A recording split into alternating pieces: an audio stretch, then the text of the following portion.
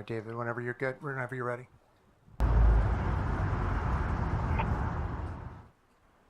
Hello, my name is David Ortiz, and I'm the director of the Office of Electric Reliability here at the Federal Regulatory Commission.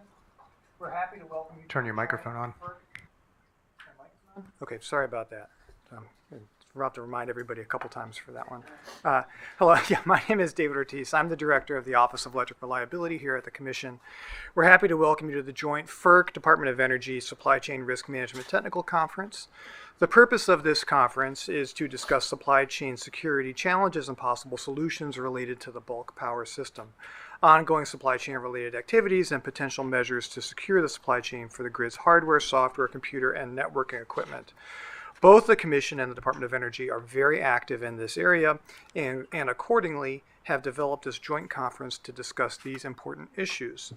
Before turning it over to Chairman Glick, the FERC commissioners and DOE, and the director of DOE's Office of Cybersecurity, Energy Security, and Emergency Response, Piyush Kumar, I will outline some logistics for the conference. This is a full-day conference, which is scheduled to end at 5 p.m. We'll have 4 panels. Panel 1, Supply Chain Risks Facing the Bulk Power System. Panel 2, Current Supply Chain Risk Management Reliability Standards, Implementation Challenges, Gaps, and Opportunities. Panel 3, the U.S. Department of Energy's Cyber Sense Program. And Panel 4, Enhancing the Supply Chain Security Posture of the Bulk Power System. This conference is open to the general public and is webcasted via FERC's YouTube channel and is being transcribed. Please subscribe and like our channel. I've been told that we are at 955 subscribers, and if we get to 1,000, we get a gold sticker. Only the commissioners, Director Kumar, panelists, and a small group of commission staff will have the ability to speak today. And as a reminder, please press the button so that the red LED light is illuminated, indicating that you are that the microphone is active. We do not intend to discuss the specific details of any pending contested proceedings before the Commission, and we ask that all participants similarly refrain from such discussion. If anyone engages in these kinds of discussions, my colleagues, Jonathan First or Leanne Faugust from the Office of General Counsel, will interrupt the discussion and ask the speaker to move on to a different topic.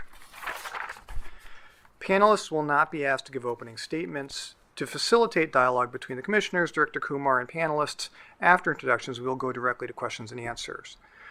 And finally, I'd like to thank the FERC staff that have been responsible for helping to organize this conference, in particular Simon Slobodnik, Mayur Manchanda, and Lodi White of the Office of Electric Reliability, the Department of Energy staff that have helped us with this effort, and the Copy Center, which always provides a tremendous amount of support for us here at the Commission.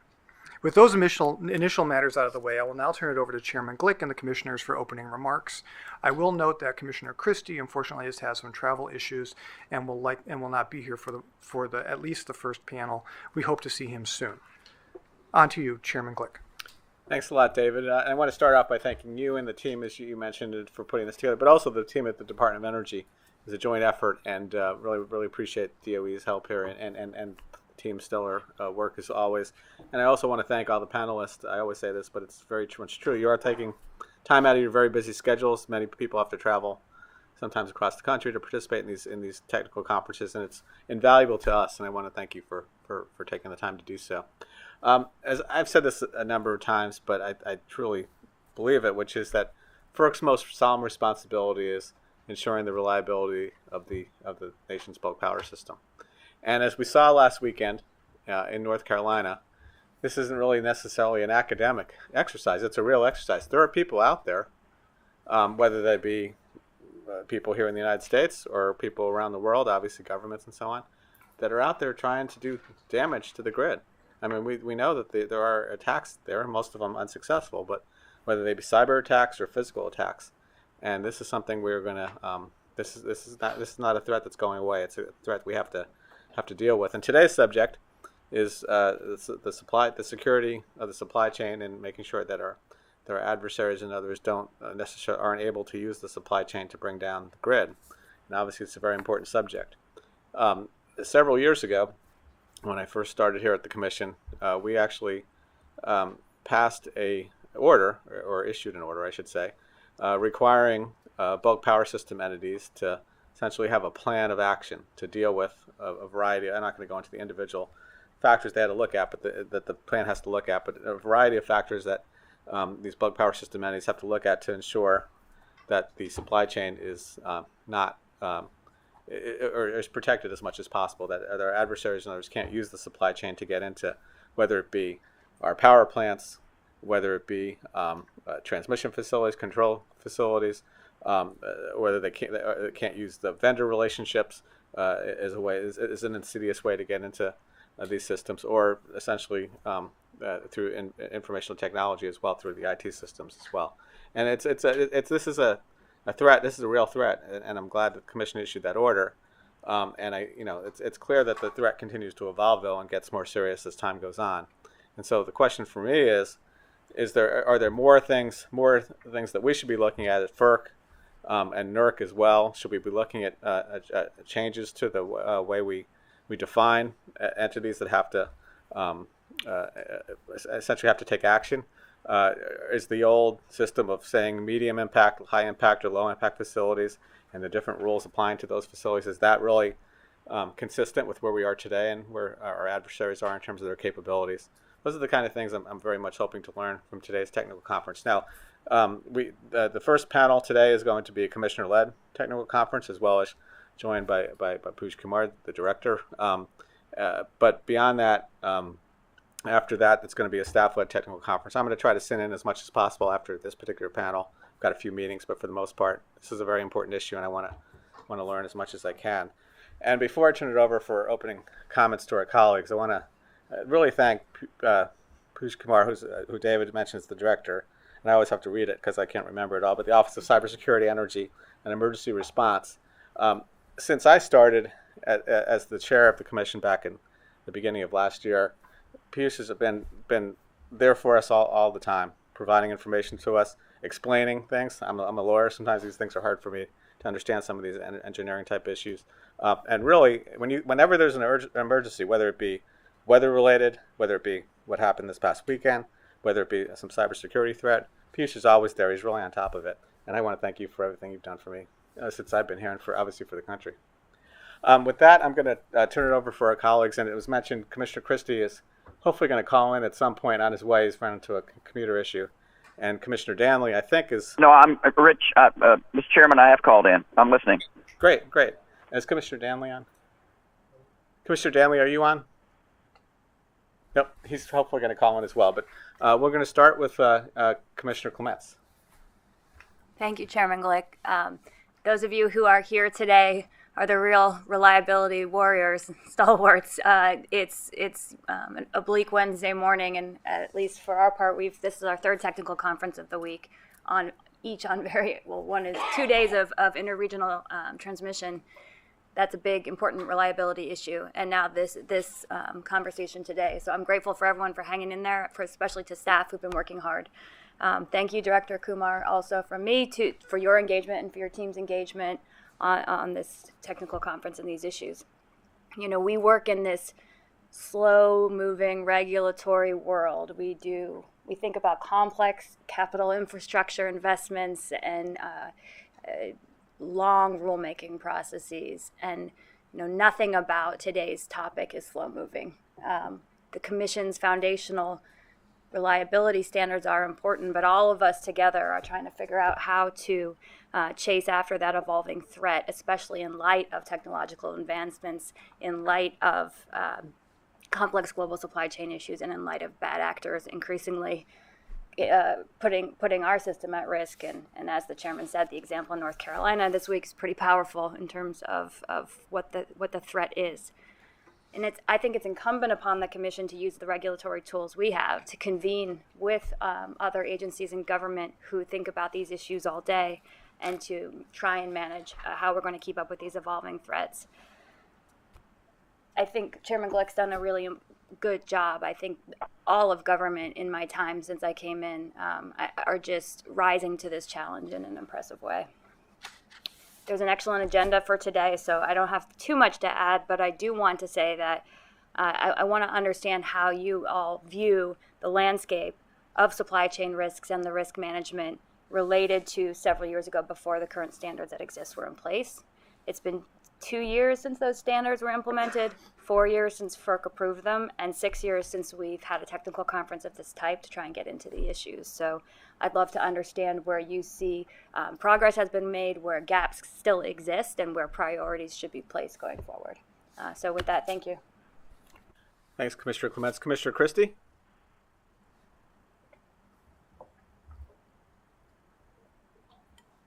Commissioner Christie, do you have an opening statement? Okay. Well, we'll move on to Commissioner Phillips. Thank you, Mr. Chairman. Thank you, David, and all the staff that have pulled this technical conference together. It was over 6 years ago that we first visited this issue as a commission. And the issue then still remains now. To a certain degree, the commission does not have authority, does not have transparency into all of the supply chain ecosystem, if you will, for our utilities.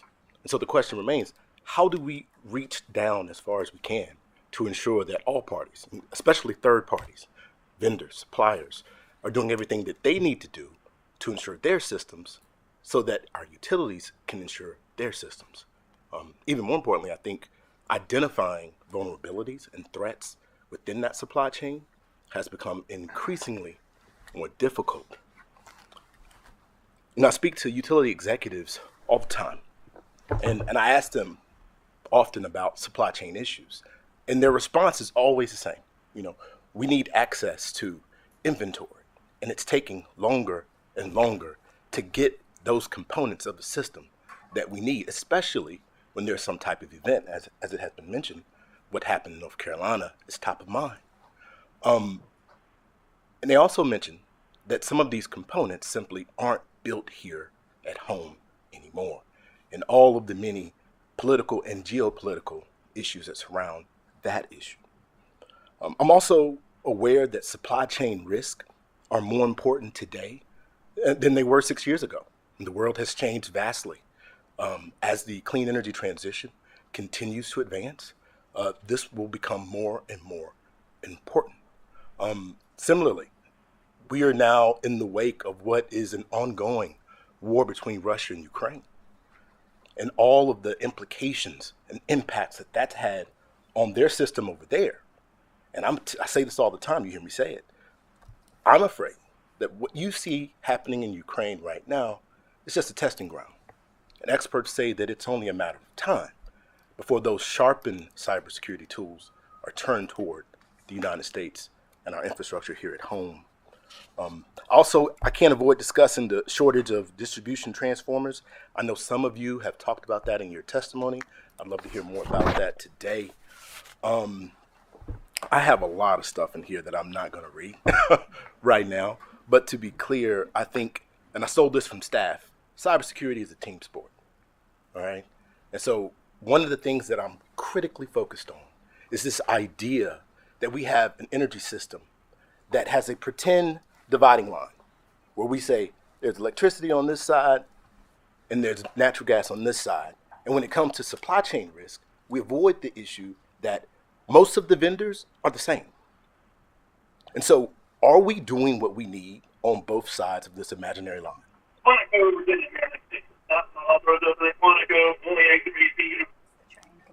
Oh, okay. It's the train. So I think that's my sign to shut up. With that being said, I look forward to your presentations and I look forward to the discussion. Thank you.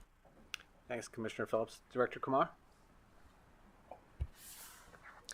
Good morning, everyone. I would like to thank Chairman Glick and the other commissioners for hosting this important dialogue today. And of course, thank you to all the panelists in front of us, but also the panelists throughout the day who are going to be really providing a lot of that subject matter expertise to help guide where we need to be headed when we think of the supply chain threats. Before I dig into that, I certainly, I'd be remiss if I didn't acknowledge the physical security threat that we just saw play out in Moore County, North Carolina. DOE strongly condemns that attack on our critical energy infrastructure. And we really do applaud Duke Energy and the state and local officials for their swift response. Now, that highlights the ever-increasing threat landscape, risk landscape that we are facing across the board. Certainly it's the physical security threat, but it's also the cyber threat and the climate-based risks that are facing the energy sector. And they're challenging not only the security of the energy sector, but the reliability of it as well. And so we need to be really thinking about this dynamic, ever-evolving risk landscape, and how do we look at all of those risks as we think about the larger concept of reliability to the North American bulk electric system. Now, obviously, we also have to think about other threats. It's not just cyber, physical, and climate. It's also what Commissioner Phillips just referenced. It's the supply chain risks. It's both security and availability. And of course, with COVID and where the global economy is right now, that is also adding another layer of a challenge as we think of these security threats. And what does that look like? And I know some of you have mentioned that in your testimony, and so I'd love to explore that dependency on the availability with the security piece during the conversation today. Now, we have a number of panels, and I'm really excited to hear about the different pieces of the supply chain that we need to think about. At the Department of Energy, we're going to be building a strategy called Energy CyberSense. This was directed by Congress in the Bipartisan Infrastructure Law. The strategy is really looking at the policies, standards, tools, and technologies that we need to be thinking about to address the energy sector supply chain. We know that you can't tackle the supply chain just by doing one of them. It's going to take all of those pieces coming together to really be strategic about how we address these different challenges. And so the panelists that we have represent all those different pieces. And so it's going to be really exciting to hear where you think we need to be doing, what we need to be doing both from a policy perspective, so thinking about things like CIP 13, thinking about things like standards, some of the NIST standards, some of the NTIA standards, the tools and technologies. And so I know at DOE we're investing in tools such as our cyber testing for resilient industrial control systems led by our colleagues at Idaho National Laboratory and a couple of other national laboratories. So we want to look at all of these pieces together to say, where do we need to go into the future? So I'm excited about the conversation today and really appreciate you all making the time to be here. And again, thank you to FERC for leading and really being a leader in this space. Like you said, 6 years ago, FERC took the initiative to really, start building out a supply chain standard. 6 years is a lot of time in the cyberspace. And so how have those things changed since then? And what more do we need to be doing? And so the one thing I'd ask our panelists throughout the day is a candid conversation. Bring your subject matter expertise. This is where we need you to be candid in terms of what has worked well since those 6 years, what has changed, and what more do we need to be doing. And so we're going to be leveraging that DOE to build our strategy. I have colleagues from DOE here who are listening into the conversation to help inform that strategy. So your feedback is going to be really important. Thank you. Thank you, Director Kumar. David, I'll turn it back to you to get us started. Terrific. Thank you, Chairman Glick. Our first panel today will explore, among other things, how the procurement of energy products and services from a globally distributed supply chain impacts supply chain risks. This panel will discuss the state of supply chain risks from a national and geopolitical perspective. Specifically, the panel will explore current supply chain risks to the security of the grid's hardware, software, computer, and networking equipment, and how well-resourced campaigns perpetrated by nation-states, such as the SolarWinds incident, affect supply chain risk for the electric sector. Panelists will discuss the origins of these risks, their pervasiveness, the possible impacts they could have on bulk power system reliability, and approaches to mitigating them. The panelists will also discuss challenges associated with supply chain visibility and covert embedded spyware or other compromising software or hardware in suppliers' products, parts, or services. I'd like to start by welcoming our panelists. We have, from right to left, Mara Nguyen, Deputy Director of Preparedness, Policy, and Risk Analysis from the Department of Energy Cybersecurity, Energy Security, and Emergency Response Office. Jeanette McMillan, Assistant Director, Supply Chain and Cyber Directorate, the National Counterintelligence and Security Center. Thank you for joining us. Manny Cancel, Senior Vice President, NERC, and CEO, Electricity Information Sharing and Analysis Center. Marty Edwards, Deputy Chief Technology Officer, the OT/IoT Tenable. John Amos, Principal, Supply Chain Solutions of LMI. and Emily Fry, Director for Cyber Integration at the Homeland Security Center for the MITRE Corporation. Before turning it over to Chairman Glick and the commissioners, I'd like to remind the panelists to turn on their microphones by pressing the button and illuminating the LED light before speaking. Thank you. Chairman Glick, on to you. Thank you very much, David. And again, thank you all for participating today.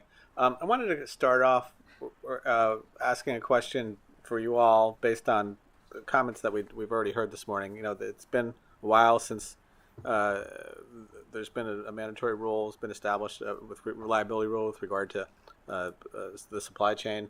But as Commissioner Phillips noted, there's lots changing out there. It's changing rapidly.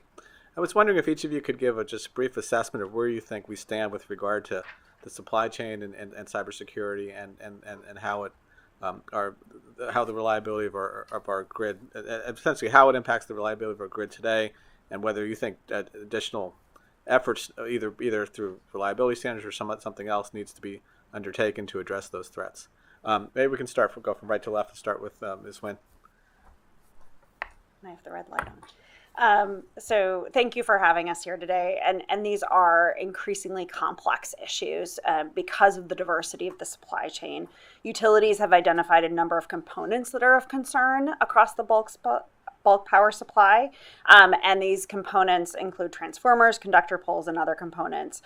We constantly are working with industry through collaborative engagements such as the sector coordinating councils to identify the components that are utilized and of concern and have the increased visibility into the areas, because visibility is a significant challenge. We know that the diversity of suppliers and integration of components happens in many different places and many different levels. So even if a company tries to look into their bill of materials for hardware or software, they have a hard time getting the information, which makes any type of action on their part, even if they want to have the best of intentions, very challenging. And so using tools and techniques to set the stage from their procurement perspective, making sure that there is a expectation of transparency and awareness from the suppliers, all go towards making more effective decisions by these entities when they want to integrate the components. And I think those challenges continue today. Camilla? Good morning, everyone. Thank you so much for having me. And I couldn't agree more with what Mara has just related to you with regards to those specific components. From NCSC's perspective, from the counterintelligence and security perspective, we have seen an absolute increase in the supply chain threat vectors and how those things are being exploited by nation-state actors as well as common cyber criminals, being able to hide in the noise of the supply chain, if you will, either whether it's the noise of normal everyday business like a SolarWinds upgrade, or in the chaos of cyber crime like ransomware that we have seen. We have just seen an inundation in that. And I believe that some of the things that we've been trying to do on our end is make that information sharing leap. Unfortunately, sometimes when we're dealing with, certain things with policies and everything, that's sometimes a lagging indicator. It's something where we're trying to address a particular issue for something that has happened months, maybe even years ago. But what are we doing to be proactive? And sir, I took a brief note with regards to having that plan of action in place. And that's where we've been trying to make sure our information sharing efforts, and not to belabor, but our information sharing efforts within the intelligence community, working with DOE and other sector risk management agencies to get that information out to those industry partners that they work so closely with. And I think that's one of the things that we've been trying to do to make a difference on that end, but understanding from their perspective where they're seeing those things in terms of the visibility and supply chain security. So we look forward to working and continuing on that note. Thank you. Mr. Kinsell? Good morning, everybody, and thanks for having us here today, and agree with everything that Mara and Jeanette have said. I would also reinforce it is the most complex threat landscape that I've seen in my experience, and I've been in this industry for a long time. That being said, I do think there are very promising things. I think we've lowered the barrier for information sharing. So a lot of information coming out of the government that is actionable and that we can transmit to the electricity industry and even our other critical infrastructure partners. And I think that's absolutely got to continue, and I suspect it will. Our industry has been paying attention to cyber, supply chain, and physical security threats for a long time. But that being said, they continue to increase in not only complexity, but volume. It can be overwhelming. but making sure that, again, we maintain situational awareness. I think the other thing I'd like to point out, while I'm not declaring victory at all, the SIP standards help a great deal in terms of protecting us. When you go back to the SolarWinds compromise, and as you know, we issued a NERC alert to obtain more intelligence. There really was no compromise in the electricity sector, right? And I think a lot of that had to do with some of the protections that we put in place with the NERC SIP standards. But notwithstanding, there's probably more discussion to have there regarding how we look at those standards, how they apply to different classes of assets. I want to applaud some of the government initiatives that are going on as well too. You're probably aware of the CRISP program that DOE and the EISAC oversees. We've grown that program substantially, particularly over the last year. We look forward to growing that more.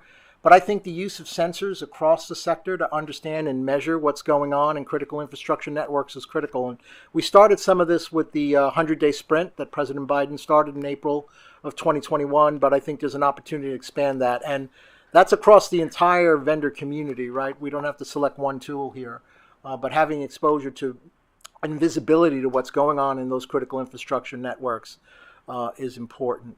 And lastly, I'd say, really, I'm glad to see that there are a number of representatives from the vendor community, because it's a critical part of our ecosystem here. We need to understand their perspective on the threat landscape. They are responding to this as well. And again, we need to work together to move forward. Thank you. Thanks, Mr. Kinsella. Mr. Edwards? Yes, good morning. Thank you, Mr. Chairman and the commissioners, and Push from DOE for sponsoring this event and asking me to participate. So my colleagues very eloquently, I think, described the threat in where we have large equipment that comes in that our supply chains may not be that well understood.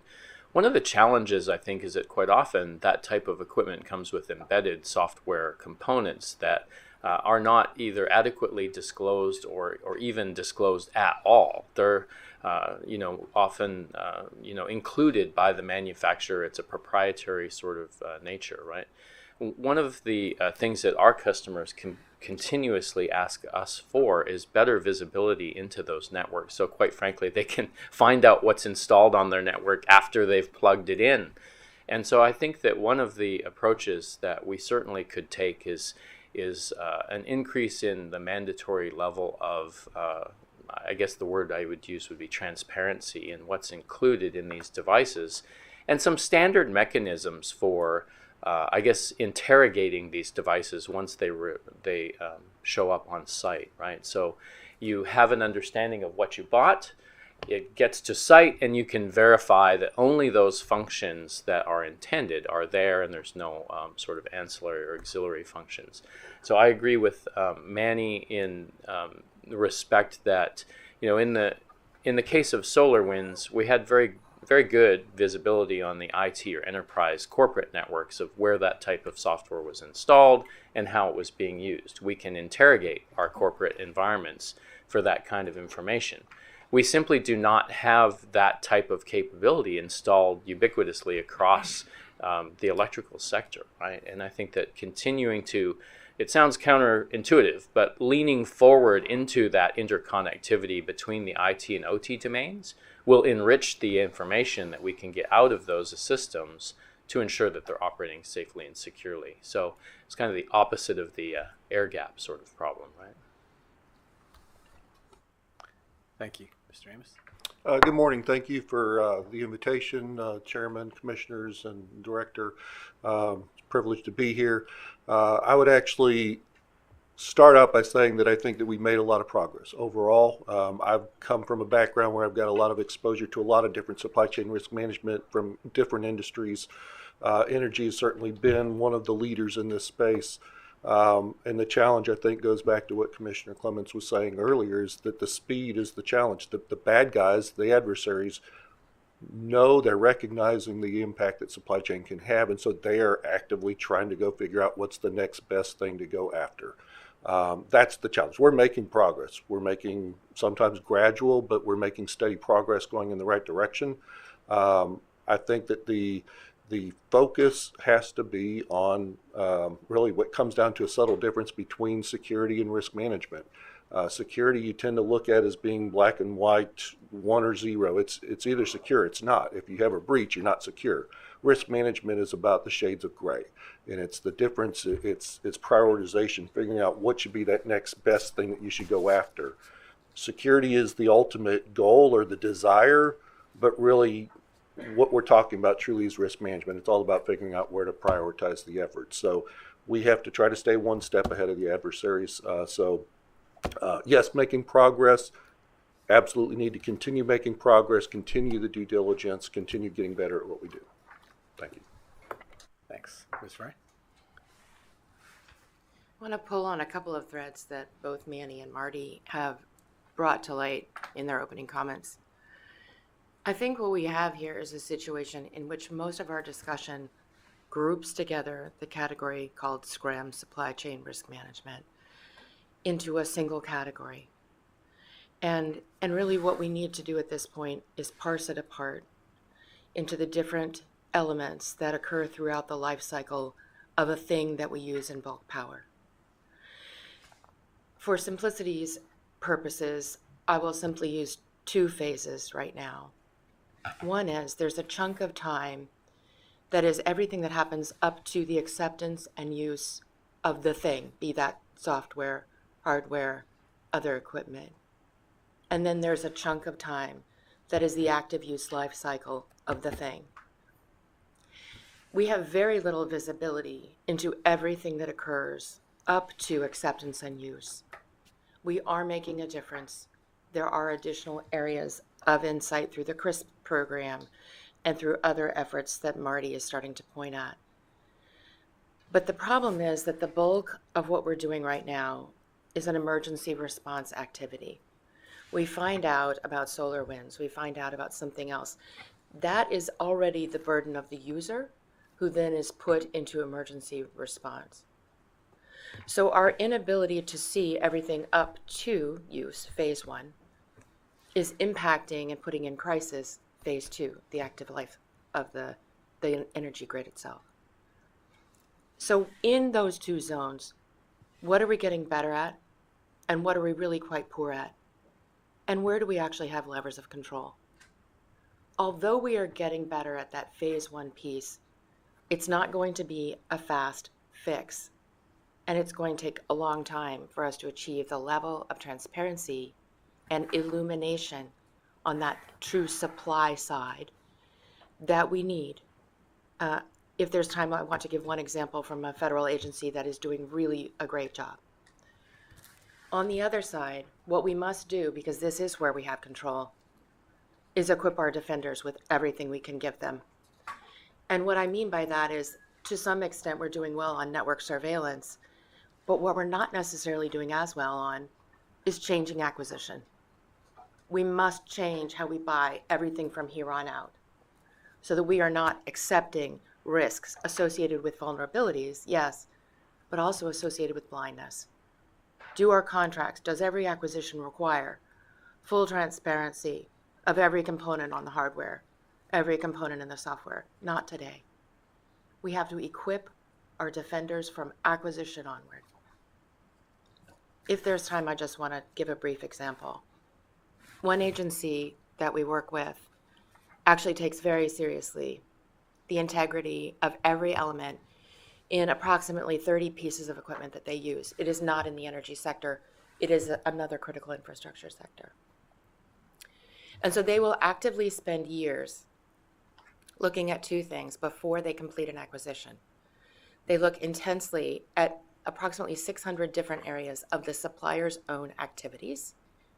And this requires both filling out of forms and multiple meetings in person. And they automate the checks throughout the life cycle of different parts of software. That's amazing. And it's really expensive. And it's not scalable. So what do we do to equip our defenders to do this fast across both the knowledge of our suppliers themselves and the software and hardware they're getting? Can I pick up on that, because I was going to ask that later on, but I'll move this question up a little bit. But there are some of the equipment that I'm talking about hardware really. Some of the equipment that utilities and other bulk power system entities purchase are really complicated equipment that have lots of different parts to it. And I remember I worked in the renewable industry. Like a wind turbine, some told me like at 4,000 parts.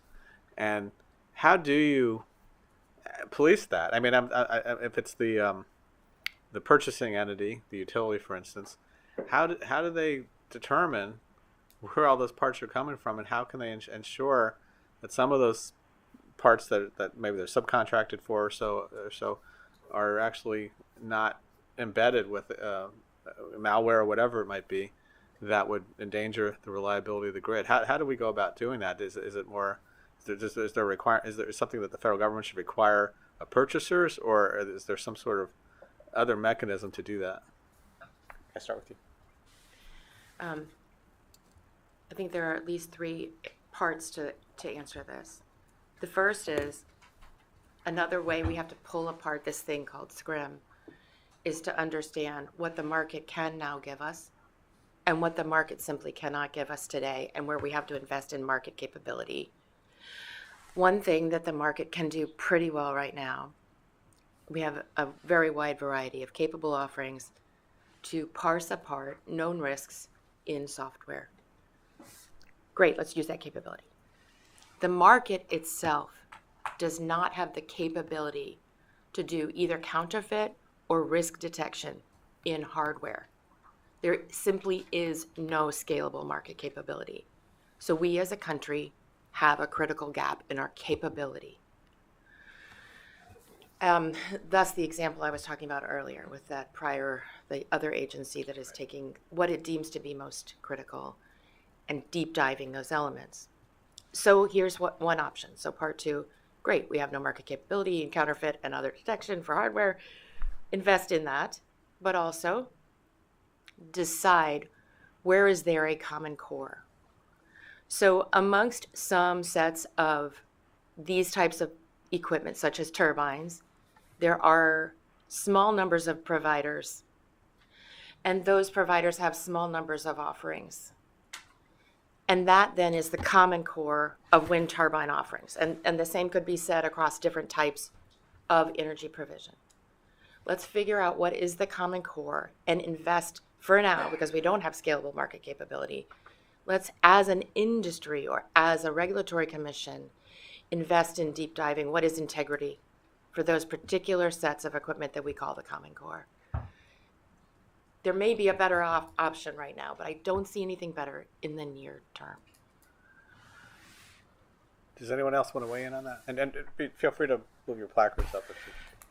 Yeah, I'd love to. One of the challenges, and it's not unique to this particular sector, is when we buy large capital equipment, we often neglect the operational expense that's required to inspect and maintain that, especially from a cyber perspective. So a concept that I've been talking about recently is something I call cyber maintenance. You know, when you buy a large rotating piece of machinery that requires some sort of lubricating oil, you spend a lot of operational expense on having oilers and having complicated equipment to test that lubricating oil to make sure it's functioning properly. Cyber networks and cyber equipment degrade just like oil degrades, right? And we need to be investing on the OpEx side on the personnel and the technology, quite frankly, to make sure we're doing adequate inspection. And I think we're out of balance. I think that we see a lot huge capital expenditures that just do not have the required level of investment on the operational side. Yeah, I'd just like to say, I think that the focus has to be on the prioritization. What are the most critical components of that product? Those are the ones that you want to be able to dig into. You cannot get quickly, scalably, to understanding every component, where everything came from, but you have to start with the crown jewels. What is it that's most important, and dig in there. And then another quick comment I'll just throw in there is you discussed transparency of who's in the supply chain, where things come from, as well as the malware. And just to separate those two, they were two very different, related but very different problems with different solutions.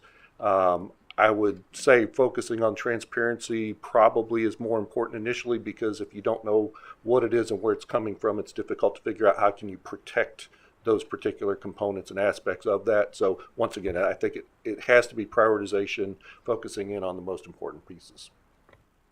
Thank you, Mr. Kinsella. Thank you, Mr. Chairman. And again, agree with everything my colleagues had said.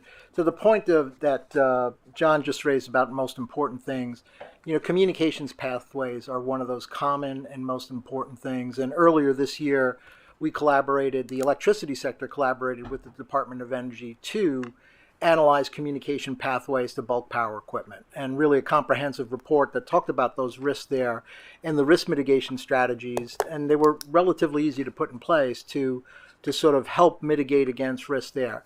I think more of that needs to continue, right? But that's an example of, again, the government and the private sector working together to sort of analyze these risks in a collaborative environment, leveraging the power of the government to test some of these equipment. Piyush talked about some of the testing programs that they're putting in place.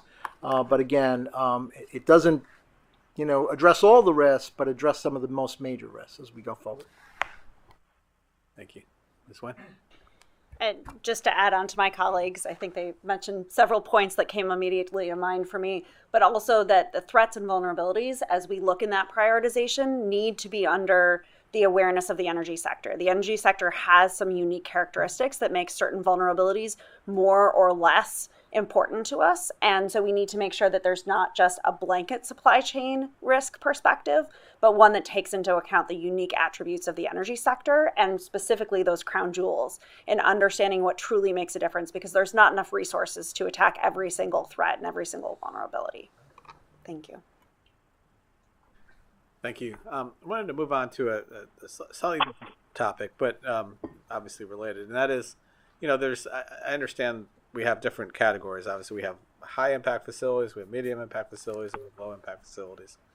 And there's two parts to this question that I wanted to kind of inquire more into. First of all, as I understand it, on the generation side, unless you're a 1,500 megawatt generating facility, you're considered a low impact facility. And I understand the point is that if you take out a big 1,500 megawatt or bigger facility, then you're going to have more of an impact on the grid. But as we know, there are lots of little facilities. Not little, and I don't even mean little, but smaller than 1,500 megawatts. And those are considered low impact, and we don't necessarily require entities that have low impact facilities to take the same actions as we do for medium and high. And given, especially now that we're moving towards more, a lot more obviously intermittent resources, but the facilities that are going to be, in the 100, 200 megawatt range, and in some cases smaller, and obviously on the distributed energy side, a lot of those as well. And so that's one part. And then secondly, I understand from the solar winds incident, and Mr. Kinsella, Jim Robb had suggested at some point that maybe that's not the right. We shouldn't be categorizing low, medium impact, and high, because you can get in through a low impact facility, then do a lot of damage to high and medium impact facilities. And so I'm wondering, do we need to scrap that categorization, or do we need to do something else to address the concerns about low impact facilities that they could have in terms of the reliability of the grid? Could I start with you, Mr. Kinsella? Sure. So first let me start out by saying that I think absolutely looking at the asset classifications and how they may need to change, or how standards apply to them is something that we have to do. And certainly the Commission has moved us along this, particularly as it relates to inverter-based resources. So we applaud that, and we felt the same way. I think to Commissioner Clement's point, we have to do this quickly, right? These things are going out there and they pose a risk.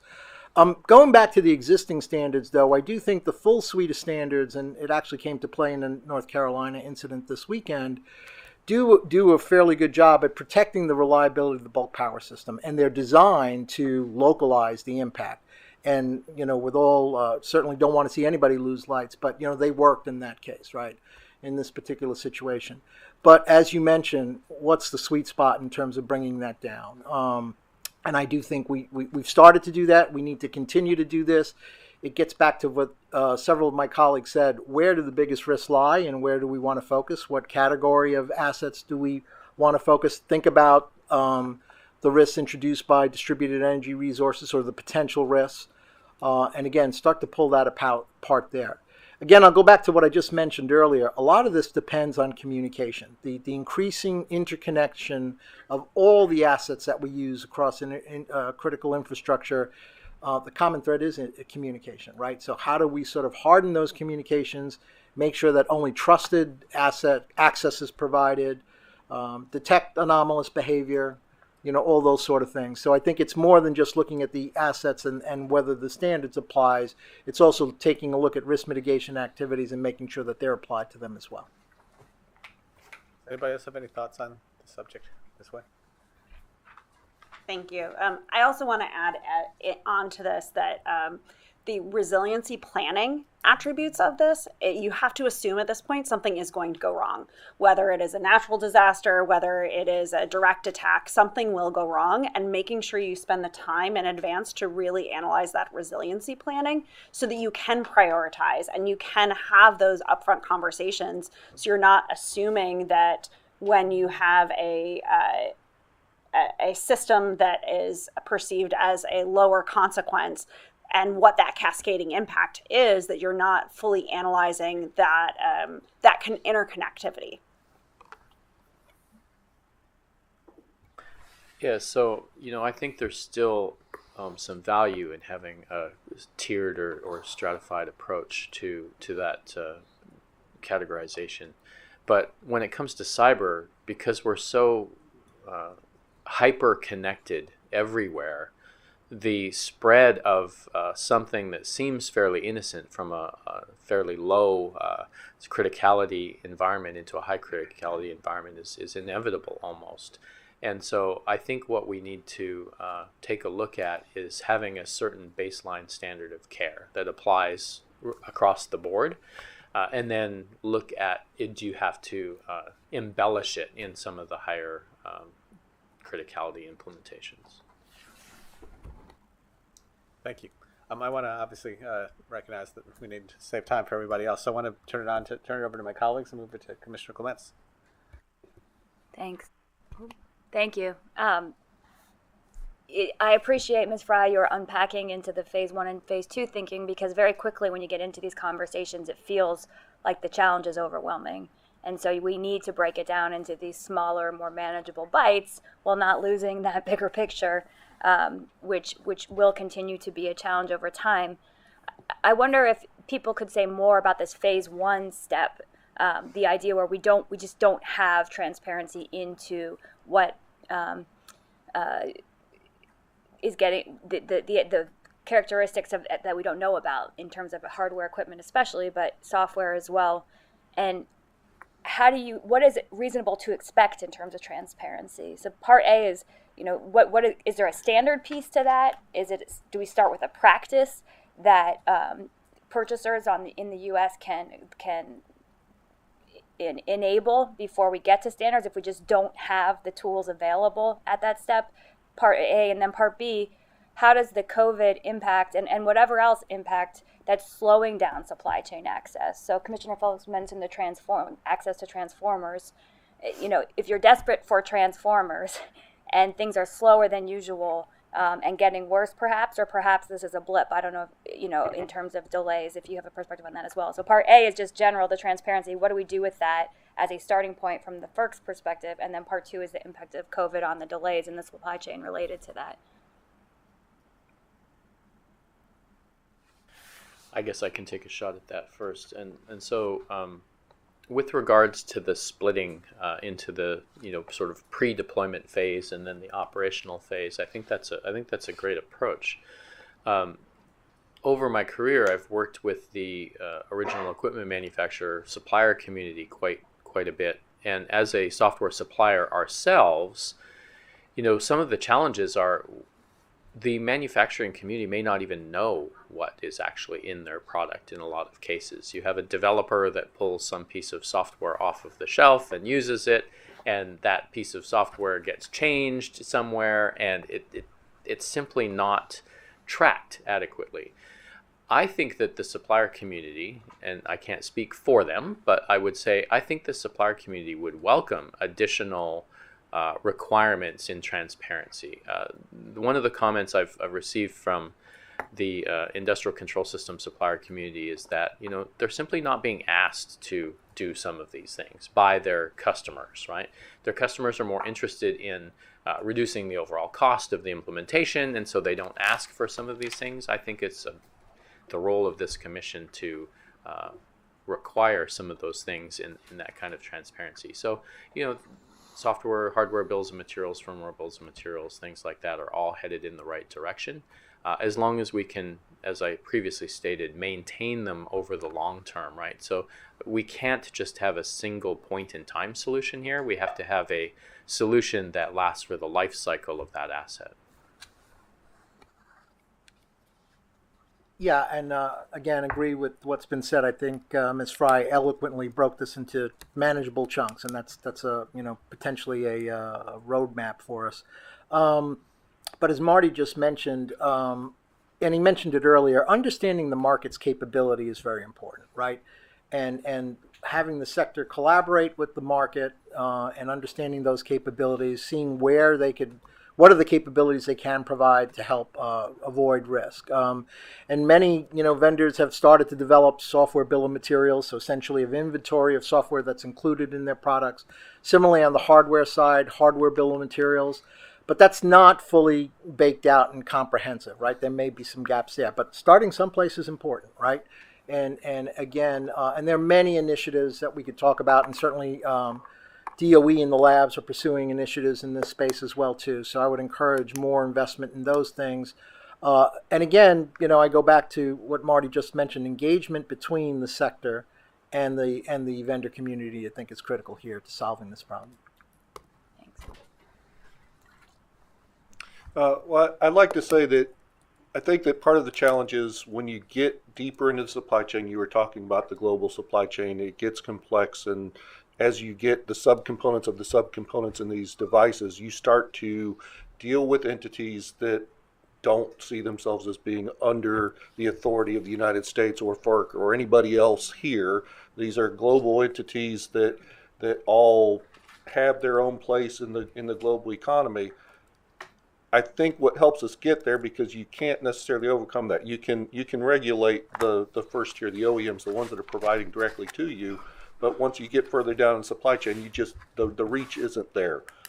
So one of the things that I think is really critical in this process is really the education and the building awareness of the industry to understand why this is good for them too. It's not just do it because you have to do it because we're telling you to do it. What is it they get out of it? So as they learn more about their supply chains and they get deeper in and understand where things come from and the risks associated with that, then they can see why there's a business case.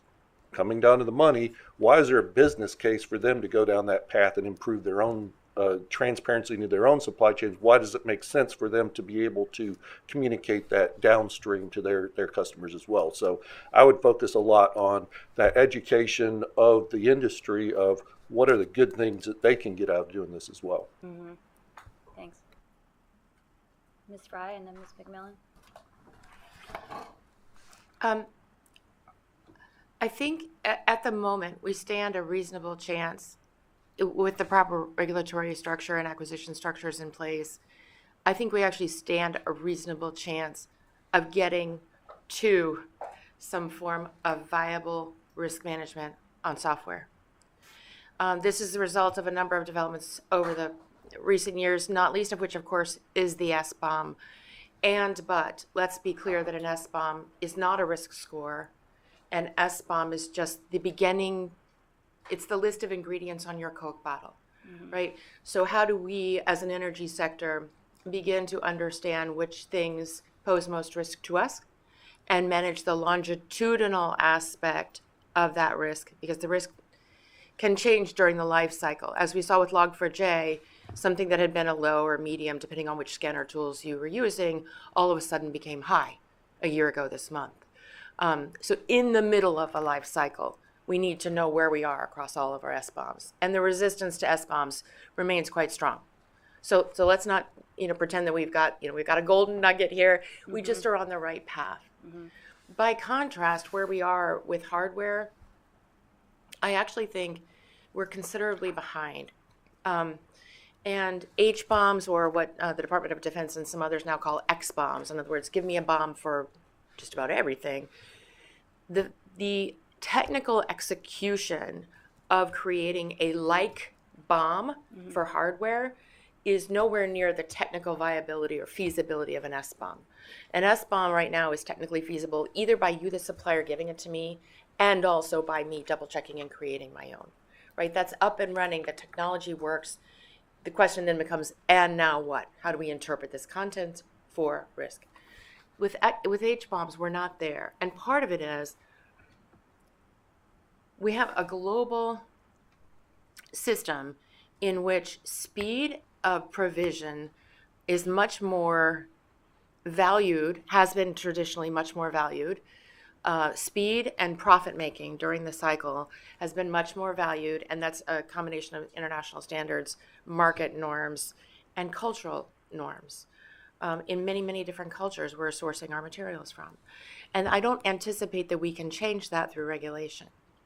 So back to an earlier point I was making about where can we equip our defenders? We can equip our defenders through changes in norms, standards, and regulations right now, through activity combined across the sector, across the regulation, across how we teach our acquisition professionals to behave, and across our technical capabilities. Can we manage this data through the life cycle? With H-bombs, or with hardware generally, I think we're at a fundamentally different point, where what we can do, I think, is a combination of let's go ahead and change our international acquisition standards, and let's partner with like-minded global partners in order to create enough heft to increase the shine of whatever floodlight we happen to have.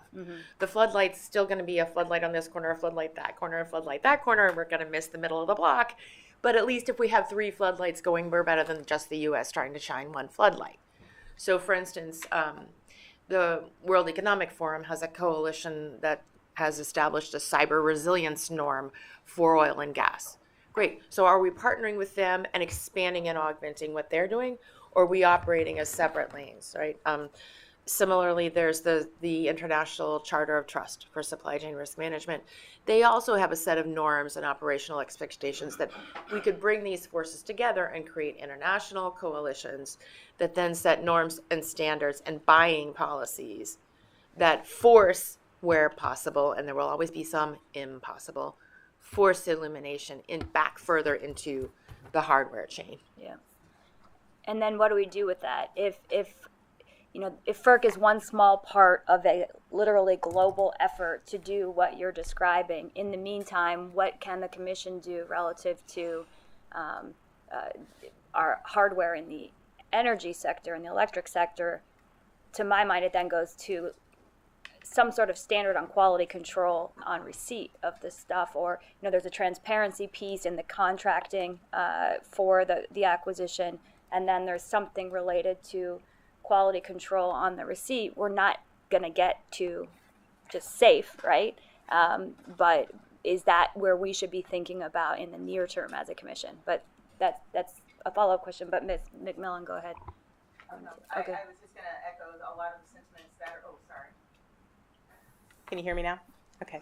But I was just going to echo a lot of the sentiments that are here, and we've often found the struggle between security and speed, as Ms. Fry has just indicated. And that's, again, something where we believe that there's an opportunity here, at least from the software space. I believe the Consortium on Software Alliance just released its annual report stating that $2.4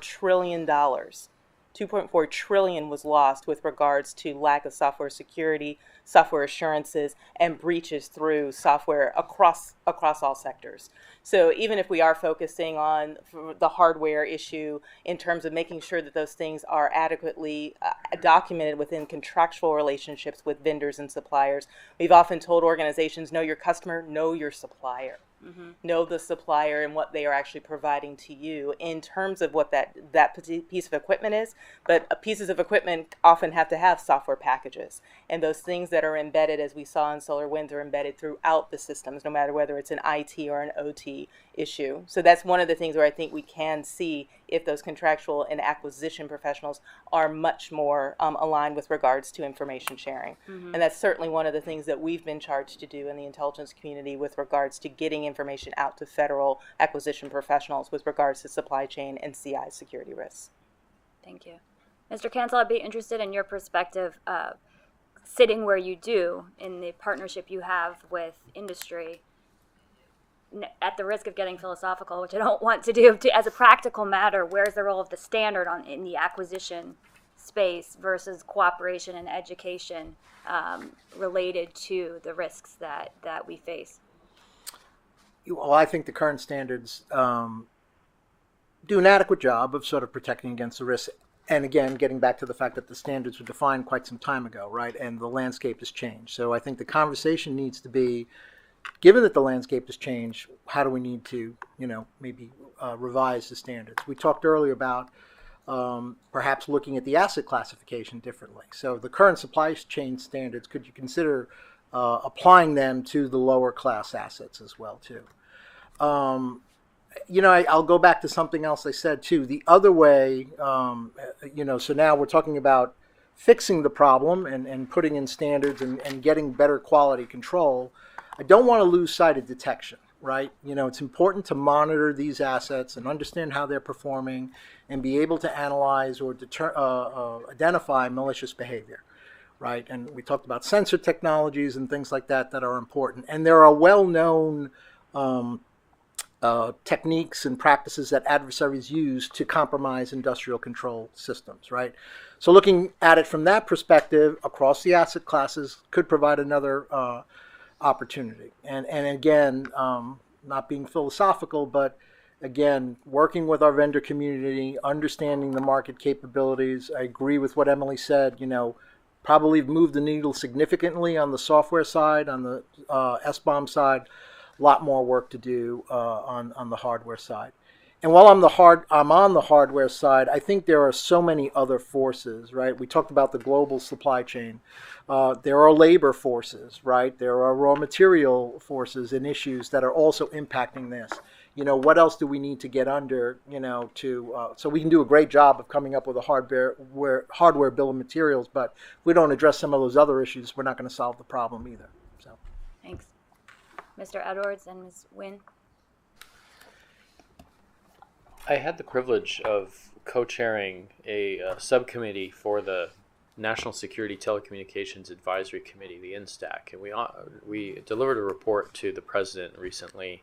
And one of the findings in that particular effort was that you can significantly influence cybersecurity through procurement, right? And so Department of Energy and DHS, now CISA, have previously done some work in crafting procurement language guidance for entities to use. Quite often I think that the end user, the asset owner, doesn't know how to specify the right verbiage in the contract to require the amount of security. And so it gets overlooked, or even worse, if security isn't a requirement in the contract and is included by a supplier, that supplier may be penalized because they've gone out of scope, right? So I think that the commission would be well positioned to do some work in the procurement language area. And even if it's just a voluntary thing, I think that you would very quickly find, if you got the right buyers and the right vendors together, they both want this, right? They want a common language to be able to describe these cybersecurity requirements. And it isn't always in the standards or technical controls, especially when you talk about the purchasing power of the U.S. federal government. You can significantly sway or influence those standards.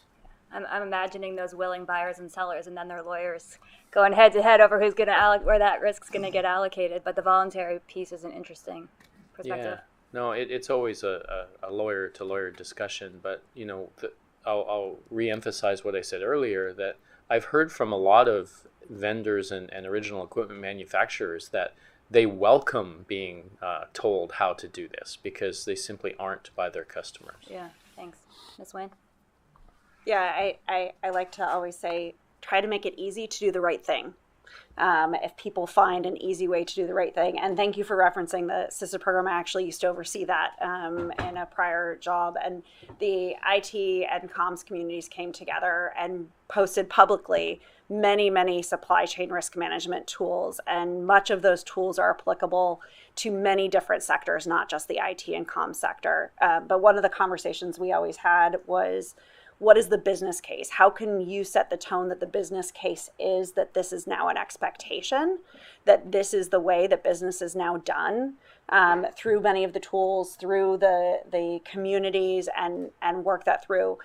But on the flip side, you always have to assume that there is going to be inherent vulnerabilities. So to Manny's point earlier, how do you assume that there will be inherent vulnerabilities, compromise of your systems, and ensure that you have that day-to-day monitoring, that you have the ability to manage and presume. And maybe when you look at your prioritization, you realize that a certain section of your system is worth the time and the effort to do those deep dives and put in the cost into fully understanding what your various components are. And other sections you look and say, okay, well, this I'm just going to monitor because of the consequences that are associated with it are ones that I can bounce back from. They don't compromise a particularly challenging attribute.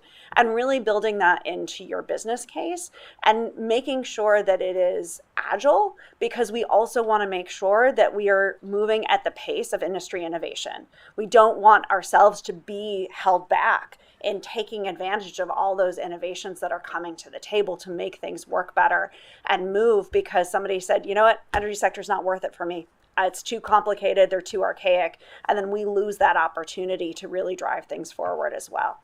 Thank you. Thanks. Ms. McMillan and then Ms. Fry.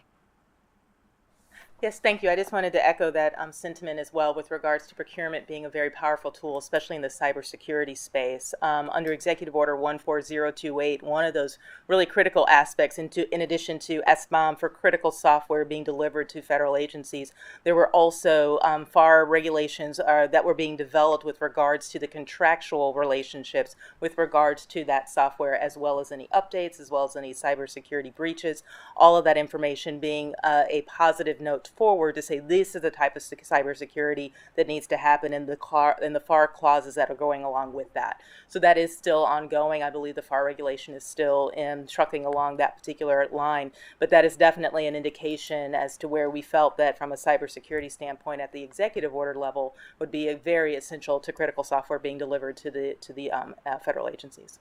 Thank you for noting that. Ms. Fry. Two main points.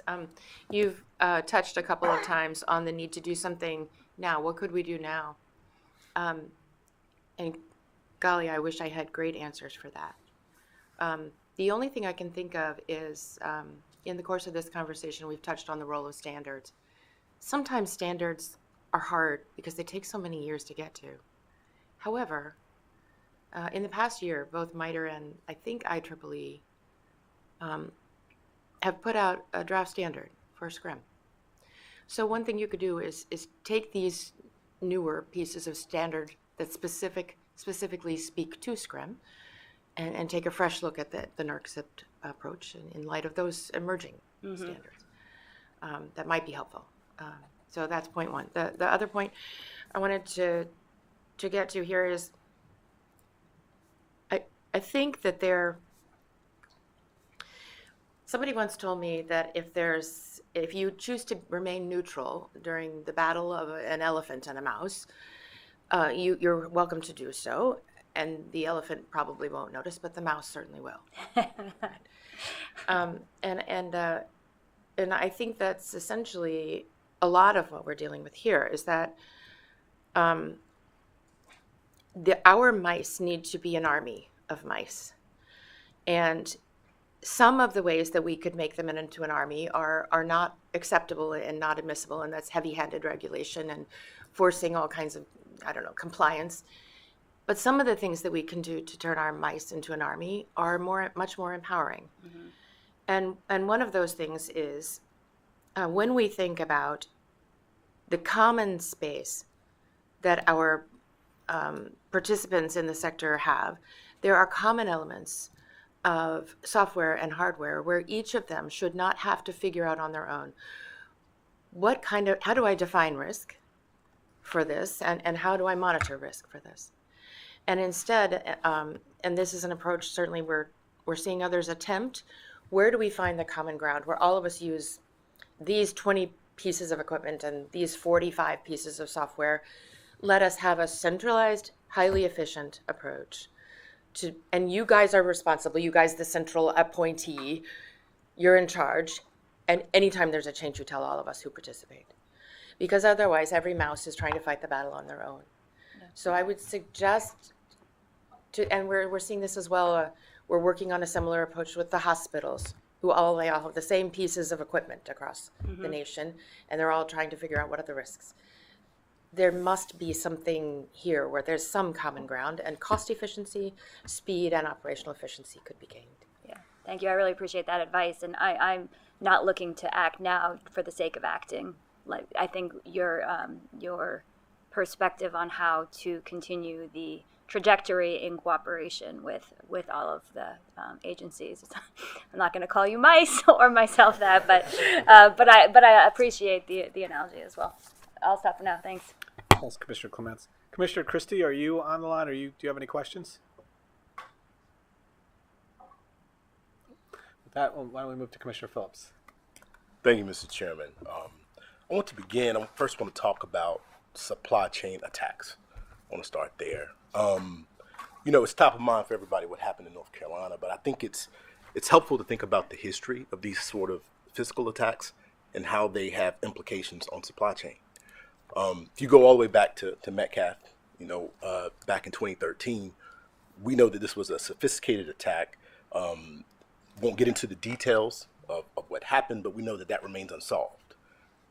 Just earlier this year, the Department of Justice actually stopped would-be domestic terrorists who wanted to interrupt our energy system by attacking, same way, almost like a copycat way, our transformers across the Midwest, hoping that it would require, some long time delay in getting the system back up because of supply chain issues. They cited it. That was one of the motivations on why they were attacking the grid, because they wanted this cause, mass disruption.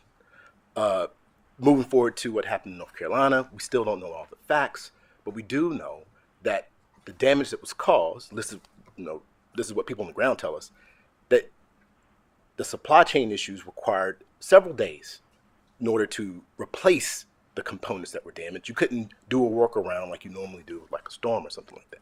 I'm getting to a question here. What I'm concerned about, and Commissioner Clements touched on this a little bit, is about overreaction, right? So when you have any type of cybersecurity threat, you want to know who's attacking you and why. You want to know what they're attacking you with, and you want to know how do you respond based upon the critical components that you can protect. You can't protect everything, right? So my question to you is this could this be a bit of a new normal? What is the expectation? Is the expectation that we can protect these assets all the time? Are we going to have armed guards at every substation, every transformer in the country in order to make sure this doesn't happen? Or is there some different level of expectation? 40,000 customers, over 100,000, accounts, over 100,000 customers being out because 2 people shot at transformers. Is that something that we can just expect more of? And I'm gonna say one more thing. I'm from the country, okay? As soon as you can hold up a gun, all right, we're talking BB gun, you move up to like a 22, maybe you even get a shotgun in your hands, you're gonna shoot at stuff, all right? So this is not to say that this activity is always malicious, right? But it just doesn't always have the impact that we saw in North Carolina. So I just want your general thoughts on that situation. Whoever wants to start. Mr. Kansen? Yeah, I'll start. So first, let me start out by saying thanks for the question. It's a difficult question, but it's well-grounded. So let me tell you how we're looking at it, at least from the NERC and the ISAC perspective. So cyber gets a lot of the headlines, but we track physical security threats just as extensively as we track cyber threats. and including the activities of extremists, activists, environmentalists, whatever their motivation may be.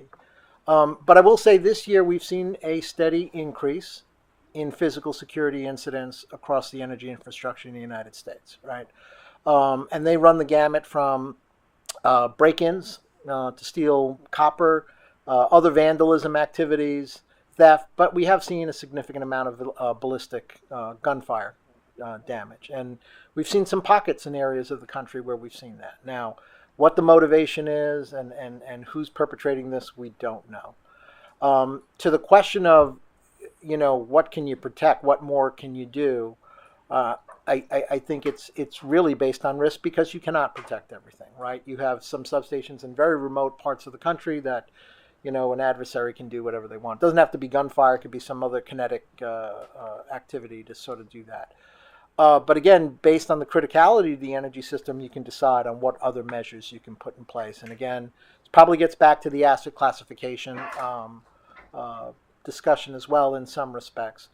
It's also sensitizing the community and working with law enforcement, local law enforcement as well, to sort of make sure that we understand what those potential impacts are and understand what other measures you might want to put in place. But again, something that at least from the physical security side, we have to continue to watch closely as we go forward.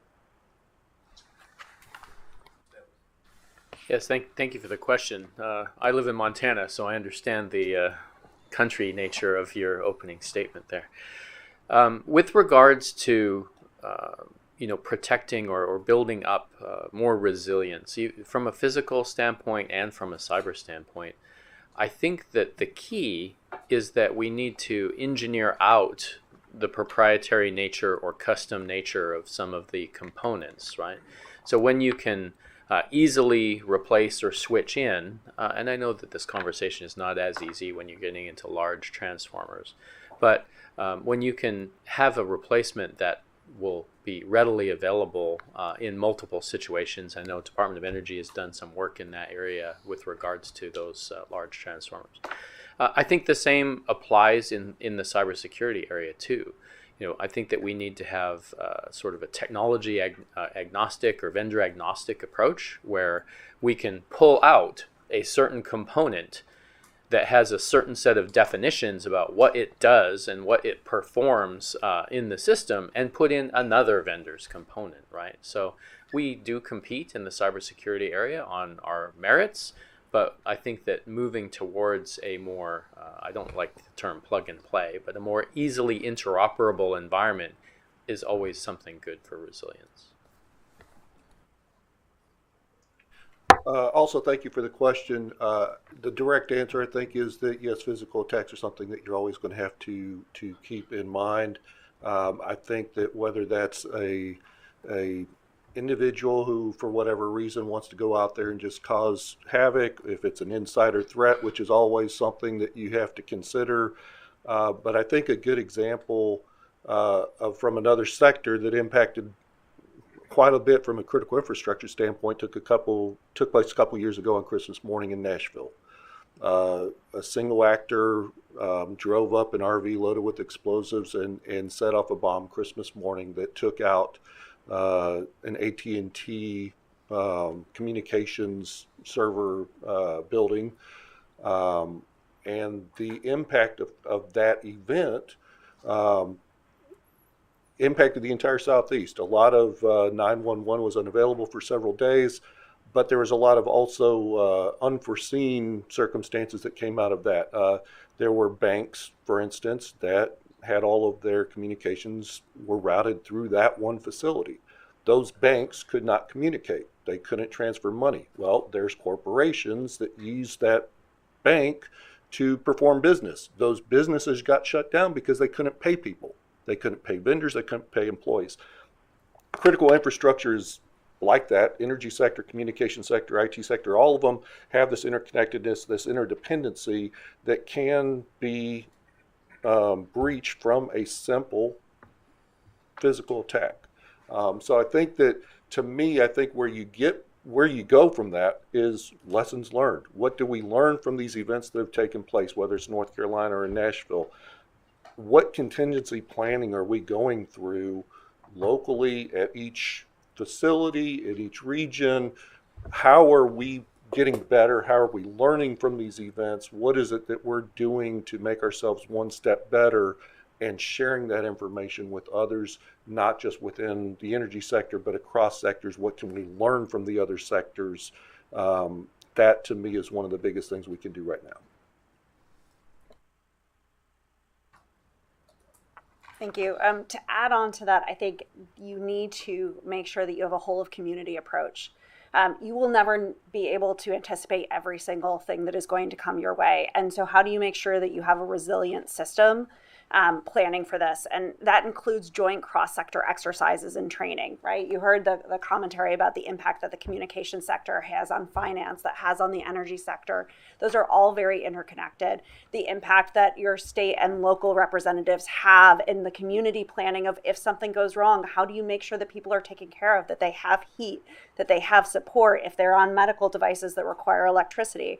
All of those things come into planning, and making sure that your whole of community resiliency approach and your energy security plans also include the exercises, training, and workforce development attributes, so that people can come back stronger, so that when you're looking, just like you would do for a hurricane in your response and restoration, that you're having these cross-sector conversations and making sure there's diversity of thought and perspective, so you get the most creative solutions, so that you can anticipate what might be possible, so that you can come back stronger and faster, and do those preparations in advance, so that maybe you do realize you need to have different monitoring, you need to have different awareness, that you have too many dependencies and you need to put a backup line to a different connection point, because those things will provide you security in the face of an incident at this time. Thank you.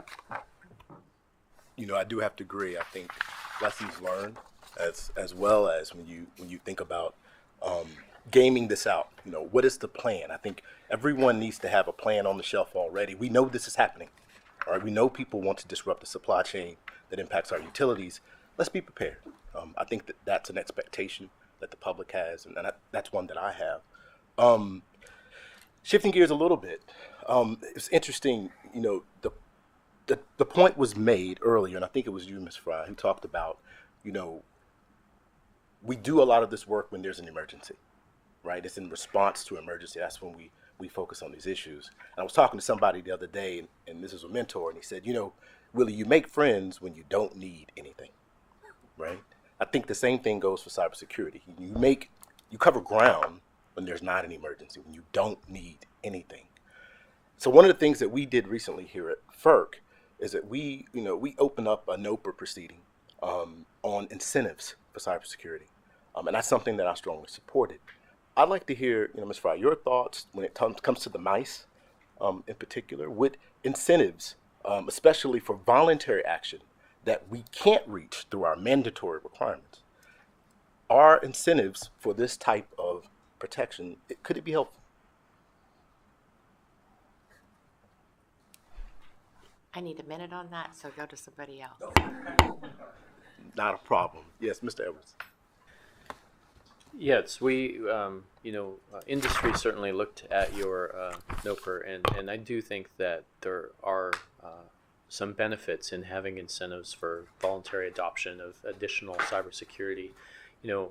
I believe I mentioned earlier that I believe we have an overall lack of visibility into these sensitive systems, right? We've done a relatively good job of instrumenting the corporate and enterprise environments. We can scan these computers for vulnerabilities and weaknesses, but it's difficult to scan the programmable logic controller that's bolted onto the side of one of these transformers for the same sort of vulnerabilities and weaknesses.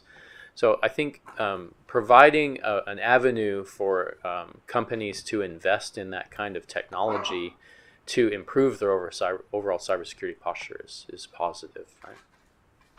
That's the answer I'm looking for. I'm going to move on, Mr. Evans.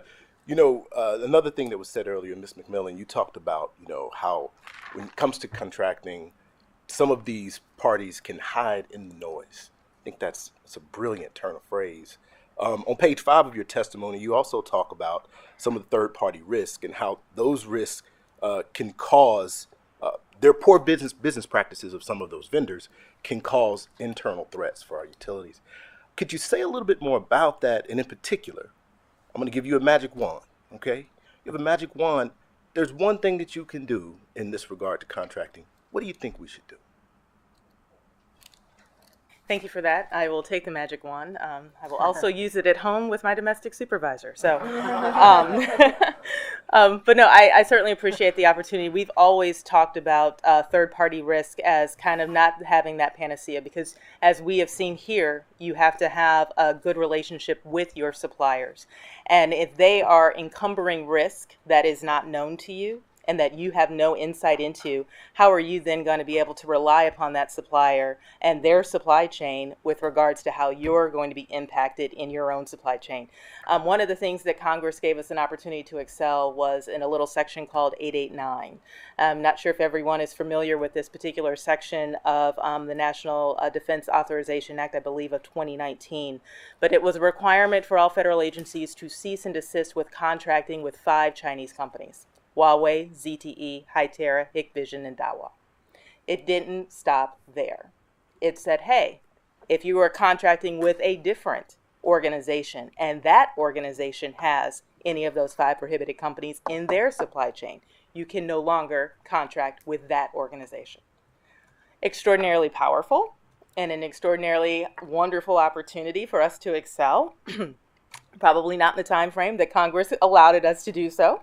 But at the same time, it opens that aperture to say it's not just who the direct contracting is, it's with those other suppliers that are in there.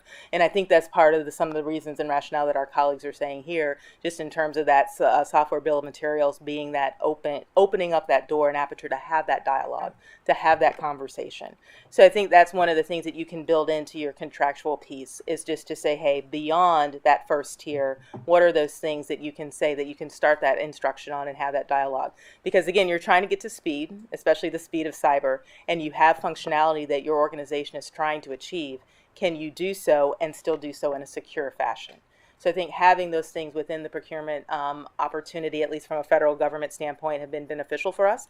Challenging to implement, no doubt, but definitely something that I think was something that we had to open our eyes to make sure that it wasn't just direct, but also the indirect with regards to some of those supply chains. Thank you for that. I think your testimony was extremely well done. I enjoyed reading it. I recommend everybody. It's lots of good advice included in there. Thank you so much. Manny, I was going to come back to you. We've talked about these issues a lot in the past. And, one thing I said in the top, we talked about this imaginary dividing line that we have between, what people call 2 systems. I think it's one system, the gas and electric side.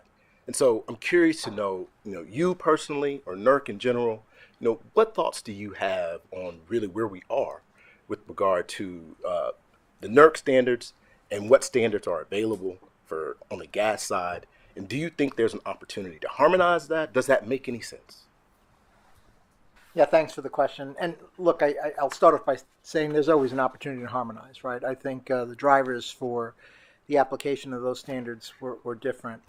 That being said, some of the recent standards that TSA has directed the pipeline sector to adhere to, particularly the revision of those standards. We've mapped them closely to the NERC CIP standards. They actually align quite well. There are some differences there, but they do align well, and I think go a long way towards providing more protection, given the critical interdependence between natural gas and electricity, and both ways. It goes both ways. I'd also highlight some of the collaboration. So many members of the natural gas sector, including pipeline companies and LDCs and midstream companies, are members of the ISAC, right? So about 50% of AGA and even oil natural gas companies, work with the ISAC. We collaborate on a regular basis. We provide services to the downstream natural gas ISAC, so we provide intelligence, we collaborate, we develop joint products, and work closely with them. Going forward, there are more opportunities. So whether it's, having conversation about standards, risk mitigation, and best practices, the application of other technologies, sensor technologies like CRISP or some of the other sensor technologies that we put in OT networks, which, by the way, some of them are already have adopted, right? I don't want to make it sound that they don't use those things. I think those are opportunities to explore as we go further.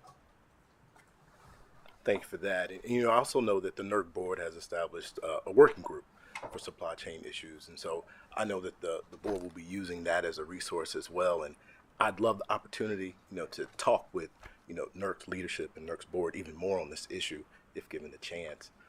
I think that has my time. You want to say something?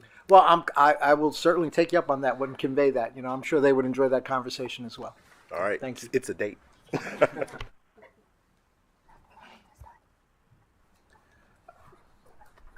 Commissioner Christie, I know you just walked in, but do you have any questions for the panel? Yeah, I do. I was able to listen to most of this on the train, which was not Amtrak's fault, the delay. It was another reason. But I wanted to follow up. Commissioner Clements and Commissioner Phillips both asked about transformers. And so if you covered this in the last 15 minutes when I was walking down here from Union Station, this is going to be repetitive because I couldn't hear the last 15 minutes. But transformers are not a high-tech item. I mean, transformers have been around the electric system for decades. And it seems from what I've read that the problem with the transformer shortage we've got right now is not from terrorism or cyber attacks. It's just lack of basic materials. I mean, the people who manufacture transformers know how to do it. They just can't get the materials. Could you elaborate more on what is this? It sounds like just an economic bottleneck.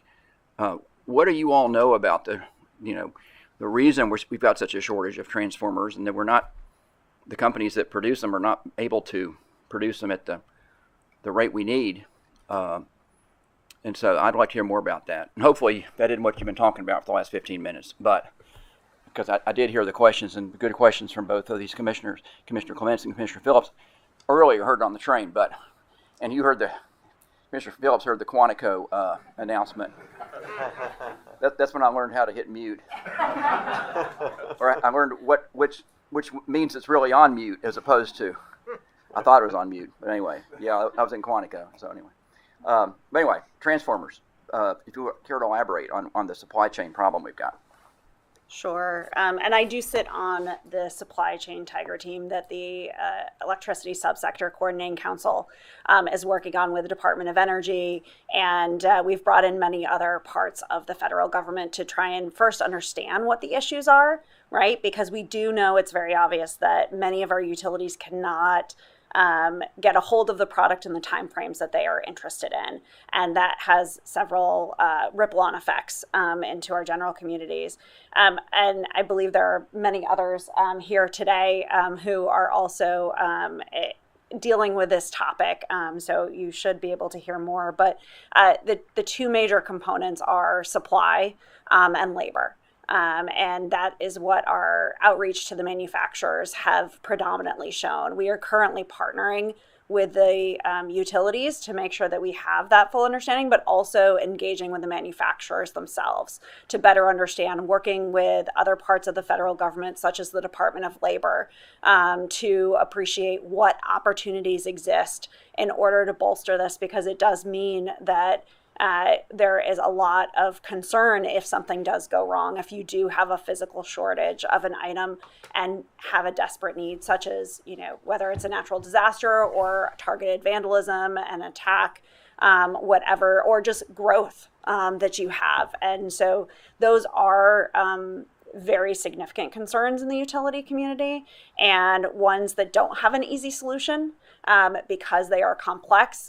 We can't just make people magically appear in the right locations across the country to work in the manufacturing sites. But what it does mean is that we can engage and have the conversations, give confidence to the manufacturers that the demand will be there so they can increase their capacity to build, but also be mindful of things like those unique supply attributes that have critical materials that can lead to supply delays, and making sure that we look at those attributes across all of our supply chains to make sure that we're not just solving the first issue at the top, which may be a labor shortage, maybe a particular item, but also making sure that we are looking further down the chain and tackling that as a nation and bringing in the right parties into the conversation, because nothing is a simple answer.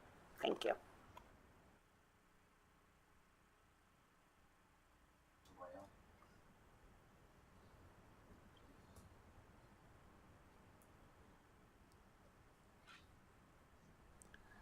Director Kumar?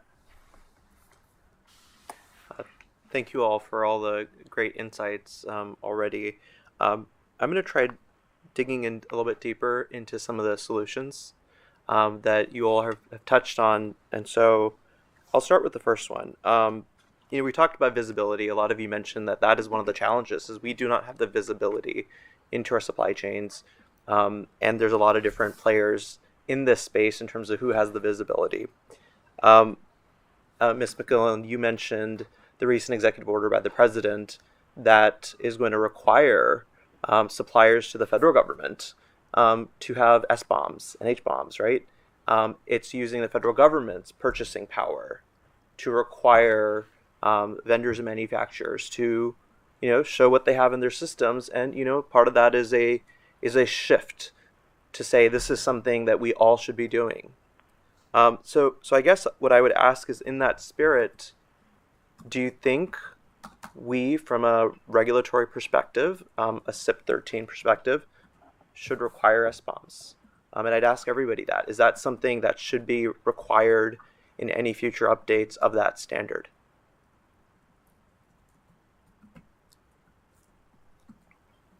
Go ahead. I would certainly want to make sure that we were requiring SBOMs at the right level. If that was something that was going to have that conversation with before that particular provision of the executive order was in, there were definite industry conversations with the ICTS supply chain sector with regards to how we're putting that SBOM in. From a CI and security perspective, I want to make sure that that's not the be-all end-all. SBOMs are only a starting point, as I think some of my other panelists here have definitely said, but is to the extent that that gives a better layer of visibility, and especially with regards to those priority things. For example, in the executive order, it's not all software, it's critical software. And it's that measured opportunity to say these are the things that we've prioritized and where that specific piece of software has come in. So we're just now receiving some of the benefits of that. Again, it was just issued, but we certainly think that that's going to be something from a regulatory standpoint for critical software areas that we will benefit from, and vice versa, to have that conversation and open that dialogue with regards to what's actually in there. Thanks, Mr. Amos? Yeah, I was just going to call up my understanding of the executive order is that SBOMs are not actually required. It is something that an agency can ask for. So just one clarification there. They are absolutely things that can be of tremendous value. They can definitely raise transparency. What I would suggest is to make sure that if it's a requirement, know what you are really needing from them. Have a plan of how you're going to use them and make sure that that's clearly communicated. If you're able to do that, then you're going to get a lot more cooperation and buy-in from industry if it's clear to them what it's being used for. If you ask for tons of information that isn't used for anything because the people on the receiving end don't know what to do with it or how to do it, you'll have a lot more pushback. Ms. Fry. Couple of things on this. I'll tell you what we are telling all of the people we work with. Yes, require an SBOM, and require the ability to independently validate the SBOM. So it's not enough for them to send it in. You actually must have the ability to scan at least the binaries and figure out what the heck you've got there. The complement to that is, as Jeanette has pointed out, you really cannot boil the ocean. So there's a companion piece to this, which is, where would we start? And critical software, in the NIST guidance and so forth, it's an enormous range. We've got at least 12 different categories. And a baseline scan we did of top used examples includes at least 800 different pieces of software there. And that it's going to feel very heavy to anybody. So I would suggest a parallel piece of this is to focus intently on, for the energy sector, what exactly do we mean by critical software? So that we can decide where exactly to start as we implement these shifts. Because not only is it a burden upon the supplier, it's a tremendous burden on us, the members of the sector, to take, process, interpret, analyze, and use that data throughout the life cycle. There's a slight adaptation in the works, and I understand the adaptation, but I would encourage us all to stand strong and to stand together. M2218, which came out in September, essentially modified the guidance from EO 14028. And it stepped toward saying, if you really can't get an SBOM, accept a self-attestation letter. And a self-attestation letter does not provide us the kind of illumination or transparency that we who are accepting the risks as users should be forced to accept. So I would encourage that we continue to march strongly toward the need and requirement for transparency, illumination throughout the life cycle, from pre-acquisition, market research, all the way through end of life. Thank you, Ms. Frey. Mr. Edwards. Yeah, it's a great question. You know, I think there's no question that we should have some level of disclosure in the procurement process for what is included inside of a piece of software or hardware, right? SBOM is certainly a step to get there. But I just echo Emily's comments that it's not just the point-in-time solution during procurement. You know, she broke down those two phases very eloquently. And so how does the manufacturer attest to the buyer that this is what we intended to include in this piece of hardware or software? How do you validate that upon receipt to, you know, sort of shake hands and agree, yes, we believe that this is what you've delivered? But then how do you maintain that over the life cycle of the asset? You know, so some consideration, I think, needs to be included in this process for the hooks that the manufacturers put into their software or into their environments that allow us to inspect and read or scan what is included, because we know that these environments change over time. You install a patch to fix some sort of critical vulnerability that may include replacing an entire library inside that component. And how do we now know that we've not introduced more vulnerability into the system than we've taken out? So I just want to encourage everybody to consider the long life cycle of these assets and not just a point-in-time solution at procurement. Thank you. Mr. Kinsella. Thanks. And again, a very good question. Would agree with everything my colleagues have said. The other thing to think about, and so to your direct question, the applicability of the standard, sure warrants further discussion, but agree with what Emily said. Need to think about what that really should apply to, because there's so much there, even within the SIP 13 standard, that, you know, I don't know that everything there could be covered. The other thing I want to reinforce, and I'm a proponent of SBOMs, but they are not, again, they're not a silver bullet, as we all know, right? And if you go back to the Log4j vulnerability that was announced a year ago, we still have adversaries that are exploiting that vulnerability, right? So, and I would argue that we have SBOMs that have identified that. So my point is, you know, getting back to how do you close the risks associated with some of those vulnerabilities? You never, you know, having the SBOM won't do it. It's really more about what you know, practices and risk mitigation steps we take to make sure that we're not exploited. Thank you. I was just going to quickly go back to something you said earlier, Mr. Edwards. You said baseline standards of care. What does that look like? Are there good models that we should leverage potentially?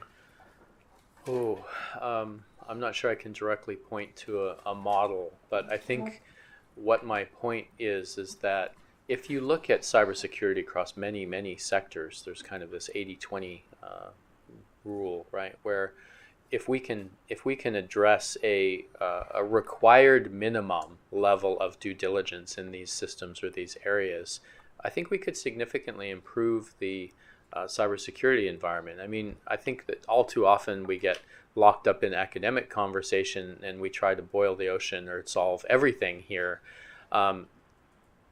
Quite frankly, there's some very simple I don't like the phrase, but cyber hygiene type of activities that can be used in these environments, right? And in these industrial environments that we're talking about with operational technology and industrial control systems, quite often that simply doesn't exist. So, getting those sort of bare minimums, I think over the years, DOE has put out some significant guidance in that area. I know CISA has recently put out significant guidance in the form of the cyber performance goals. And so I think taking a subset of those and making them required, regardless of what criticality your asset is operating at, then there's no question. If it's required across the board, then there's no question that you have to meet this sort of minimum standard. Thank you. Anyone else want to jump in on that before? The only other thing, I think I go back to what Commissioner Phillips said earlier, the potential for the harmonization of standards across critical infrastructure. I think there could be more conversation there, particularly when there's critical interdependencies, right? But agree with what Marty just said. What is that base level of either hygiene or protection that we can all apply that makes sense? Jeanette mentioned procurement language. That's important too, right? Looking at it. So there's many dimensions to this. But I think starting with those, are helpful. Thank you. So actually building upon the procurement language, you put that procurement language in there for your manufacturers to follow, that you should abide by certain requirements we have. Obviously, the authorities for some of the regulations in the electricity sector don't apply to the manufacturers, so we tackle them through requirements to owners and operators and through procurement language and all of that. From a DOE perspective, as we build out our energy cyber sense strategy, we're thinking much more broadly, like what should be expectations for manufacturers. And one thing I often hear from a lot of the utilities is we as utilities have a lot of requirements put on us, but manufacturers don't have requirements put on them. This is a broad question. What should we be doing in that space? And not limit ourselves to just having the FERC and NERC requirements. From a broader USG perspective, is there something more we should be doing in the space with manufacturers and potential baselines or baseline standards of care or requirements? Yeah, it's an interesting conundrum, right? So you have the requirements being placed upon the asset owners, and no direct authority to regulate or control the manufacturers. I wonder if it's possible for you to require the use of some of those procurement language clauses and require the asset owner to pass that security requirement on to their manufacturer. So it's sort of an indirect approach. And we tried that a number of years ago from a voluntary perspective, and it was quite well received. The old procurement language guidance that was put out by the combination of the DOE National SCADA Testbed and the DHS effort at the time was sitting on the shelf of a lot of engineers in the cybersecurity area for industry. So I just wonder about having some sort of a required pass-through. It's complete garbage that we still find hard-coded backdoor passwords in some of these sorts of devices, right? And how do we mandate somehow that that's not acceptable? If we find upon inspection that kind of weakness in your system or software, it disqualifies you from bidding in this particular case, right? Or we're going to rip it out and put something else in. So I think there is an opportunity to do some pass-through. Thank you. Mr. Kinsell. Yeah, thanks for the question. And again, agree with what Marty just said. I think one of the important things, and it was said earlier, is, again, continued collaboration to understand what the market's capabilities are. And I will admit I'm a cynical New Yorker, but I assume positive intent. And I think the manufacturers and the technology vendors, they don't want to be hacked. They don't want to be compromised. They want to continue to sell their products. So understanding the way they're looking at this threat vector and what they're doing, I think, is important. And then collaborating. And then to your point about the expectations that we may have, I think having more candid discussions. If I go back to SolarWinds, the first question everybody asks is, how did this happen? Well, it's an impossible task for a company like SolarWinds to sort of predict how everybody uses their software. It's, you're talking about software that's used globally in different contexts. Some cases it's used to help with SIP compliance, right? They can't test every single permutation of how their software is used. But the more they understand and have context around that, and this is where I think the collaboration is very important, then they can go, oh, maybe we can do this, maybe we can do that. So I think that level of collaboration is critically important as we move forward. Thank you. Swin. Thank you. I think also when you are designing your system, design in for flexibility so you don't get stuck with just one particular type of component or vendor. That allows you the flexibility where if you have a vulnerability that comes to light, if you find that your particular supplier maybe had bad practices themselves or utilized something with bad practices, that you can easily pivot. In the energy sector, much of what is built is for 20 years out. And so that agility in design and that forethought for future modifications is really important early on and now. So you can pivot as you have those conversations, as you partner with different parts of industry, and as technology advances. So maybe you do have additional awareness into attributes that can be beneficial to you. Thank you. Thank you. Those are all the questions I have, Mr. Chairman. Thank you. Before I make just a closing statement, does anyone have any additional questions? No. I want to just again thank you all for participating today. Appreciate taking the time. Very great, very good discussion. From my perspective, I think absolutely we need to consider and updating the reliability standards we talked about earlier as they relate to supply chain. Clearly, things have changed, and we need to act more quickly. And I know that the NERC standards process doesn't necessarily lead to acting quickly, but it's important that I think we start considering that now. So, again, thank you so much. Appreciate it. And David, you want to take us out? Yeah, just a couple of notes in light of your comments, Chairman Glick. Panel 2, which will start promptly at 10:45, covers the supply chain risk management standards, implementation challenges, gaps, and opportunities for improvements. I want to thank all the panelists for their time and for their comments. Thank you, commissioners, for your questions, and Director Kumar. We are at the end of panel 1. We're going to take a 15-minute break, or about an 18-minute break or so. We'll reconvene at 10:45 for the second panel regarding the supply chain risk management standards. Thank you so much.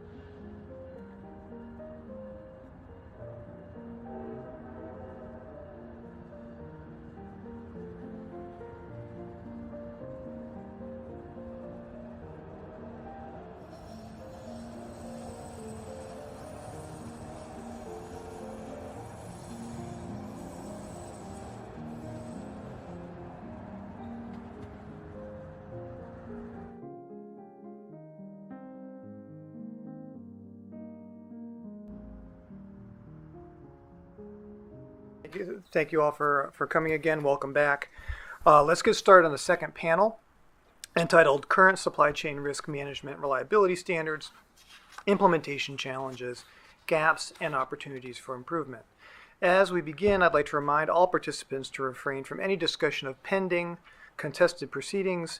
If anyone engages in these kinds of discussions, my colleagues Jonathan First or Leanne Faugust from the Office of General Counsel will interrupt the discussion and ask the speaker to move on to a different topic. As discussed in Panel 1, supply chain risks have continued to grow over time.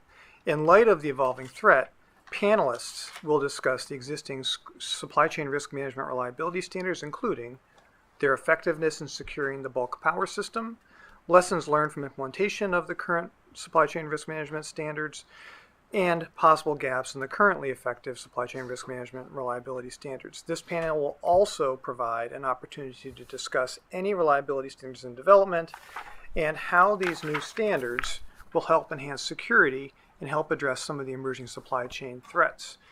Let us begin by welcoming our panelists. We have Lonnie Ratcliffe, Director of Compliance and Assurance and Certification from NERC, Adrian Lotto, Senior Vice President of Grid Security, Technical Operations Services, American Public Power Association, Jeffrey Sweet, Director of Security Assessments, American Electric Power, Sherry Gribben, Managing Partner of CNK Solutions, and Scott Aronson, Senior Vice President of Security and Preparedness, Edison Electric Institute. We'll now begin the question and answer session. Let me get my questions and answers. Oops.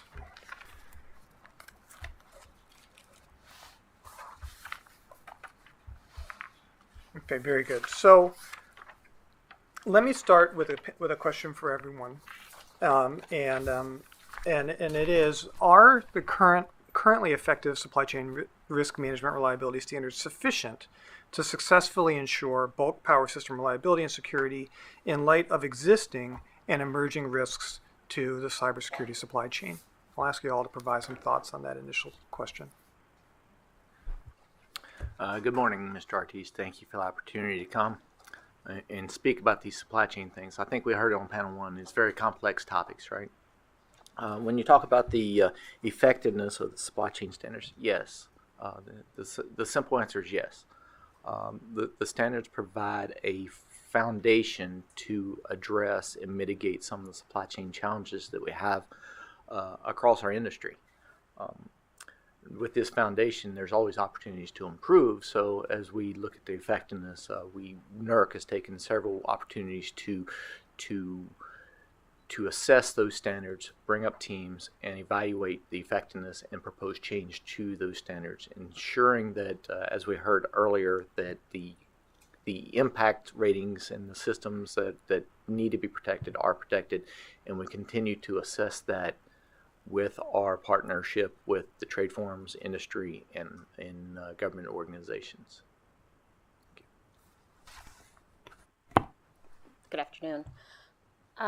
Likewise, I would say that NERC and industry has showed a willingness to continue to partner and examine the NERC SIP standards as it relates to supply chain security, and are continuing to do so.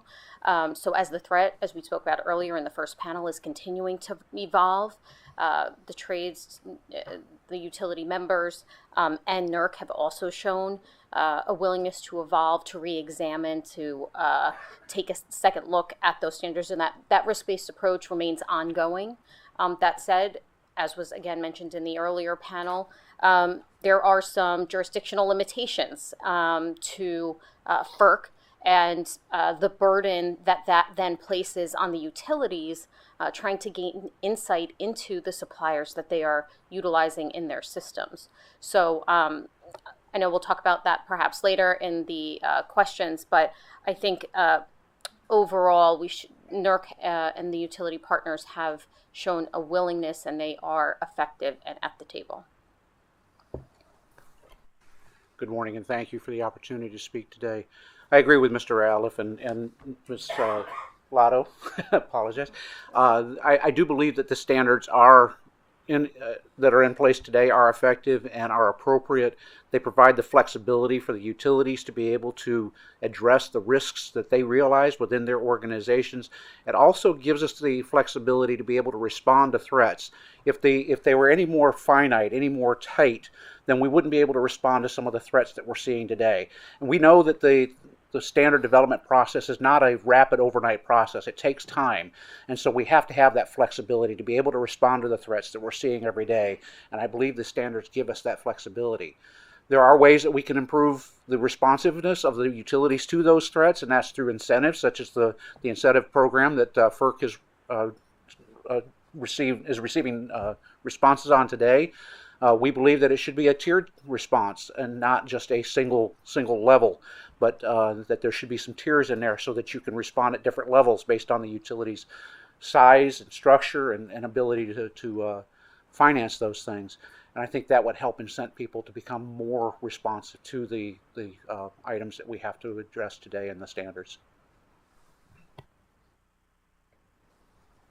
Good morning. Thank you for including me as well.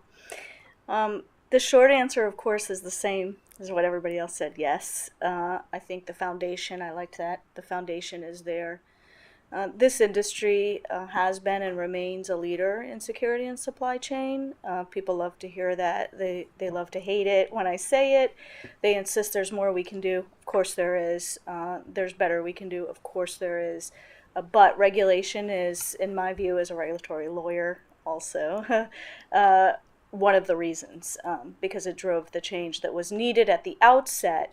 And the thing I say most to people who get a little bristle at that is you don't learn until you're regulated to a rigorous scheme how much of those things you thought and said you were doing you weren't really doing.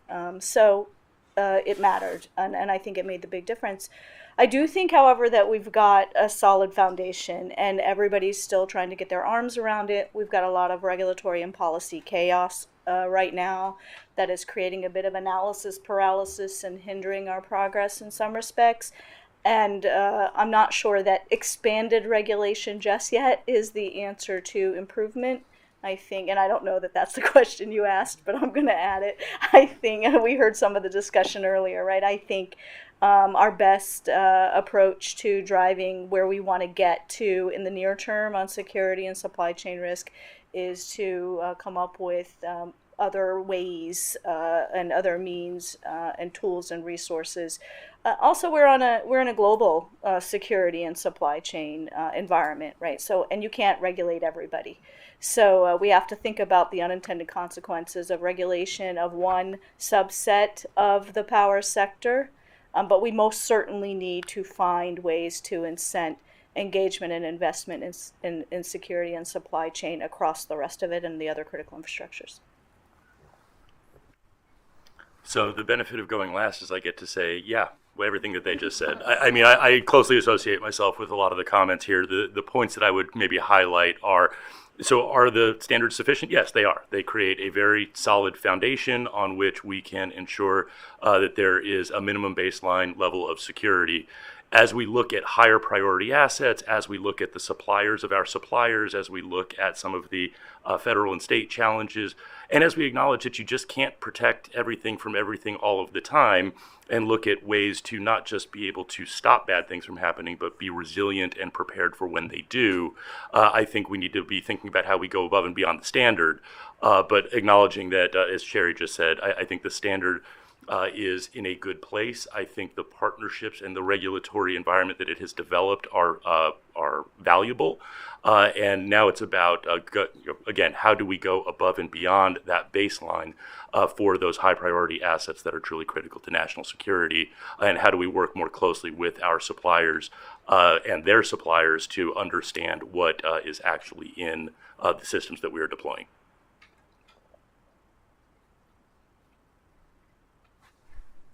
Okay, very good. Thank you so much. I'd like to. There's a lot there. I mean, I think that we have a lot to discuss specifically from the standpoint of what's in the standard, and what could be perhaps better about it. Understanding, obviously, the comments that there's a certain level of sufficiency there already, and then in addition, what I think there's a lot of your testimony spoke to the different tools and relationships that are out there to help bolster the standards, and those go to procurement guidance, among others.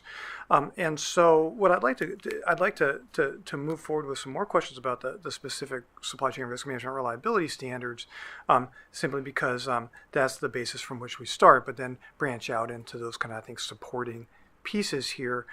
Aspects that I'm going to want to ask some questions about are some more specifics about the supply chain risk management plan, some of the new standards regarding low impact assets, and we'll have to probably take a little bit of time to describe the differentiation between the high, medium, and low impact delineations, and then move to some of the other supports, and that's probably not the best term, but some of the other aspects of the relationships that you have.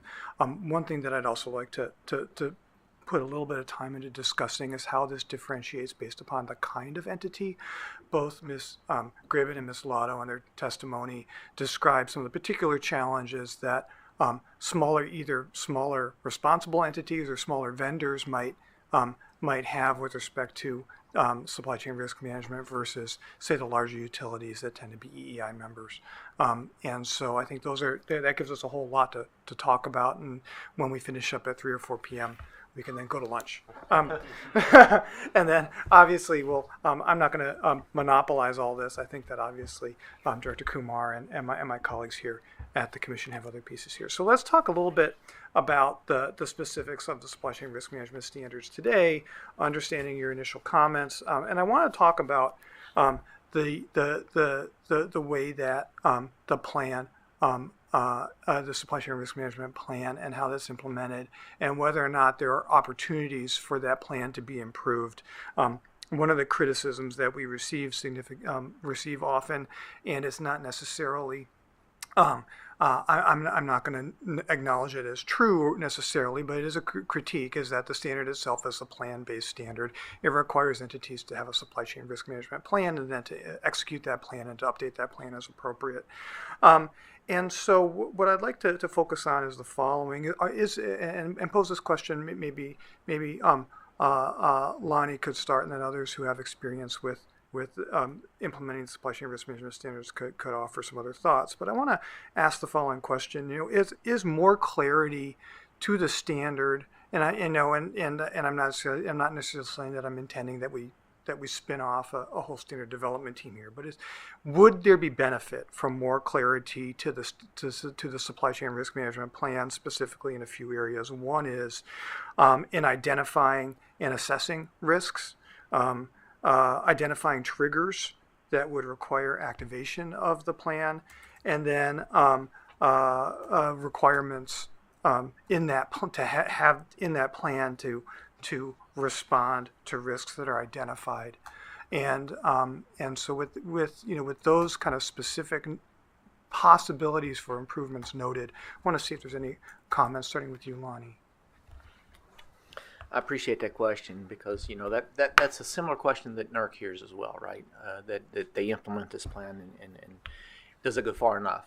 Now, I would use caution that we get so prescriptive in a requirement or a standard that it's used to check the box, right? We need to be very objective and make sure that it does fit the needs of all of industry, not just the larger utilities or the smaller utilities. When we talk about supply chain, and there was a lot of talk in panel 1 about the S-bombs, the H-bombs. Now, what does utilities or what does industry use that information? How do they use that information? The more prescriptive you go with requirements, the more it gets treated as a check the box. That's from our experience with previous standards. So as we start looking at more objective-based standards around supply chain, and the current standard does require that plan and implementation of that plan in the procurement and planning. It also requires some notification from vendors around vulnerabilities, right? So that foundation is there. Now, could it be expanded on? Absolutely. That would be in collaboration with industry and with the panelists from panel 1, understanding those additional risks. I'd like to add a little bit to what Lonnie just said, and I I do agree that becoming more prescriptive becomes more expensive as well. And some of the smaller utilities would have a hard time with some of the prescriptiveness, and it might not actually mitigate any more risk by becoming more prescriptive. I think leaving it flexible, leaving the opportunity for the utilities to decide what the level of risk their particular entity is subjected to by that relationship is very important. And again, you know, we might say one thing today and might prescribe that a specific thing needs to be done, and then tomorrow there's a wholly different risk, and that prescriptiveness of that standard is not going to be able to be addressed because the risk has changed or shifted. So I think that the standards, the way they are written, give us that flexibility to be able to respond to the threats, give the utilities the flexibility to be able to decide what the risk level is, and have the ability financially to be able to address that risk and to evaluate that risk. Are there things that we could, as an industry, could do to assist, and are there things that the government could do to assist the utility industry? Absolutely. By making, for example, a centralized database of the risks that have been identified from a vendor and having that information available to utilities to be able to purchase out of that or to access out of that database so that they can actually get the information that's already been derived by a utility. AEP is a fairly large utility compared to many others, and we have more resources, and we've developed a third-party risk program where we've developed a lot of that information, and a lot of the vendors we use are the same vendors that members of APPA and others use. So why not use that information that I've developed at AEP, put it into a central repository or database, and allow the other utilities to be able to access that information so that they can weigh their risk based on the same information that I've got. And that works for the S-bombs, the H-bombs, and any other information that's developed about the vendors that supply products and services to us. We need to be able to centralize that information and give the other smaller guys the opportunity to get access to that same information. So just to build upon what Mr. Sweet said, I would completely agree. You had a three-part question. First, do we need help with identifying and assessing risk? The short answer to that question is yes. Earlier today, you had Manny Cancel on from the EISAC. Obviously, Director Kumar is on the panel from DOE. And I think to the extent that more and more information can be shared from the federal government to entities and utilities, large or small, it's helpful for the members, for the utilities to understand their risks. They know their risks, but then to the point you raised, respond accordingly.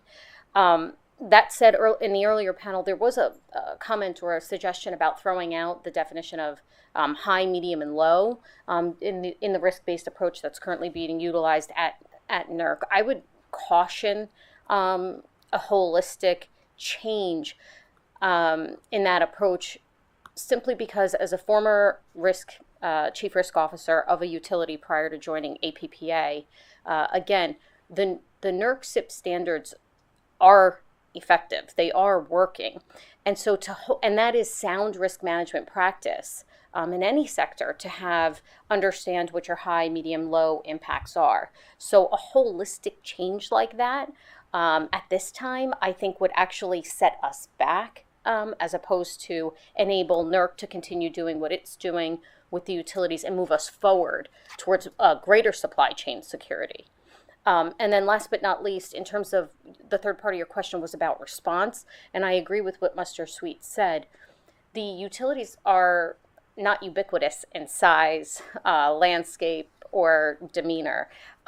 So each utility has their own risk appetite, and understanding, and frankly, their own budgets, and understanding what level of risk they can accept, the unwillingness to accept it, and then making informed decisions as a result of having that information, I think needs to remain flexible so that we don't become so prescriptive, again, that we move ourselves backward rather than forward.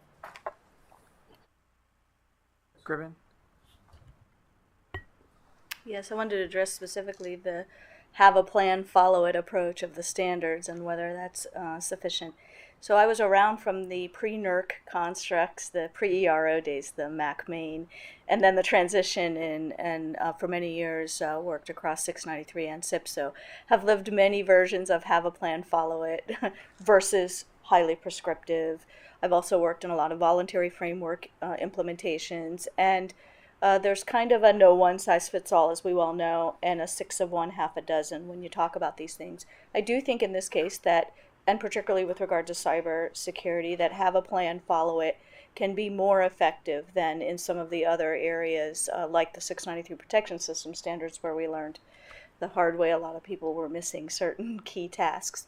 But I do also believe that we need to provide in less mandatory ways more guidance that is structured in a way that gives that keeps people away from check the box approaches, but does give some insight in how to think about this, how to drive that type of critical thinking at the entity level and based on their own risk profile, and also what other types of models. Our guidance typically is from a single lens. I talked about this to some extent in the prepared remarks. I worked for many years in that single lens, so I understand both sides and see that. And so maybe even thinking about providing that guidance with a small, medium, large type of thinking as well. Like, those are ways to get at driving the goal without making the standards more prescriptive and potentially hemming people in. And really all that ends up happening there is the lawyers just end up fighting on each side. Mr. Sweet. Yeah, just wanted to add one thing to what Ms. Gribben just said, and that is the guidance. I worked very closely with the North American Transmission Forum in developing criteria and questions that we can use to help question our vendors. Getting that type of guidance and developing those types of materials will definitely help the utility industry as a whole, especially if we can come to a common ground where we use a single set of questions that go to the vendors, and the vendors don't have to answer 100 or 200 different types of questionnaires. I've talked to the vendors, and they're tired of the questions. And so if we can get a single set of questions or a common set of questions that the vendors can respond to and respond to once, that's going to drive a much better picture of what the risk is to the utility industry. All right, thank you. Oh, Scott. Last and least, so I'll just, a couple threads I wanted to pull on here. I agree with the benefit of efficiencies of lots of inputs, like a database that benefits from, doesn't matter the size of the entity, if you are using a particular piece of equipment or software and others are using it too, this industry is really good at helping each other. And I think that sort of kind of collective insight is something that we ought to be promoting. With respect to the standard itself, Mr. Ortiz, you seem to kind of bristle a little bit at it being calling plan-based. Okay, it's outcome-based, it's risk-based, and I think that is the right approach to something that is as dynamic as the threats that supply chains are facing. So rather than being hyper-prescriptive, which requires you to be hyper-reactive, I think we ought to be looking at what are the outcomes we are seeking. Let's make sure that industry is empowered to develop supply chain risk management practices that have the outcomes that we want. Let's work with each other and with the intelligence community and our federal and state partners and law enforcement to identify threats. And let's also really understand, again, that supplier problem with SBOMs, HBOMs, chain of custody, and other issues that we see. We have the best standard in the world, and we can have the best inputs in the world. And if people are not truthful, and by people I mean suppliers and suppliers, garbage in, garbage out. So I think that's something that we need to be solving for. Okay, very good, thank you. I have a couple more questions about the standards. One is a quick follow-up to Mr. Sweet, and then just a couple of additional, and then I'll turn it along. I think these questions about some of the coordination are probably better left to Director Kumar. So, Mr. Sweet, you stated that, I wasn't proposing new requirements. I was just, necessarily, but noting that, maybe a little bit more specificity about what the plan, what a supply chain risk management plan included could be useful. Along those lines, could you give an example of what you mean by like a tighter standard, and maybe you can draw from a different standard family, and how that constrains your ability to respond effectively? Well, what I was stating in that was that if you specified exactly what had to be asked, this type of a questionnaire or this type of information had to be garnered, that might be difficult for a utility to get. One, because the vendor might not want to provide it. And the standard is written in a fact that if the vendor can provide this information, especially around the file integrity, the assurance and authenticity, those types of things. We're dependent on the vendor to be cooperative.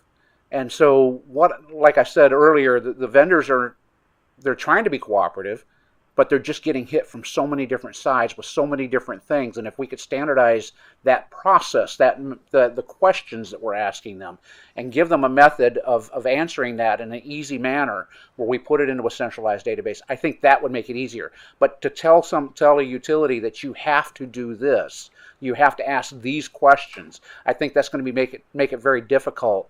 And because the utility may not even have a dedicated resource to that particular activity. So now they have to dedicate someone to do those specific things where they can derive it from a database or some other form and get the information they need to be able to make the risk decision that they need to make.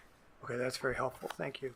So the next question, I want to move on to the low impact assets, and I don't want to kind of open up this can of worms regarding whether or not we should recategorize, what is low impact. But I do want to know, I'd like it if Lonnie could describe the recently approved changes to SIP 3 that impose a few kind of basic or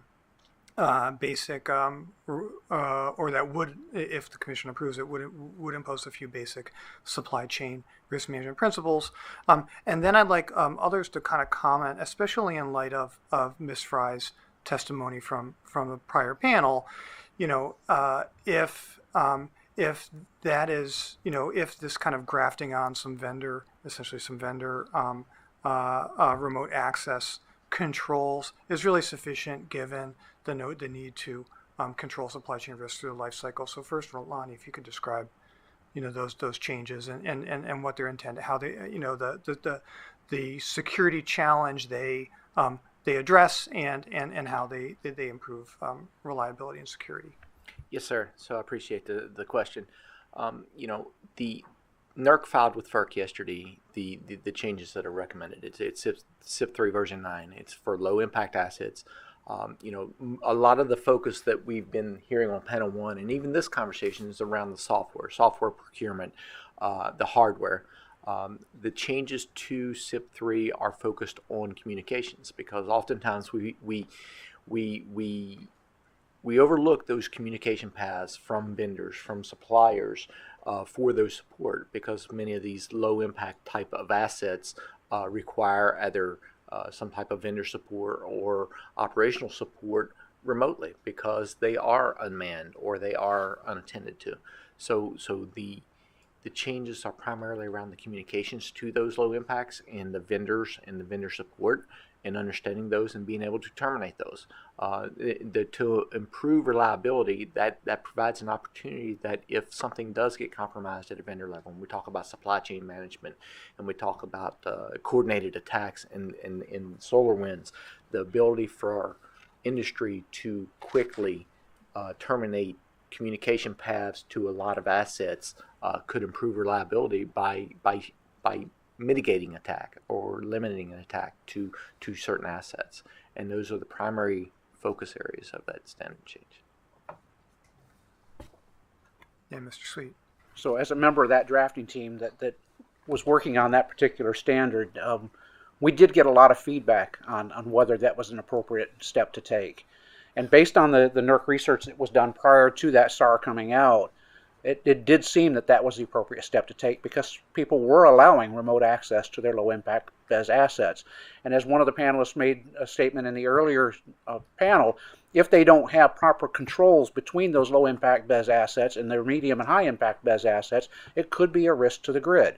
So making sure that you know when those communications are happening and also making sure that you have the appropriate controls between your low, medium, and high impact BES is very important. So I think it was a proper step to take to get that standard in place because those communications were happening.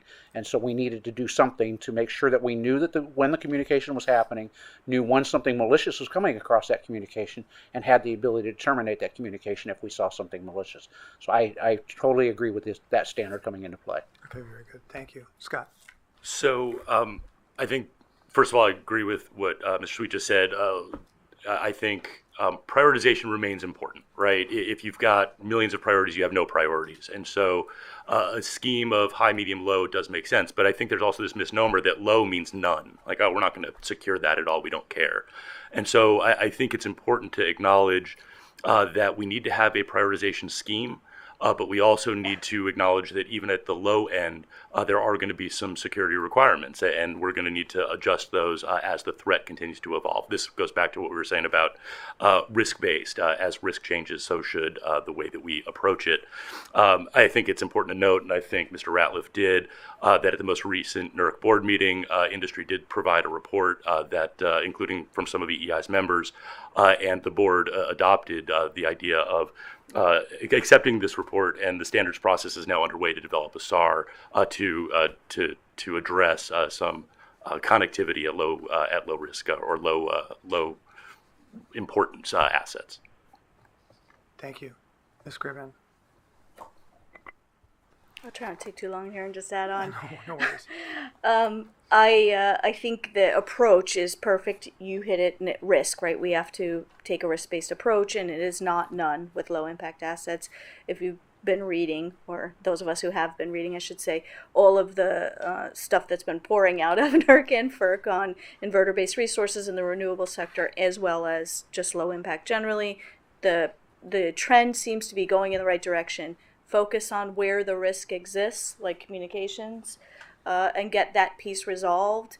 And then I would just add probably trust but verify, that the market, commercial, other regulators, just the landscape has shifted so dramatically, the threat landscape, that a lot of the smaller or low impact asset owners and those who are managing low impact assets are going to bring those assets into better security constructs and capabilities. And as that occurs, that will begin to address and mitigate further some of this risk, because that is one of the big challenges, is that the bulk power assets that fall into scope are the ones that are primarily the most in shape with regard to cybersecurity, right? But as we raise the floor across these other assets, that will get a lot better, and that will mitigate how much needs to get focused on through the low impacts being swept in under SIP.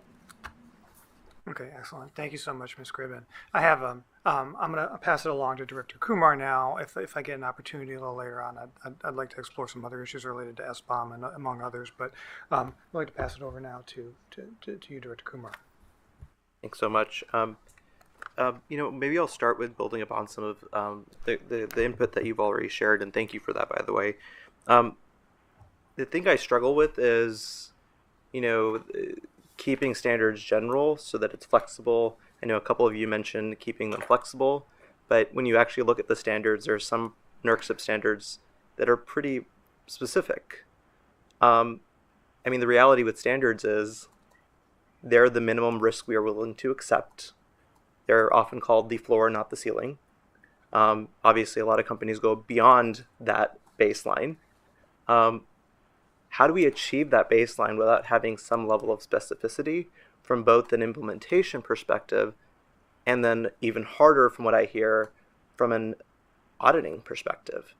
If you leave it too vague, it's hard to audit and make sure people are doing it. And so how do we reconcile both of those pieces of keeping it flexible enough to evolve with the threat that's changing so rapidly in this space, with the fact that providing some level of specificity is in some ways can be helpful as well? So I'll turn to you, Mr. Ratliff, first. No, I appreciate that question because you're absolutely right. There's a blurry line right there of what's very effective and what's just there for to check the box of saying, hey, we have something, right? Mm-hmm. So trying to understand of are you moving the needle? And it comes back to risk management, understanding that risk, and see the current SIP standards, SIP 13 specifically, address that and allow the entity the flexibility to address or understand the risk that they're experiencing or what could be posed to them based on the hardware or software or services that they're receiving. So you're absolutely right. If you go too vague, it's very hard to audit. It's very hard to enforce. However, if you get too granular, it also gets very difficult, right? Perfect example, you asked Mr. Sweet earlier, I think Mr. Ortiz asked Mr. Sweet earlier for an example. One of those is around passwords. Recent executive order, I think executive order around passwords for government facilities or government agencies is multi-factor is the way to go, right? Well, with the SIP standards, if you got our SIP standards are very prescriptive, require passwords, password changes, stuff like that, and if you on the surface it contradicts maybe that executive order, but there's ways to comply, right? So understanding those risks and making sure that the standards are written in a manner that provide the flexibility, as you said, a baseline of security. What is an acceptable level of risk acceptance is important, but allowing that flexibility to implement the controls or mitigating efforts to improve on that. I firmly believe that there's nobody in the industry wakes up and says we're going to do something to compromise the bulk electric system. That doesn't happen. Industry oftentimes go above and beyond, and we see that. So mentioned earlier about the guidelines, and there's NERC working groups that have created numerous supply chain guidelines that have been published and released that we see industry, even in the monitoring space, utilize to take that step above and beyond. Thank you. Mr. Sweet? So reference the question about the auditability. SIP 13 standard specifically states that they have to develop a plan. Each one of us has to have a plan, and if we don't follow that plan, that's what we're audited to, and to make sure that we are following that plan.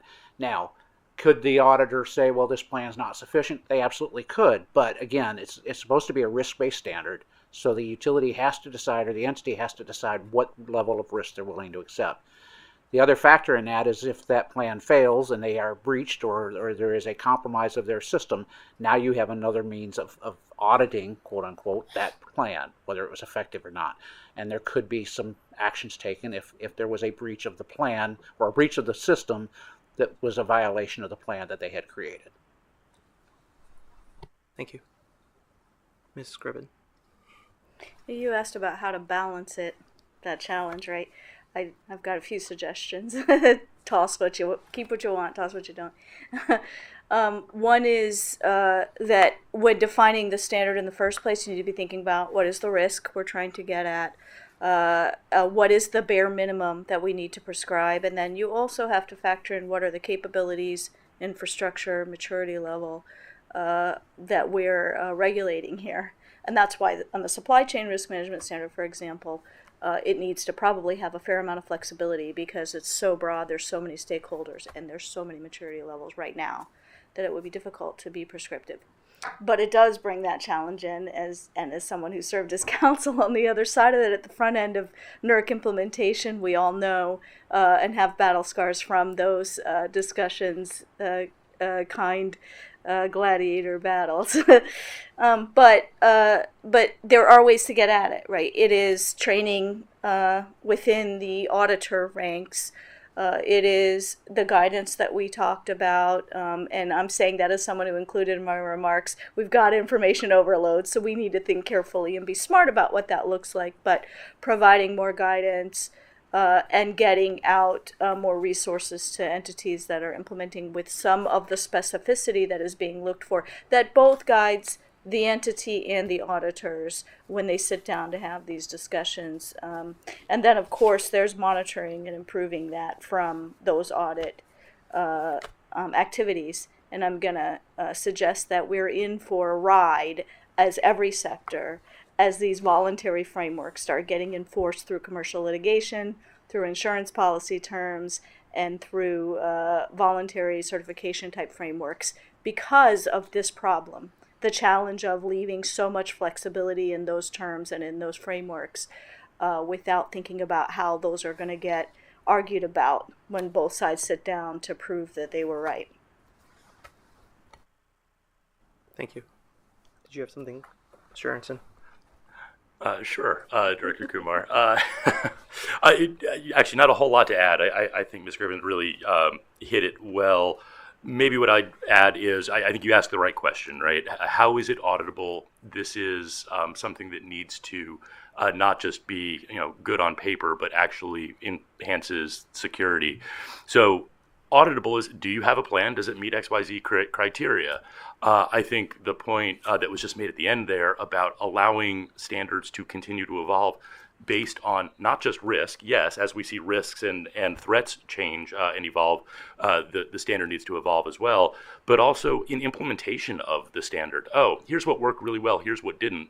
And let's train the trainers, let's train the auditors, let's really build on, let's understand how the market is driving some changes in this space, and leverage that to raise the floor of the that the standards provide. That's what the goal is here. All of us want to secure our systems and our supply chains to the best of our ability, but we need to focus on the right things. We need to adapt to the growing threat, and we need to make sure that the audit process is fair and repeatable. And I think these are all things that can be done with partnerships and with learning from experience. Thank you. Ms. Lotto? Sure. So to Scott's point, before you can get to audit, you have to get to implementation. So I think just to speak quickly about a couple of the challenges as it relates to implementation, Mr. Sweet touched on the questionnaire. The industry has been partnering at NATF and at other places for quite some time now on a agreed upon questionnaire. Even utilizing that agreed upon questionnaire, for example, I'll give one example where utilities send out that questionnaire, the responses come back in Chinese.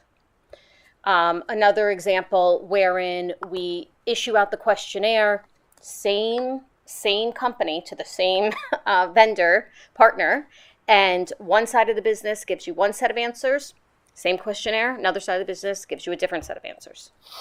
So to Mr. Sweet's point about solutioning, and again, while I know the jurisdiction of FERC is simply on the regulatory side, your suggestion that we've also been working upon with an inventory or some sort of federal database wherein particularly smaller members of APPA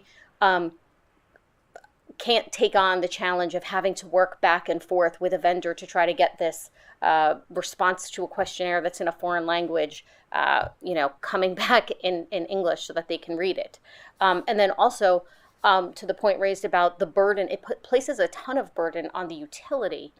So again, by way of example, in terms of implementation, some of the utilities are using collaborative forums within the utility themselves, which has risk management professionals, procurement professionals that was talked about earlier, with your cyber professionals, with your procurement cyber risk, all coming together to assess, as they should be, whether or not this is a piece of equipment or the vendor itself, quite frankly, right? Because it's the vendor itself having to be someone you want to do business with, but then also the piece of equipment itself, whether that should be introduced into the footprint. So it takes a tremendous amount of time, resources in the implementation phase before you even get to the audit phase. So I just wanted to offer a few comments on some of those challenges as well. Thank you. Mrs. Scriven? Yeah, I just want to add one thing, it kind of goes to all of what we've discussed so far. We have a model, we have a path in here for one other really good mechanism, which is creating paths for industry to bring information about what's not working with the implementation, about the challenges and how to get better, and how to help each other get better as well. This is an incredibly collaborative industry. We do a lot to work together and think and solve problems together. And a great example, so that for those of you who are around for it, is the facility ratings alert. So we found that we had an issue across the industry and a real concern about a risk associated with field conditions not matching design and ratings being not aligned and not accurate, and therefore could create real big risks for outages. And what NERC did was issue an alert and say, hey, we're going to give you some time to get this cleaned up and fixed. So while we may not have like an industry-wide issue of that scale that type of action is needed, that's an example of the kind of action that gets industry into a space where they're focused on triaging, risk-based, and mitigating in a way that makes sense for everybody, and they're not terrified they're going to get caught up in an audit and an enforcement penalty over it. Instead, they're focused on the real goal, the risk mitigation and security. Thank you. One thing I heard consistently was just risk. And maybe I'll start with Ms. Lotto, given your background of being a chief risk officer and, of course, being at the department. Utilities are trying to manage risk, but to do that, they first need to understand the risk. Do we feel the utilities know the risk well enough? And if not, what are the gaps? What more could we be doing? I know there's some great examples with the ISAC in terms of sharing information. I know we talked about some of even the DOE programs, but for us at the department, this is helping inform what more do we need to be doing at DOE with our interagency partners. What more do we need to be doing with utilities and manufacturers? So do we have a good understanding of the risk? Do the utilities have a good understanding of the risk that they're managing to? I would say holistically the answer is yes. As you just said, there's been tremendous amount of work coming from DOE, DHS, the EISAC, in our case, also the MSISAC, that helps to inform and provide industry insight into the risks. Now, that said, could we always do better? Of course. Unfortunately, what just happened in North Carolina, I think, heightens, or at least is a physical example where you see the risk in day-to-day life that the grid is exposed to. So continuing to foot stomp and provide situational awareness in a timely fashion with context and suggested solutions or guidelines, I think is important. And obviously the trades, APPA and others, Scott, I'm sure can speak to this, also provide resources and guides and partner, frankly, with the DOE through some of our agreements that enable us to do that. So particularly for the smaller members, it's exceedingly helpful. And I think more, as again, I know Manny was on and all of you were listening, but more the ability to, again, continue to work together in classified and unclassified space, declassify material as quickly as possible and disseminate is exceedingly helpful for industry. Thank you. Mr. Aronson? So I agree completely with Ms. Lotto, and I'll add to it. So the answer is yes. We understand the risk, but risk is always changing, right? Risk is a factor or a function of threat, likelihood, and consequence. We know what the threat is. We know that we operate some of the nation's most critical infrastructure, and therefore we are a target. Likelihood, well, that depends on the threat actor. Will somebody shoot at substations? Yes, there is a likelihood of that. And so we understand that risk. What is the consequence is something that's also evolving, not just because the threat is evolving, but the grid is constantly evolving. And so as we go to more two-way flows, as we go to more customer control, as we go to more distributed resources, I think the function and nature of the risk is changing. And so we need to keep on top of that. So it's not a static answer. I think you're asking exactly the right question, which is, do we understand the risk? We do, but that is something that we understand it at a point in time as it continues to evolve. So must we. Thank you, Mr. Sweet. Just to add one more small component, we have improved the communications through the federal government to the public utilities very much so. It has improved significantly. But it's not focused on vendor risk as much as it is about the vulnerability and the physical threat and stuff of that nature. If we could create a component that would inform us more about the vendor risk that's being seen by the various utilities and by the government, that would be very helpful to us. An emphasis on that, just making sure that we understand this vendor has been compromised, we've seen it, or this vendor has been known to be compromised, or we know that this vendor has done business with Huawei, ZTE, Dahua, these other companies. Having that kind of a dashboard available to us so that we know when there's a risk to us, that we can measure and determine if it is truly a risk that we can accept or if it's something that we need to address internally. Great. Actually, I do want to add something to that. It's a really important point about the signaling, and I think we've talked a lot about things like operational collaboration, right? Information sharing is the old framework. It's very important, and there are entities that do that exceedingly well, in particular the EISAC. And we need to build on that information sharing capability to more operational collaboration. And I understand, and there's a lot of examples of this through the years, I won't name names, but there are challenges with telling electric companies, you can't buy this thing because we know something.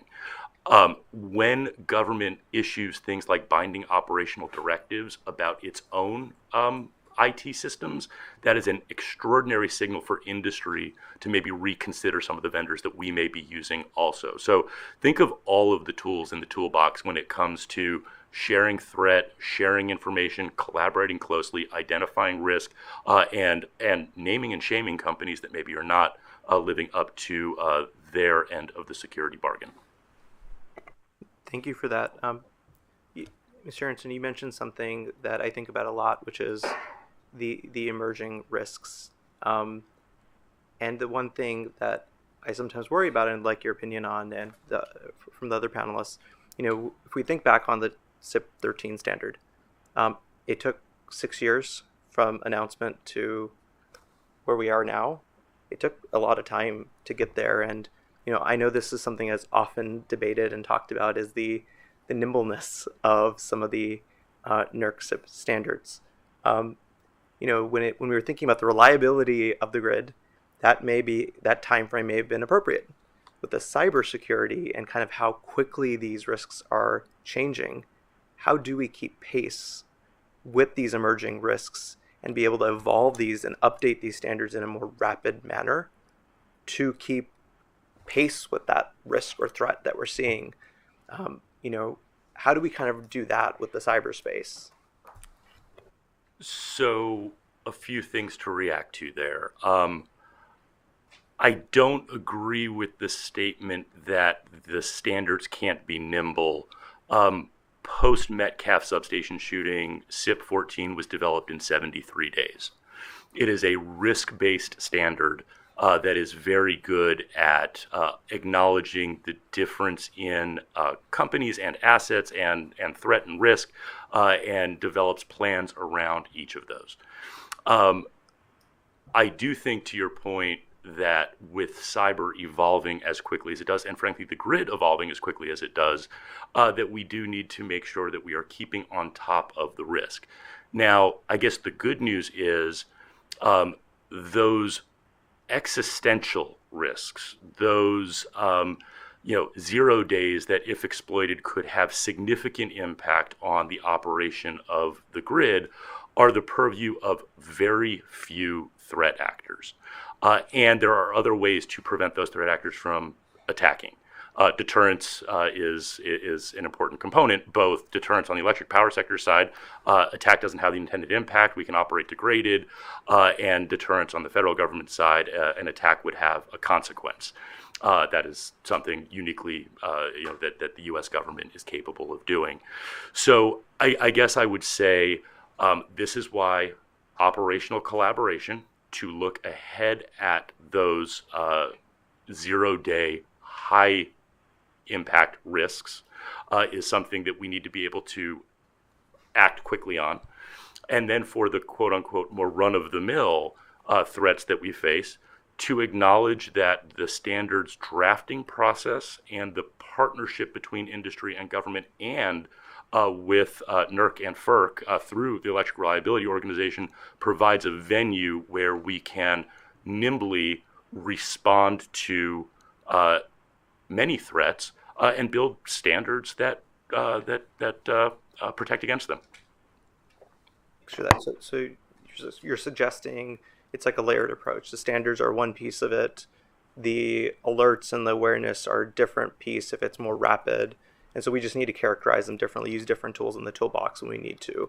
Is that kind of what? That's exactly right. And in defense in depth or resilience or whatever you want to call it is this notion that you cannot protect everything from everything all the time. Standards are, we've been saying it throughout the conversation today, right? It's a foundation, it's a floor, it's what we need to be doing, it's table stakes.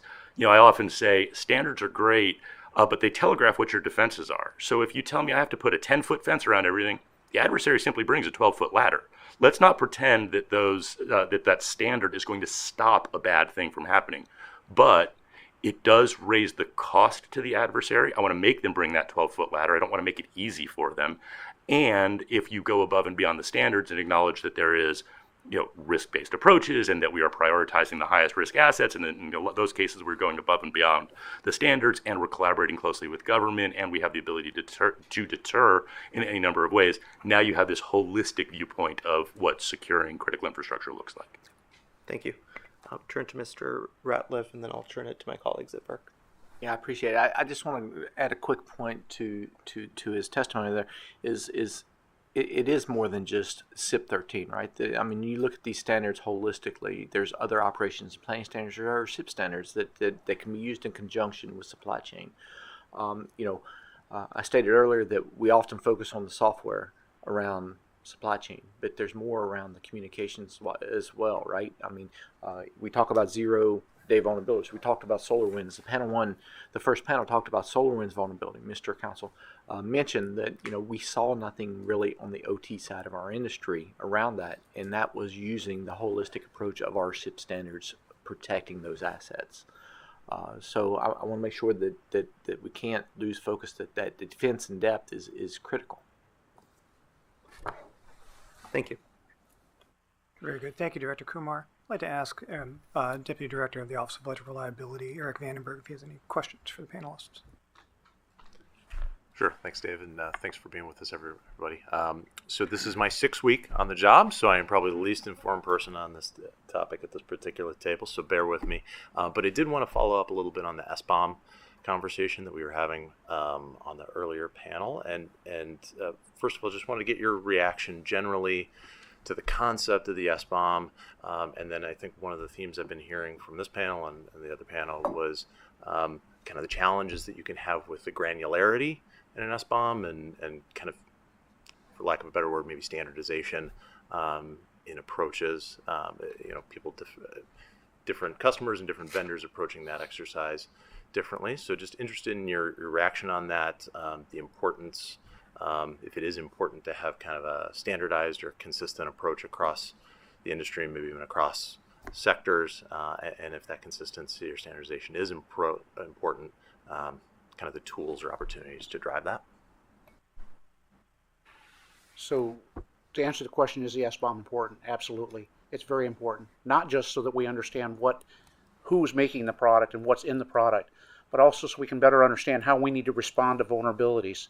Because an SBOM is going to tell you where a component exists within a product that you might have to address a vulnerability in. And so the way I'm going to look at it is not only am I going to look at was there a foreign nation involvement in that product, but I'm also going to look at and inform my vulnerability management team that these are the components that are in our products that we're using within our company.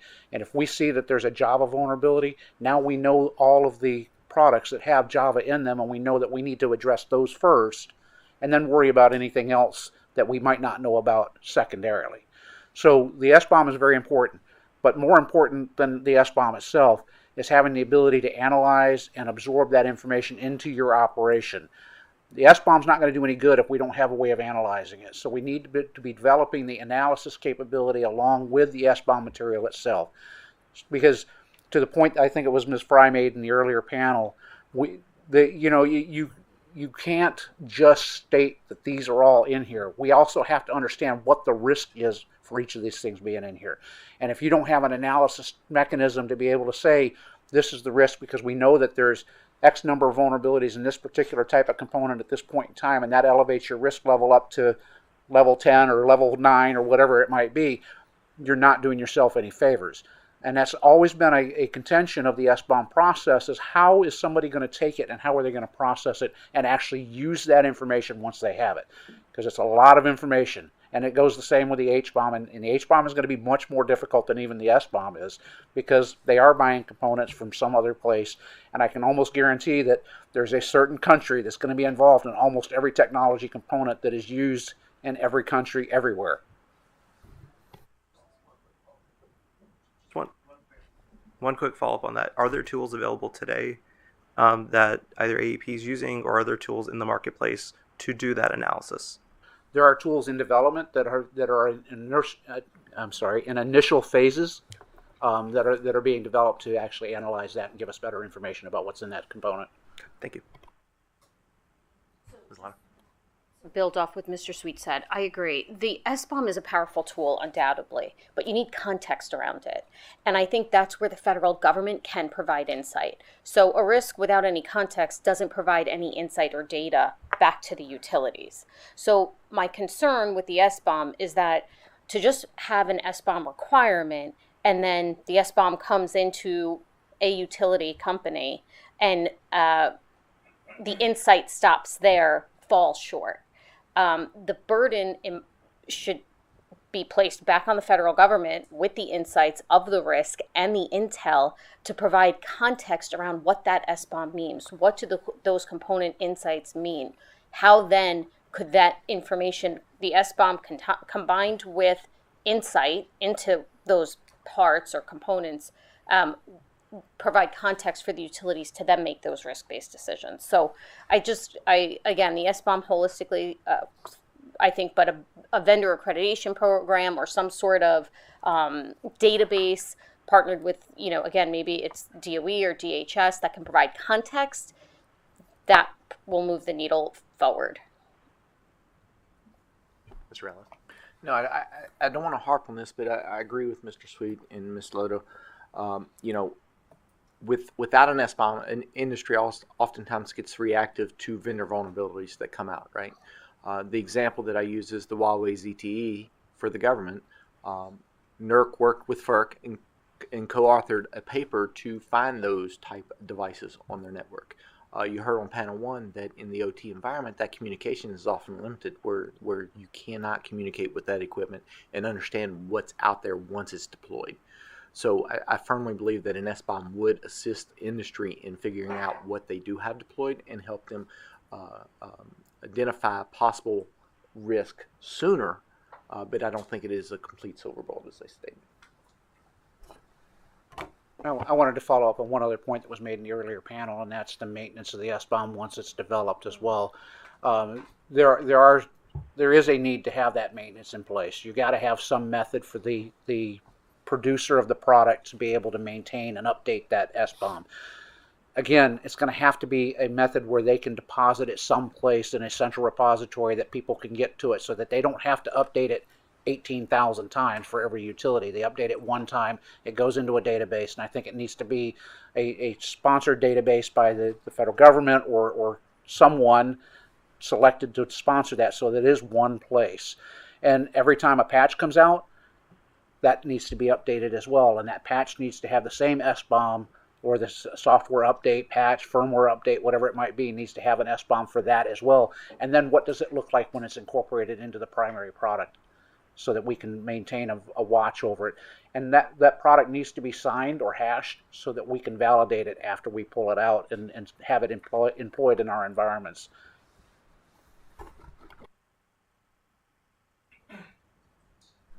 Thank you, Mr. Sweet, and that's a great segue into the other question I had, which is, and throughout this conversation and a lot of your testimony, there's been an acknowledgement of the potential benefits of centralizing, some of this due diligence or some of the knowledge gained from doing the due diligence. I think multiple folks have referenced the kind of economies of scale that you can get by doing that through one central entity rather than having, I think it was an army of mice we were talking about earlier, trying to tackle an elephant. So wanted to get your opinion. What is the right entity to perform that central function? And also kind of what's the role of the federal government, the U.S. government, in that? Is it acting as that entity itself, or is it supporting that entity in some way? Sorry, I keep talking, but I have a lot of experience with this particular topic because I've been involved with a company that has started that centralized database, and we've seen significant economies of scale by people contributing to that database. And whether it's the federal government that actually holds that database, or whether it be an entity that's sponsored by the federal government to hold that database, it doesn't matter as long as it's a database that we can all subscribe to and be able to get that information out of and be able to utilize on a consistent basis. And we know that it's secure and available to all utilities and not just to one or two that happen to have a lot of money to be able to spend to put information in there. Like I said, my company has been putting information into a database for now 3 years, and we've seen a lot of other companies start to contribute or to retrieve information out, but also contribute to it as well. Where we don't have that product, we haven't done that assessment. Now other companies are starting to contribute, and we're seeing economies of scale through that interaction. I was going to add, I think actually the answer is probably something like the trend we're seeing also across security, public-private partnership. It's probably got to be something that looks like that to avoid boxing some people out and limiting access, but also to ensure that we have the right level of security, particularly with regard to the people who are participating, pulling information, providing information. How are those people going to be vetted? I'm not sure a private sector entity could effectively do that without being challenged or having to carry insurance that doesn't exist. So it probably has to be something that's a blend. All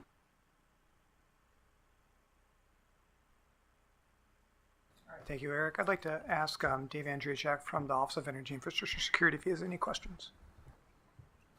Thanks, David. I'm going to keep pulling on that thread because it's pretty interesting to me. So, in the context of potentially saying, I use the word whitelist or some sort of a certification program for a vendor, what would be the overall role to tie in other sectors? Because when I think of the IT, OT tie-in, I think of water, I think of manufacturing, in addition to obviously our utility sector.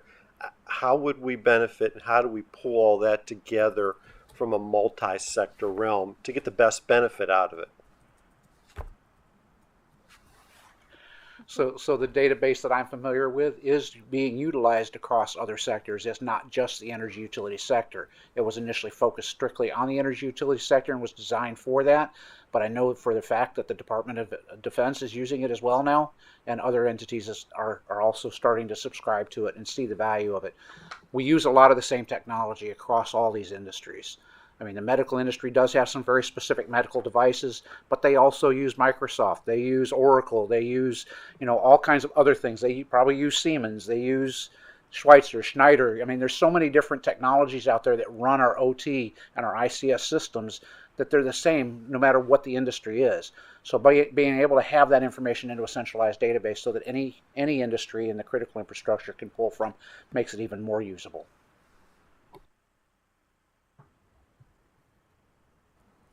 And I'll pull on one little thread, I guess. Adrian, you talked a little bit about something I had a little note on myself earlier for. You get these sheets in and, one may be written in Chinese, might be written in a different dialect, whatever.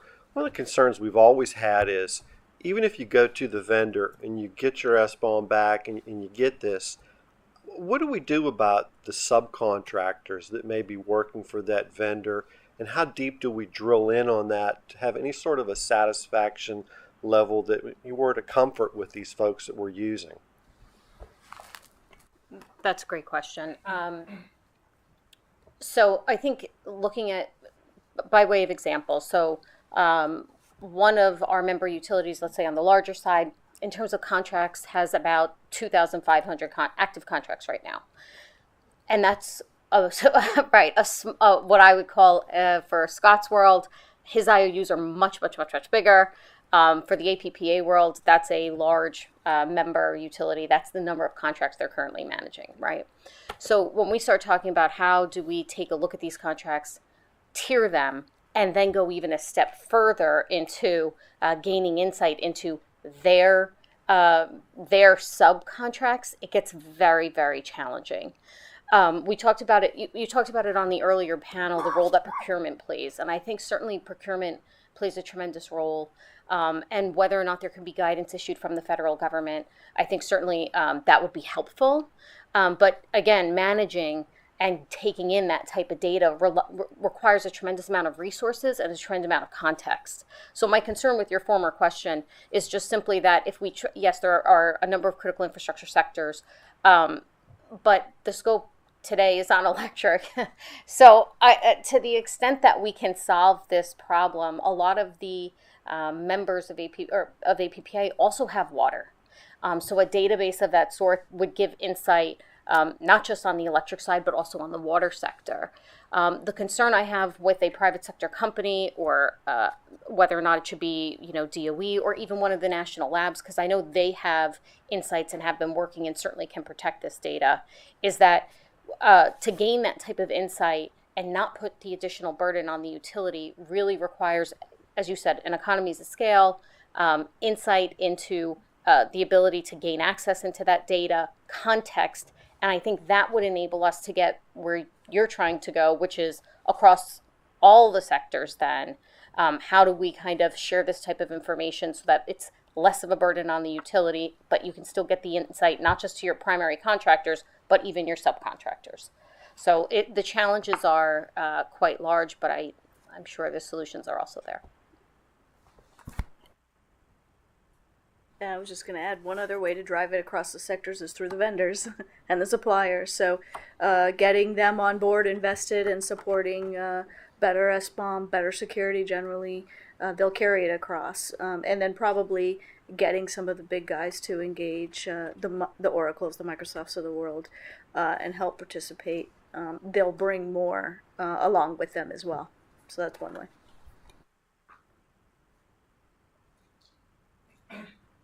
I'll throw one more out there, and this one probably doesn't have a good answer to it, but I'm going to throw it out there anyways. We're really good at coming up with our own defenses as a country, and we look outside at who the threats are. Does anybody have any experience with looking at it from the other end, meaning like what does the European Union do? What do other foreign entities do as far as looking at vendors that we have that serve their community, as far as vetting our folks out? Are there best practices we may or may not be able to learn from that? And I'll tell you, I've not looked, so I don't have an answer to that. Well, I don't have the full answer, and I don't pretend to be an expert where I'm not one, but I do have some familiarity with GDPR and some of the other security regulations, and a lot of family in Europe that I talk about these things with, so we talk about this stuff a lot. Frankly, there's every continent and country is grappling with this challenge. And I would just answer your last piece. Of course, there are lessons learned, and we should be looking to other countries and other jurisdictions to help to understand, better assess and understand what we might pull in from those experiences. The experience of implementing GDPR, which does not directly regulate in some of the ways we do, but does indirectly, there's fallout from it in these areas, is one way to get some insights and better understand the implications for those of us who work cross border. And it's not like physical assets where the borders are much cleaner, right? With technology, it looks different.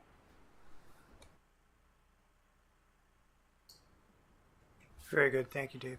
So I have just a couple more questions, one more specific and one a little bit more general, building on some of the conversations we've had already. And the specific one is this, for Ms. Gribben, but also I think for others. In your testimony, you noted that one of the important things that needs to be done in order to both bring in is to, I think you used the quote, expand the table of who's participating in these discussions and activities, and so I'd like you to describe what you mean specifically by that, and then how for small utilities or small vendors, some of what we've been discussing and proposing can propose a challenge. Yeah, sure, I'd love to.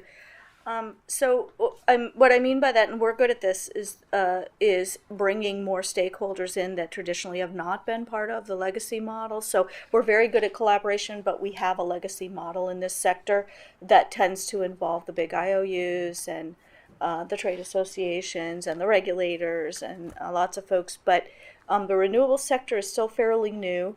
Not all, but many grew up as investment firms, not energy sector people. So they don't have the utility expertise, though many are starting to pull it in and or be acquired by those who do have it. But what that meant was they weren't at the table because they didn't know to be at the table or how to be at the table. So that's one, and I'll explain why that's critical here in a second, even though I'm sure many know. But so that's one. The small vendor community has not been at the table. Some of it's resources and bandwidth, but some of it is access. I am on the other side within the industry now. I am a small vendor, and I tend to have more access because of my history in the industry. But many of my colleagues and cohorts in this space do not, and the voice is critical. And then, of course, the small utility. We worked with APPA on that supply chain risk management manual, and it was a very we took pains. It was a very deliberate goal to integrate the smallest of the member. Some of the smaller members into the working team to make sure that we got the perspective of, is this going to be useful? Are you going to be able to apply this? And so those voices are critical because they're going to bring a different point of view. And I think I gave one example, and I'll expand on it a little, which is supply chain risk management. The application of the criteria. If you go through any of those criteria questionnaires, the vast majority of those questions apply to an entity that has an established IT and cybersecurity infrastructure and or resources.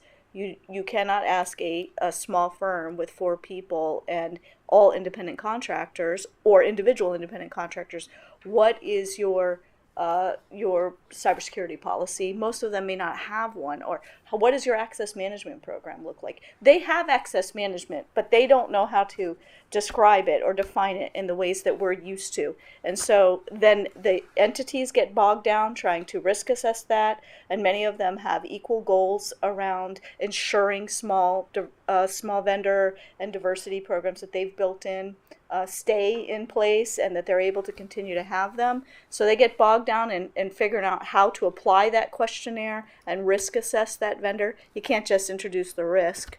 You have to assess it. But they also, on the other side, the vendor often does not know how to answer that. Now we do. We bring in and define the solution for them. But that's because of the unique experience. So that's one area where it was clear. And renewable sector has some of the same issues because when they get these questionnaires where they have to push them out, they themselves don't necessarily always have the maturity or the capability, or they're small and they don't have the resources. So our models were built without that perspective, not intentionally. My suggestion is rather that as we mature and evolve it, the 2.0 should bring some more of those people in. And of course, it's important for many of our other solutions as well. Any other thoughts on that general topic? Okay, I have one final question, and this goes to, I think, maybe that maturity piece. We've discussed, after FERC issued or rather after the adoption of SIP 13 and then the related standards, industry responded, first by going through the process of implementing them, but also I think there's these other aspects of that help utilities to implement the standards. So I'm speaking to the EEI procurement language, the NATF questionnaire. There's a longer list. Mr. Sweet has been discussing a database of vendors and various risks associated with that. And then in Ms. Lotto's testimony, there was a significant talk about vendor accreditation as an issue, something I think has been discussed and thought about quite a bit. Can you all I'd appreciate it if you'd be able to put these various pieces into context in terms of, what's truly essential, where are there gaps in these other areas, where there's possibilities for the Commission or the Department of Energy to support in those, because it's become pretty clear that success of these standards hinges on the success of these programs, just because without them there would be the implement. They allow for an economy of scale, so to speak, in terms of the implementation and the ability to respond to threats. So I'd appreciate some comments about what are the various pieces, what are the pieces that are needed, and then how do we make sure we maintain them, and who does that? I'll start. So first of all, I think the most important piece is getting the information together so that people can get to it. So I think the centralized repository storage of the information is very important. The accreditation piece, there is no real accreditation today for energy suppliers. So we would need to really develop something that was specific to energy suppliers or critical infrastructure suppliers if we want to go even broader. I know there's the SOC 2, Type 2, and there's the NIST, and there's the ISOs, and all these other certifications. But they're very broad. and they don't specifically relate to the OT that we use in our environments today, and they don't specifically go to the critical infrastructure operations. So we would really need to develop something for the critical infrastructure to get an accreditation, and then have a certified organization or persons to do that accreditation, similar to what the payment card industry did a number of years ago with the PCI DSS standard. I think that's something that we need to consider, that would help the industry as a whole, and work on gathering that information, get that into that database, and then we can work that database even for that information sharing. We know that vendor's in the database. We want to share that information about the vendor. Vendor's been breached, whatever the case might be. That database could also be that source of notification on those types of information. Sorry, No, that's fine. That's a great question, because that's something as a regulator at NERC, we look at these opportunities when a standard becomes approved and in that implementation phase that you've heard quite a bit about. And we've taken steps to have those small group, what we call small group advisory sessions, where we have one-on-ones with registered entities and provide guidance and look at what they're trying to do, what they're trying to accomplish, trying to answer a lot of those questions before it becomes effective, so they can address those risks. When we talk about the database that Mr. Sweet and others have talked about quite often, earlier there was a question about auditability. And what we've seen is the more the industry uses common tools, common databases, common approaches, it's easier to audit, because we know what we're seeing. We know what we're looking at. We can expand a little bit more and understand those tools better and understand the risks that they're trying to address. So I did want to put that plug in. Scott? Yeah, it's a great question, and I sort of jotting down notes that I can't read anymore, because I think the way you framed it is, what are we missing, right? And so I think the standards do an extraordinary job of creating that foundation and sort of that common view of what we need to be doing collaboratively and as individual entities to buy down a certain amount of risk. I think some of the interesting offshoots of that, whether it's EEI's model procurement language, whether it's the central library, whether it's new ways that we do RFPs, whether it is some sort of accreditation program, I think are interesting evolutions. And then the sort of the last part of it is addressing that real-time risk through collaboration, which a standard is never going to be able to keep up with, but where partnerships with the Department of Energy, with the national labs, with other sectors, allows us to go, again, above and beyond what a standard could ever hope to do, and address the things that evolve as they are evolving. So I guess the framing in my mind is sort of left of boom and right of boom, and left of boom is all of the foundational levels of security and the improving procurement practices, and developing those partnerships, central libraries and the like. And then that sort of right of boom is acknowledging that, and maybe even just left of boom, we'll call it, as 0 days and other threats manifest, having that operational collaboration where industry and government are as closely tied together as we possibly can be. Ms. Alato? Thanks. So I think here the theme is layered defenses, right? So we've spoken a lot about the great work that FERC and NERC have done to address the baseline. But I think it's also important to point out that the industry continues to collaborate, whether it's groups like NATF, Protect Our Power, across on a day-to-day basis, wherein these baselines are then being discussed or talked about and even discussing how to get even better and stronger. And so I think that continued coordination, not just in the regulatory side, but also sort of in that best practice, needs to continue to happen. I think the greatest power that the federal government has is the power to convene, as we're doing today. So I think continuing to bring industry experts together with the federal government to solve critical problems has to continue to evolve. But to the point you raised, Mr. Ortiz, economies of scale is critically important here, because individually we can't do it alone. Our members can't do it alone. The cyber threat, unfortunately, is advancing to the front lines, where fundamentally our members are getting asked on a day-to-day basis to act as frontline defenders of networks. And that's an almost impossible task. They're not set up to defend networks on a day-to-day basis from nation-state adversaries that are attacking them. So I think the power to convene at the federal government level, both, again, through the NERC process, wherein that they're continuously looking and trying to evolve to meet the threat, together with best practices and advancing through groups that already exist, or at the federal government level, to achieve economies of scale and layered defenses is critical. Very good, thanks. Ms. Criven? Yeah, actually, you started what I was going to talk about, which is multi-layered, which Scott mentioned also.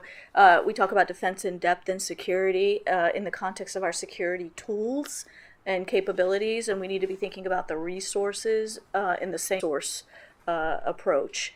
And that includes also the stakeholders, which I've talked about, right, expanding and bringing those in, but getting resources too, because it is the larger entities that already have sophisticated and more mature programs and capabilities, if you could take off their plate the risks created by smaller organizations that aren't there yet, by pushing more focused resources, guidance, and capabilities into those, that would also be another kind of tool or layer that would increase and improve.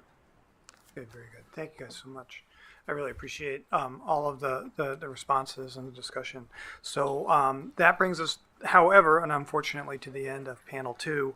I want to thank you all again for submitting your testimony as well as for the conversation today. I really appreciate your presentation. Please join us in 1 hour at 1:15 for panel 3, which is going to cover the Department of Energy Cyber Sense program. And again, if you like what you've been seeing, please, I think it's over here, please like, and then please also subscribe to the feed. Thank you so much. We'll see you in an hour. Thank you.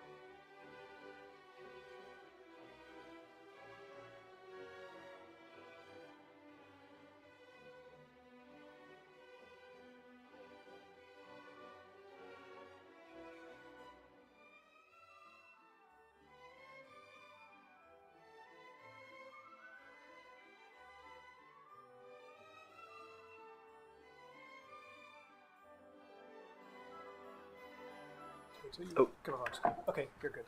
All right. Welcome back, everyone. I'm Piyush Kumar. I'm the director of the Office of Cybersecurity, Energy Security, and Emergency Response, or CSER, at the U.S. Department of Energy, and I'll be moderating the third panel at this joint FERC and DOE Supply Chain Risk Management Technical Conference. Again, I want to thank FERC for their continued leadership in this space, particularly to Chairman Glick for his leadership in really driving forward a lot of what we need to be doing on reliability, security, and resilience for the energy sector, particularly as we look at the energy transition underway, the cyber risks underway, and those increasing risks. So thank you for your leadership, Chairman. As a reminder, I ask all participants to refrain from any discussions of pending contested proceedings. If anyone engages in these kinds of discussions, the Commission's lawyers will jump in and interrupt the discussion to ask the speaker to avoid the topic.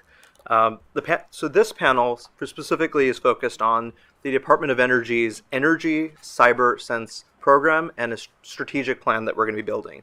The plan is really a comprehensive approach to securing the nation's critical energy infrastructure and supply chains from cyber threats in partnership with asset owners and operators, manufacturers, cybersecurity technology companies, and our interagency partners, and really taking a holistic view at what do we need to be doing. Certainly we had a lot of conversation this morning about some of the regulatory requirements, SIP 13 and some of the other SIP requirements, and I expect they'll come up here because that is part of the larger puzzle.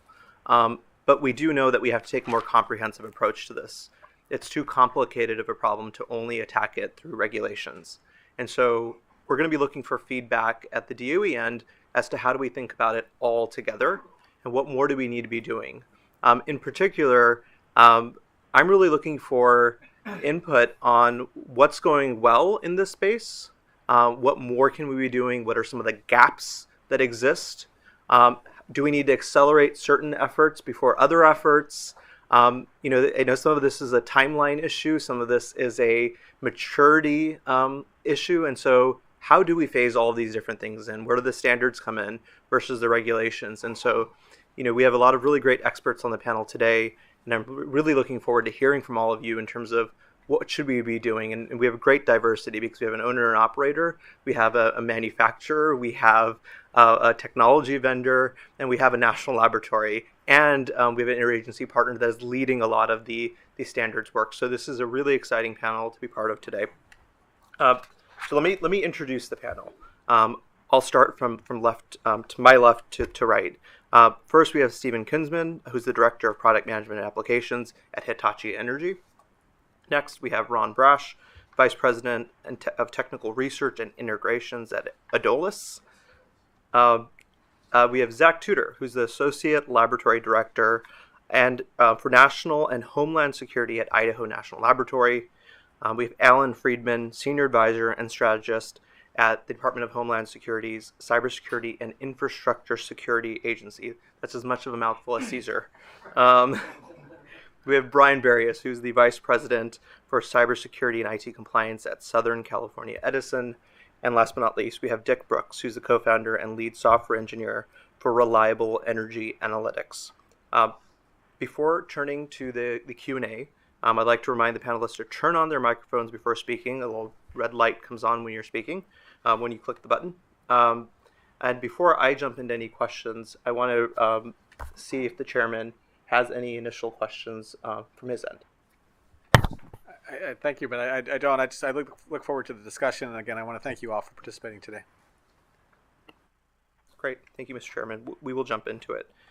So, first and foremost, you saw some of these questions that we put out already, so you're going to see a preview of some of the questions. But there's a lot of orders out there, a lot of standards out there, a lot of guidance documents on supply chain security. Some are within the U.S. through some of the NIST work, some of the NTIA work, some of the work CISA is leading.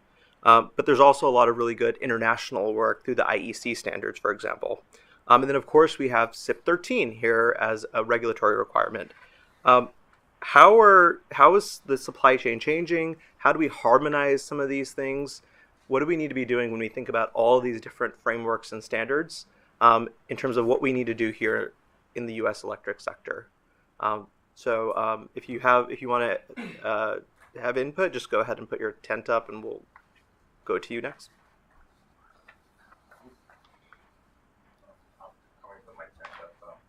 Yeah, Piyush knows that nature abhors a vacuum and I abhor silence, so you can always look to me. I do want to say, when you ask what's going well and what can use improvement, I will, go on the record for Idaho National Lab and say whatever is going well has been led by Caesar. Whatever needs improvement, come and talk to me and we'll go there. So I do want to say that the nature of how others are looking at the digital supply chain has been changing over the years, and I think in collaboration with both asset owners, vendors, and government. So, in the last 20 years that I've worked, around this Homeland Security environment with these gentlemen, we've seen a tremendous change in the way we give and take advice. And so, whether it's things that have come from the government, the collaboration on the NERC SIPs over the years, and on improving them as well. But I also think that the executive orders and others have caused us to focus more on some of the things that we can do together and work. And I think also that the industry is taking a more forceful lead in some of these items, as opposed to waiting for the government to do things or complaining that the government hasn't done things. I think there's now that kind of relationship that we can. I know in response to 14017, the executive order, we worked with ISA to develop a team of vendors to come together and provide an industry level response to that executive order, while each company was able to then go provide their own individual responses. So kind of a state or a nature of the business. As a matter of fact, we're going to look at how we can have another of those formative meetings here going forward with some of the different vendors to talk about these supply chain issues. So I really think that sense of collaboration, obviously a lot to do, and we're all looking forward to getting going. Thanks, Mr. Tudor. Yeah, thank you again, Director Kumar and everybody for having us participate in this. From an industry perspective, I think we're going through a transformation. Definitely, what I always say is 10 years ago I couldn't spell cybersecurity, now it's in our DNA. And I think from a standardization perspective, industry standards, there are regulatory standards, as we very well know with the NERC SIP, and there's also these technical standards, whether it's IEEE, ISA, or IEC. And there's a lot of good standards out there. One part that I was very fortunate to be a member of was the Securing Energy Infrastructure that was led by DOE, by the congressional mandate on that. And we actually had one of the technical project teams look at evaluating technologies and standards. And we identified that, from an energy perspective, there is certainly gaps out there. But what we also identified is in other sectors. So the industrial International Automation Society, ISA 62443, exists and can be a foundational standards because it has been focused on OT systems, which are very similar to our energy OT systems. So I think we can leverage a lot of the work that has been done in the ISA. And also one other aspect of that, we talked about defense in depth earlier. Part of the Securing Energy Infrastructure, I actually co-chaired the effort to develop the reference architectures for electric OT applications, and we have now, Department of Energy has, in agreement with ISA, taken over that activity to develop energy application profiles under IEC 62443 Part 5. So it is moving forward, so that's what's going well, and the industry is starting to embrace these efforts. Thank you. Thank you, Mr. Crispin. Mr. Brooks. Thank you, Porsche. So what I'd like to talk about is, what's really happening now. It's almost like a tsunami about to hit our shores.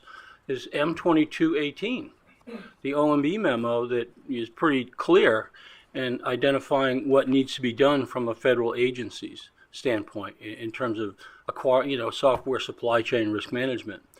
The other tsunami wave that's coming is called CERCIA, which is the incident reporting. I think of this as like a nationwide 911 cyber incident reporting capability.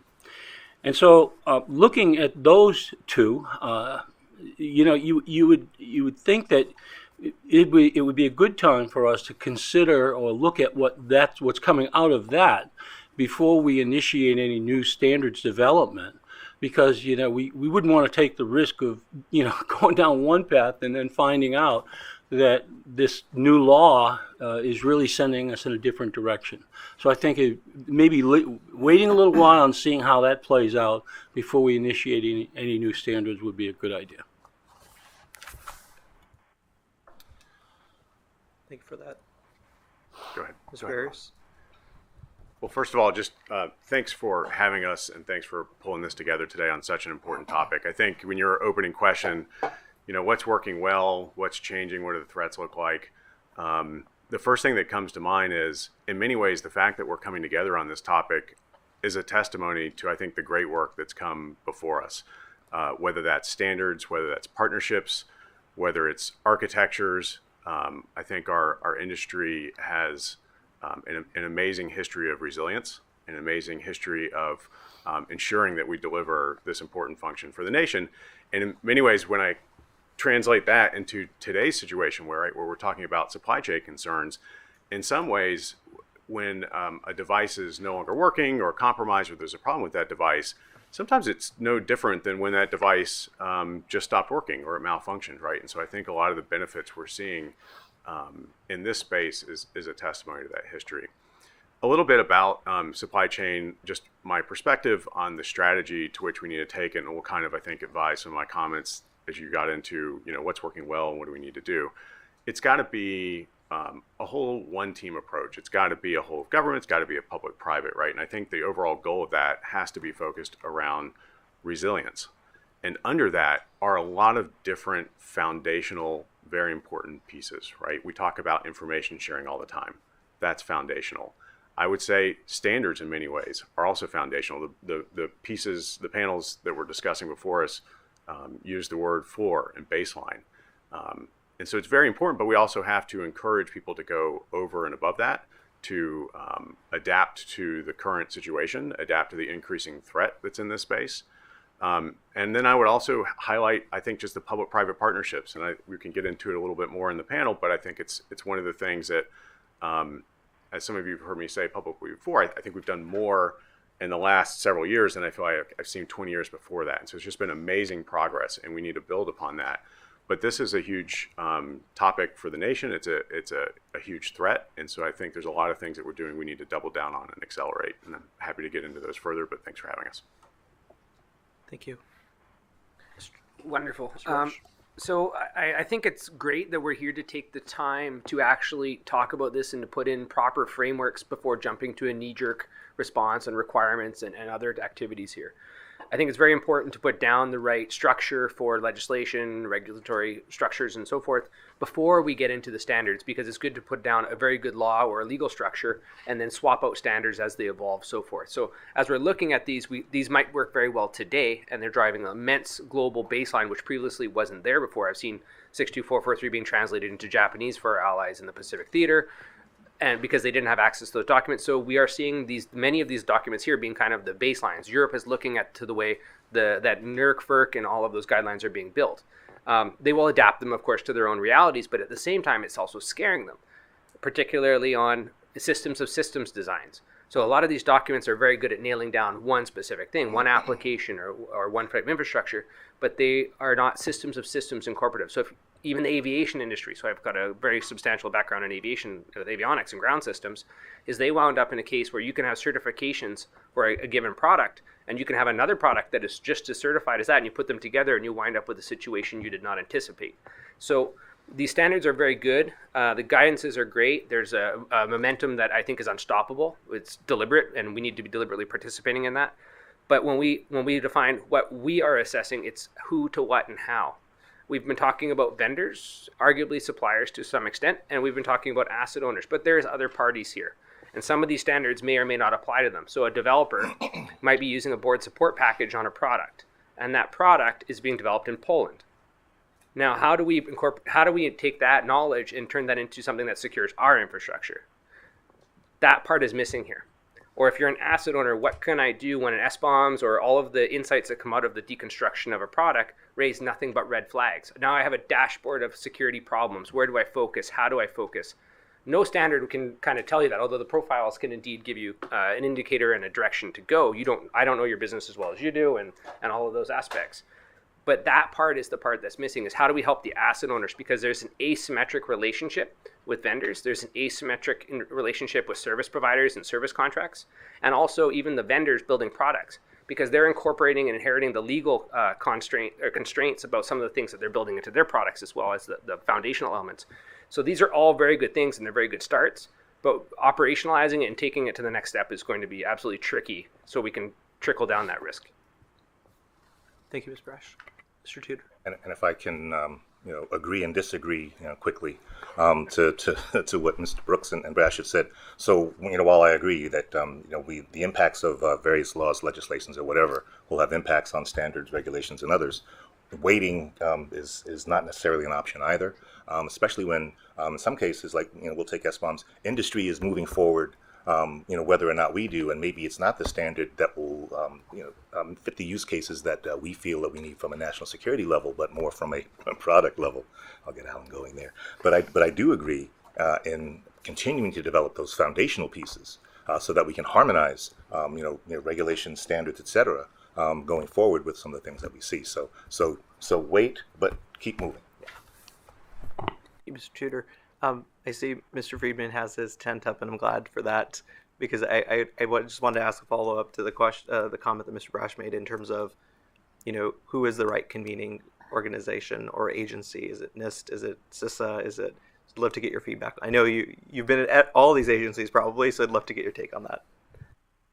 So, someone who enjoys keeping his job, I will not specifically say either my agency and put them on the hook, or say someone else's agency. And but what I will say is, I think we've talked about three sort of separate issues that all need to work in conference, right? Which is high-level government policy, very important in the long run to actually bind our behavior, but also it is a powerful signal to say, hey, we're interested in this. This is coming.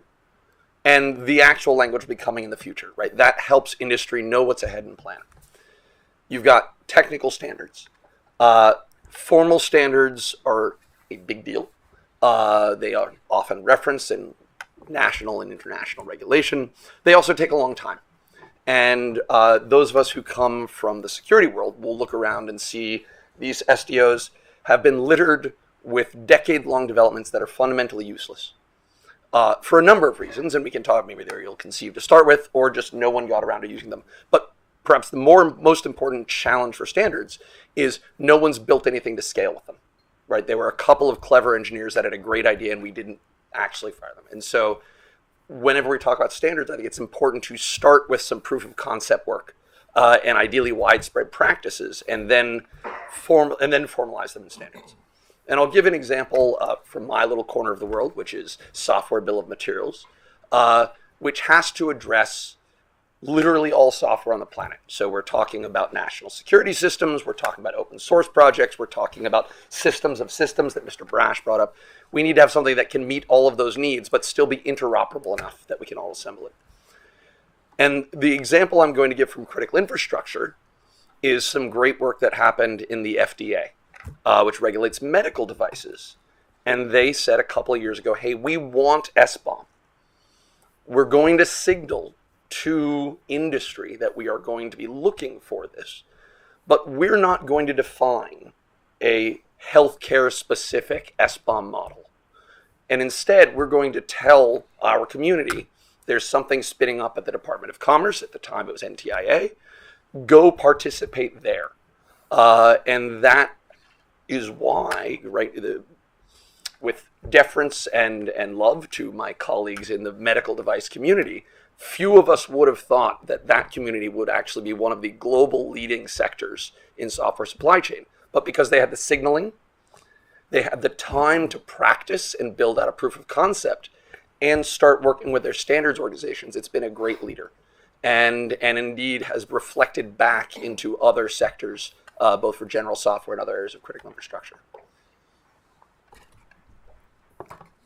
Thank you, Mr. Friedman. I think Mr. Brooks's tent was up first. Yeah, I think one of the key words I think of is harmonization.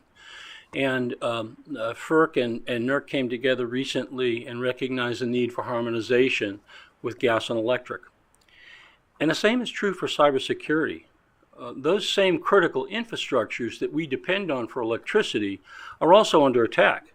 And so we really need to find a baseline set of cybersecurity performance goals, which is what I think that you guys call it, right, Alan, at CPG, that would apply broadly to ensure that we have that low water mark that everyone follows to keep those critical infrastructures safe. Thank you. Mr. Brooks. Mr. Barrios. A few things on your question on convening. Two things that come to mind when we ask about convening. So first of all, there was discussion on previous panels, I think, related to SBOMs, HBOMs. How do we do that? Where does that go?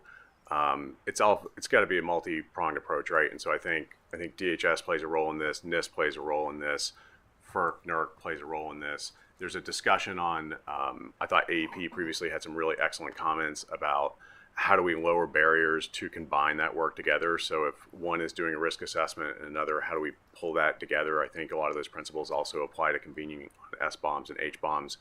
I don't think it has to be this is the convening place for the industry. It can be a multi-mixed. It could be different agencies. There's also a number of models that our industry is trying out. To your point that we're actively moving forward in this is working with standing up private companies to say, okay, how do we combine some of our work in this space? And AEP's led some of that, and I think that their comments on showing how beneficial that is spot on. The other thing about convening is just really where are we all coming together. And so when you ask your question, I also think about the overall strategic public-private engagement on this particular topic. The question was asked in a previous panel, what lessons are we learning from other countries? And I think we've seen in the UK through GCHQ's effort to bring in public-private, to bring in manufacturers, to bring in operators and government organizations, giving them clearances and more information than they had in the past, right? It was the government, but everyone kind of taking a step forward, taking more risk in the effort to work together. Those recommendations ultimately went into the Solarium Commission, which ultimately went into the NDAA, which ultimately helped JCDC, and now is helping form ETAC, the Energy Threat Analysis Center, as a spoke off of JCDC. And so I think that as a pilot is showing really great promise. When you ask what's working well, what do we need to do more of, ETAC as a convening authority, I think is something we need to double down on and make sure it's an all-team approach, including all those foundational pieces coming together to work on things as tactical as SBOMs and HBOMs, but taking that broader risk picture into perspective. Thank you for that. I just want to go to something that Mr. Brooks said, and then tie it to maybe some of the SBOM conversations we've been having all morning. So you mentioned the cyber performance goals. What are those baselines? I know you also mentioned that we don't need to jump to the standards, but from a supply chain perspective, are there those performance goals, some best practices that we should be considering for the energy sector based on either international partners or other frameworks? And then a follow-up, would one of those be having requirements for SBOMs? Thank you, Flesh. Yeah, I think that the folks over at CISA have given us some good guidance in this sense. We can see, and NIST especially, they really are our nation's cybersecurity experts. So they are providing us that kind of guidance. But I think the NTIA minimum elements are a sufficient set to start with. And they are sufficient for, I think, the most important use case for SBOM, which is risk assessment, software risk assessment, where parties want to know, are they vulnerable when a new vulnerability is reported? So having those NTIA minimum elements would be the low watermark, I think. Thank you. Mr. Brush? So I will agree with some of that, but not at the same time. So part of it really is contextual. So if you took an ingredients list off of a juice box and it says water, sugar, salt, tartrazine, something like that, by themselves, you don't know much about it. You don't know how many particles of lead are in that water. You don't know those things. SBOM formats, for the point as they are now, is just like looking at a very basic recipe that doesn't even tell you how much flour to make cookies. So there's not enough contextual information there to actually make a quality risk assessment. Now, for most organizations, let's say you're, I don't know, a low impact NERC type site, or unfortunately maybe renewables, those groups, they probably will just look at that SBOM and maybe just grep it, do some very low level handling on it, and say that's good enough to get focused. But if you're towards BES systems, or if you're actually trying to quantify the risk of a DER south of your meter, you might look at it very differently. And so to my perspective, an SBOM as it currently stands is not sufficient to make a risk assessment. It is something to inform part of a risk assessment, or to maybe even cyber-inform total cost of ownership, but it is not the complete model. And so when we think of these things, when we see an ingredient and start panicking, it's like when I was at a previous embedded company when Heartbleed came out. Everyone kept saying, do you use OpenSSL? Yes, we do. What version? This version. That's the version that is Heartbleed. And I would have to write up, and it was very hard at the time to explain to the end user that Heartbleed was not present in that product. And SBOM still wouldn't have helped me with that problem because it would have said OpenSSL version X. It didn't say that this was not there. So when we're also looking at these other documents here or talking about SBOMs, we also need to be able to communicate what is actually applicable in that product, what is exposed, or is there implementation context that we need to consider as well. Mr. Cheater? Yeah, so I want to follow on to that, and I think I have the quote right from an earlier panel, Adrian Lotto saying, a risk without context provides no insight for the utilities. And so that's the thing, but you also have to provide your own context. You have to understand how you're deploying something in your own environment. And in some cases, these are some of the kind of advanced topics. Alan may come and say, we'll get to a lot of this, but we have to start learning how to throw the ball, block and tackle, etc. And so, once again, that's why I say, let's not let the perfect be the enemy of the good. As I look at some of the things talking about linking HBOM and SBOM, and should we wait for HBOMs to be more mature before we, move to, to do the SBOMs? And so you may say yes, I say no. Someone else said, well, we should bring them all together with distributed digital, bonds. I just heard about the XBOM today. As a former Navy person, I've always been partial to F-bombs, but I'll leave that to everybody else. So, we have to, once again, it's harmonization, but we have to, bring them all together. We have to remember, I remember when the NERC SIPs first came out, and those that were saying, oh my gosh, it's too much, and the others saying, oh my gosh, it's terrible, it's not enough. And so there has to be a first step to the path. Thank you, Mr. Cheater. Mr. Friedman. Thank you, and I don't want to get too into the weeds. Actually, that's not true. I always love getting into the weeds on SBOM, but this panel may want to avoid it, so feel free to pull us back. Because Ron raises an excellent point. And let's use the metaphor of a list of ingredients, right? I often carry around a packet of Twinkies to show that, right, we have lists of ingredients for non-biodegradable snacks, but somehow we don't have them for the software that runs our critical infrastructure. And if you look at this list of ingredients, will it by itself keep you on your diet? No. Will a list of ingredients protect your child from a grievous allergy? Absolutely not. Will it by itself enable plant-based diet or religious lifestyle? It will not. But good luck doing any of those things without the necessary transparency in our food system. And I think that's the important way. The SB and SBOM does not stand for silver bullet. Instead, I think it's much better thought of as a data layer on which we are going to build much of the future of risk management. And I think that's the important thing. The one other thing I do want to say, because Ron's exactly right, that there's risks that might show up in SBOM that might turn on red dashboard lights that don't actually affect us. And in fact, this came up in our NTIA's very first discussion on SBOM. And so the approach that we have developed is something called VEX, the Vulnerability Exploitability Exchange, possibly the worst named project in all of InfoSec. It's my fault. But essentially it allows someone to say, hey, you know what? This does not affect my product. And in fact, this is something that we've heard interest independent of SBOM. We've talked to some, for example, some asset owners that say, you know what?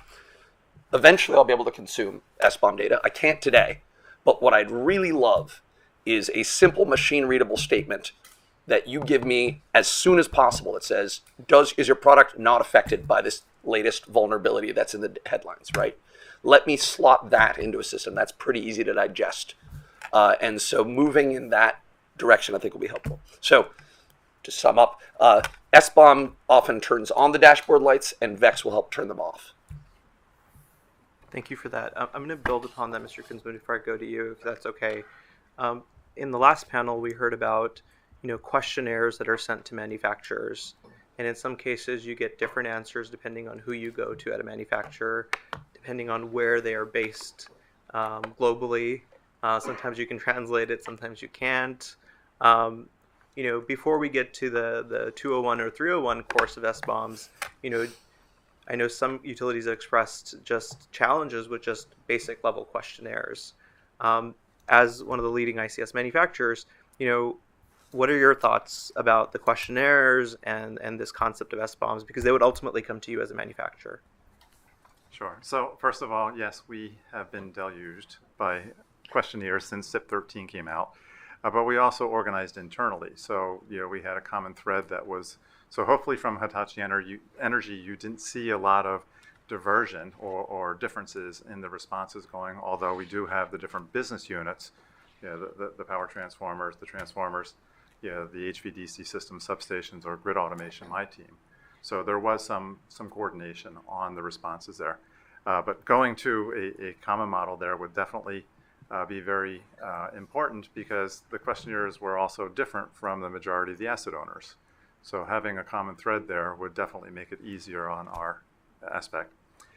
From an SBOM perspective, what I'd like to come back and just pull on the thread that was mentioned earlier, you can't do these in a vacuum, because an SBOM may have a software component that has a vulnerability, maybe not today, tomorrow, that's notified, but there needs to be a strong collaboration with the vendor community to do that assessment of that architecture to see if it's actually exploitable. If it's not exploitable, then you're doing a patch for something that has no apparent value to the system other than removing the red light on the dashboard. So I think that's really important. Then also coming back on the SBOM, where are we at today from an industry perspective? It's in its infancy. This has been used on enterprise level, big softwares.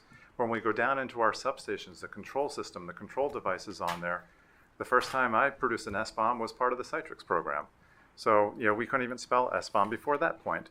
And how do we utilize this? But I also think that, from an energy perspective, how are the asset owners going to consume this? What are the use cases that bring the value? And we really should probably focus on a pilot to really run this through the process and understand what the weaknesses are, where do we need to build upon, and then what the strengths and values are, so adoption will be much, much faster. And I really think that's important. And I know the energy sector proof of concept, SBOM proof of concept, we tried this. Hitachi Energy actually under NDA offered up an SBOM for an asset owner to consume. Unfortunately, there was no recipient on the other end of that. So if we can further this along, the work that CISA is doing on laying the groundwork for the SBOM is absolutely important, but adoption is going to be when we have the business case and the value behind it for both the communities, asset owners, and the vendors. Thank you. Thank you, Mr. Brooks. Thank you, Mr. Kumar. So I agree with Ron and Alan that SBOM is not a silver bullet. But to Alan's point, good luck trying to do a risk assessment without one, because you wouldn't have a clue what's in that software. And ultimately, what consumers really just want to know, and I think we can all relate to this, anyone who's ever gone to an app store and done a search and saw a list of about 20 items come back, I know I ask myself the question, which one of these things should I trust? This is a big issue, but this is what SBOM gets to, is trying to identify or help implementing a process that can identify or determine what trustworthiness exists for a software application. And ultimately, I think that's what we're all looking for. I know that with regard to the questionnaires, I've heard a lot of issues with this as well. And that's one reason I suspect that we're seeing a shift where organizations like NIST and CISA are requiring attestations. Tell me what you do, and I'll decide if it's good enough. So the questionnaires, to Steve's point, have been a problem as well from my perspective, for what I've seen. And attestation seem to be the new direction that is gathering momentum. Thanks. Thank you. Maybe I'll turn to Mr. Barrios. I do want to move us along to another part of the policy piece of the puzzle, if I could. Mr. Barrios. I'll be super fast. I think this is clearly, you hear from the discussion, it's an opportunity for various parts of the federal government to incentivize. This is so early on. Like someone said, we weren't talking about SBOMs years ago. And from an operator's point of view, we need to get to more resilience. We need to be able to identify, recover, and use them in that way. And I think the product space in that is relatively immature and just getting started. And there's opportunities there for various parts of the U.S. government to jump in and really incentivize and get that going faster. Great, thank you. So one of the questions that we often get asked, even with some of the executive orders of the past, is this concept of a prohibition list, an approved list and an unapproved list that government should be offering. I would love your candid feedback on, is that something government should be doing? In the last panel, I heard about an accreditation database. These concepts of an accreditation database or an approved, unapproved list.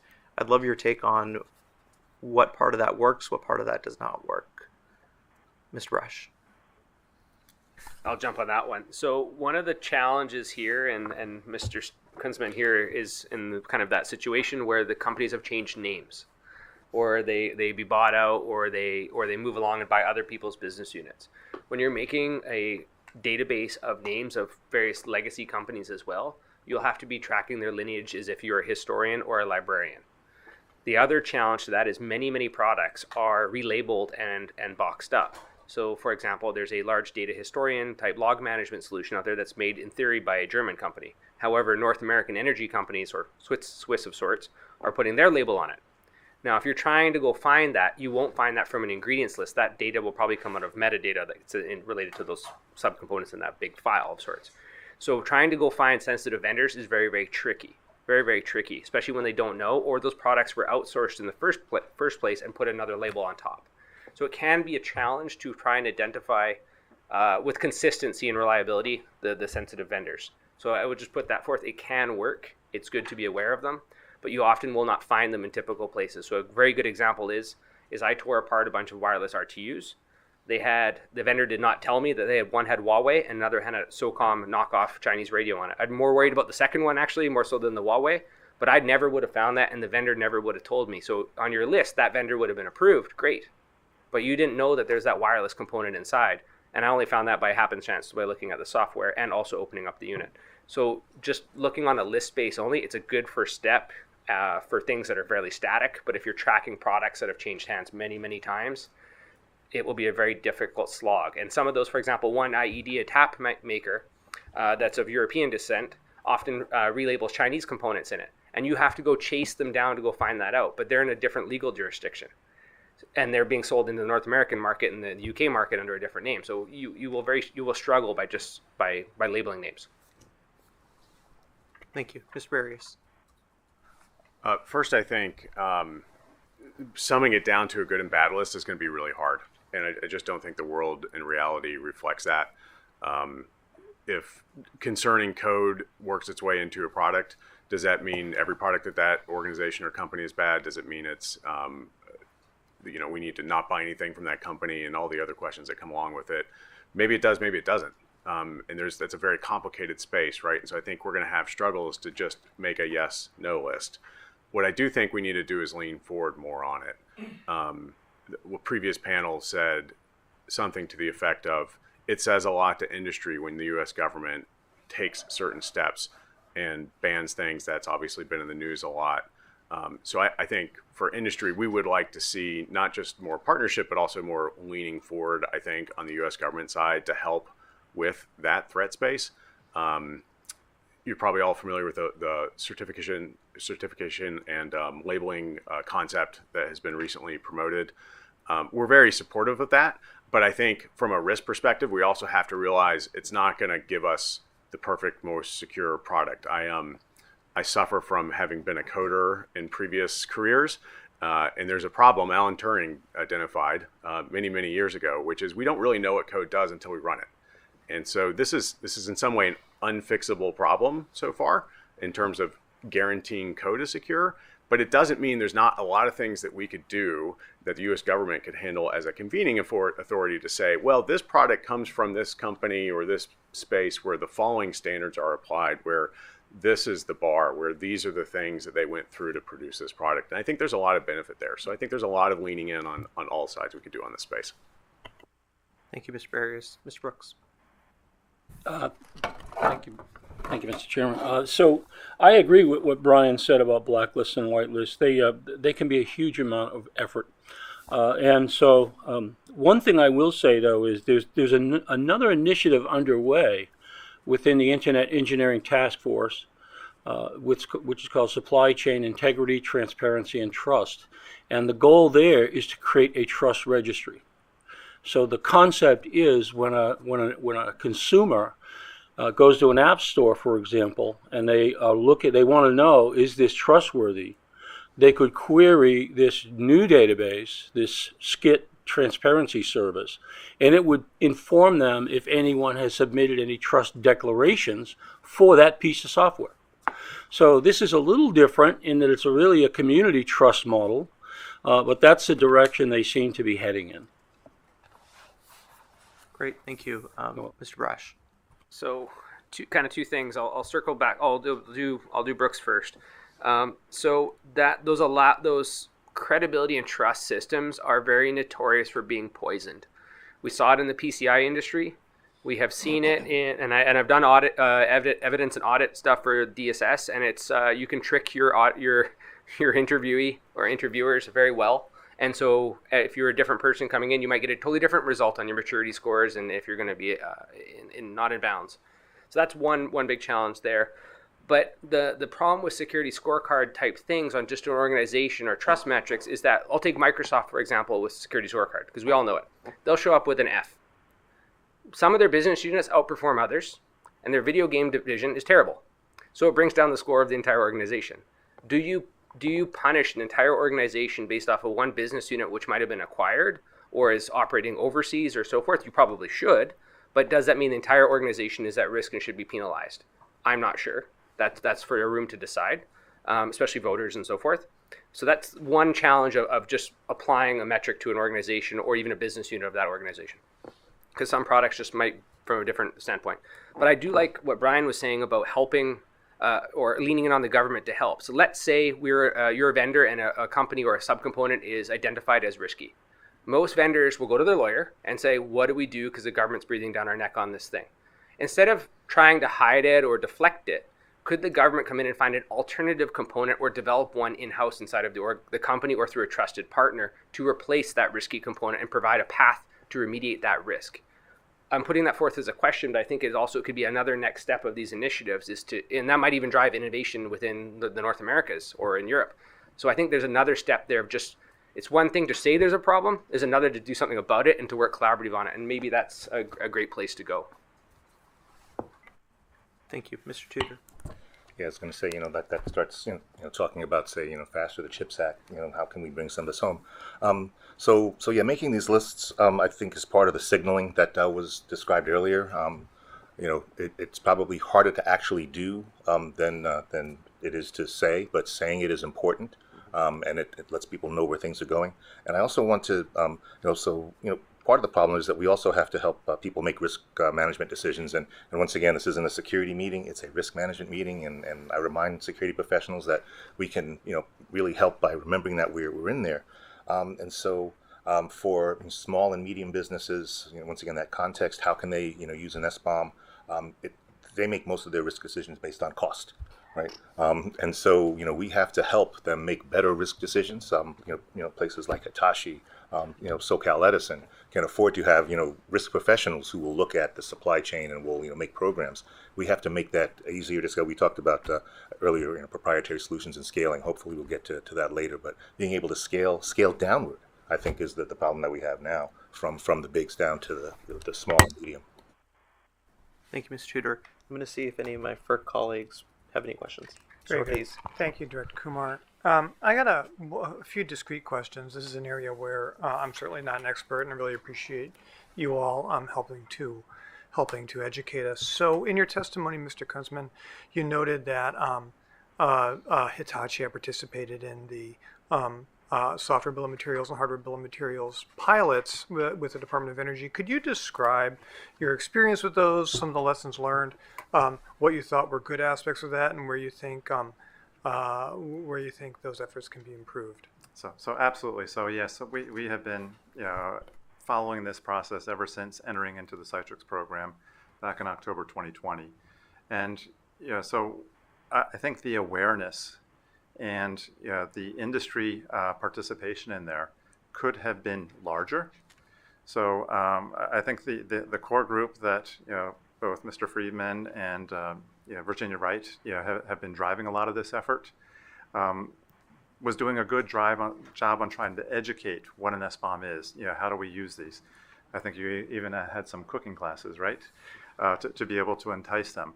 So from that perspective, I thought it was a really good foundation to start laying what an SBOM can do. My statement earlier, where we actually, Hitachi Energy offered up an SBOM under non-disclosure agreement to an asset owner, here I think is where we actually fell short. The community could not get an asset owner to sign up for that. Why? I don't know. Maybe there's some other answers for that. But I think at the end of the day, the use case and the value behind the SBOM needs to be understood by the asset owner before we're going to invest in this. And I think that's where we need to improve, is really understand how these are going to be used. I can also say from a vendor community perspective, not my personal view, there's a lot of concerns over SBOMs being published because there's intellectual property in there. And does this give the adversary a head start on trying to exploit a vulnerability that may not be patched or mitigated yet? So I think this is also something that we need to be concerned about from a vendor community perspective, that we get the buy-in from these stakeholders, and we're here in a collaborative effort. Thanks for that. Mr. Barrios, nice to see you again. Likewise. I just wanted to follow up on your question on Citrix and say a few things on it. I have proposed many times we need to have throw many things at the wall and see what sticks. And Citrix was one of those coming out. I don't know how many years it's been. And in my opinion, not only is it stuck, but it's an amazing national asset. Through this strategy, we need to identify the winners, and we need to double, triple down. And I think Citrix is truly one of those. And kudos to the Department of Energy, DHS, National Labs, and others who have led that. But then I also think have also been pushing to lead that double down strategy. I also want to give a kudos to Hitachi for the organizations that have been participating in that. I'm not in their shoes, but that's the kind of leaning forward we need. As an operator, there's only a handful of really big operations systems and control systems that we could go buy from, and only a handful of brands. And so I think there are opportunities for us to encourage other brands to follow Hitachi's leadership in this, work with Citrix, and take that risk-based approach to how are we looking at our most critical assets in a deeper way. So. Okay, very good. Thank you, Mr. Tudor. Oh, and then also, and Mr. Tudor, if you can, or somebody else, could you please just describe in a few sentences what the Citrix program is, its goals, and its current status? I should be able to do that. So I just want to say once again thanks to the participants and these pilots. And I do want to say sometimes I don't know what the problem may have been in getting a utility customer. May have just been timing, maybe something else. But we've also seen that the government itself has been using its own authority in some of the utilities that it has, maybe Bonneville Power, or WAPA, something like that. So maybe that's the case. And also right now I want to kind of propose that maybe for the next GridX, we could have a software defect inject. That would be a great use case for the use of an SBOM and applying it towards the solution of something there inside the area. So the cyber testing for resilience industrial control system is a program that started out as an internal investment at Idaho National Laboratory that basically looks at breaking down critical components or systems for the electric sector infrastructure. Part of the big tricky part was bringing in the lawyers initially to make sure that we had a framework of not only responsible sharing of information with vendors where they would be comfortable, but also the responsible disclosure components that may have to come later. And once again, Hitachi was a great partner in that as well, and then some of the others. So, developing those frameworks, takes almost as long as an assessment. I think one of the things that Hitachi even said is that the expertise at National Labs, INL and PNL, are among the two that lead this area. Really augments the kind of product and feature and focus and safety driven commercial environment. So we're able to do things that they can't, working in conjunction under the auspices of DOE CSER has been a great asset to us. We're working on developing standardized methodologies that can be then exported to other assessors. So, National Labs, once again, I talked about that proprietary solutions versus scale.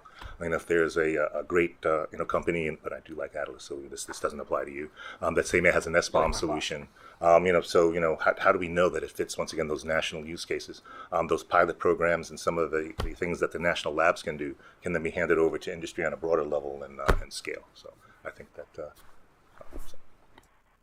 that was a good answer for the question on excellent, Citrix. thank you. I don't know if it's good or not. I just didn't know too much. That was a about good the example of program. Citrix. Mr. Kunzman. Yeah, so if I may share some of the experience from Citrix. Okay, yeah, and please. It has been an amazing journey that we've been on there, and we also have other devices that are in that program right now.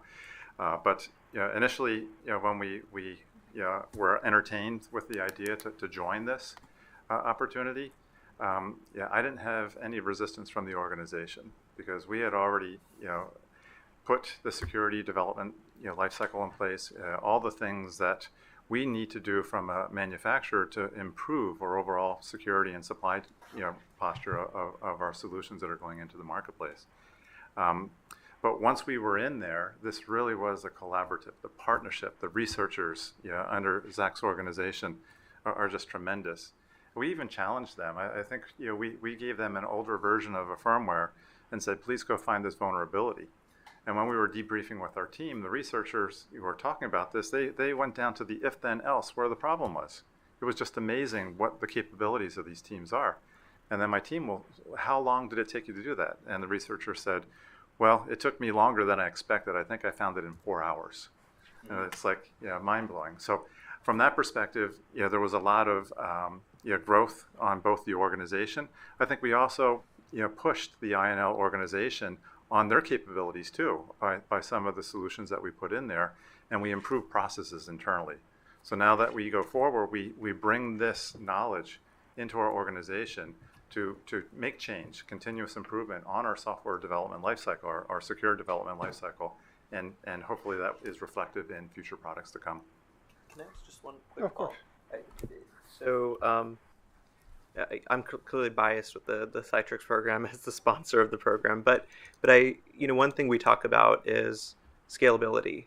It's also we talk about as Zach just mentioned, getting frameworks and tools out to a lot of other folks in the sector who are actually have tools and technologies to possibly do some of that stuff now that wasn't available 5 years ago when Citrix was getting stood up.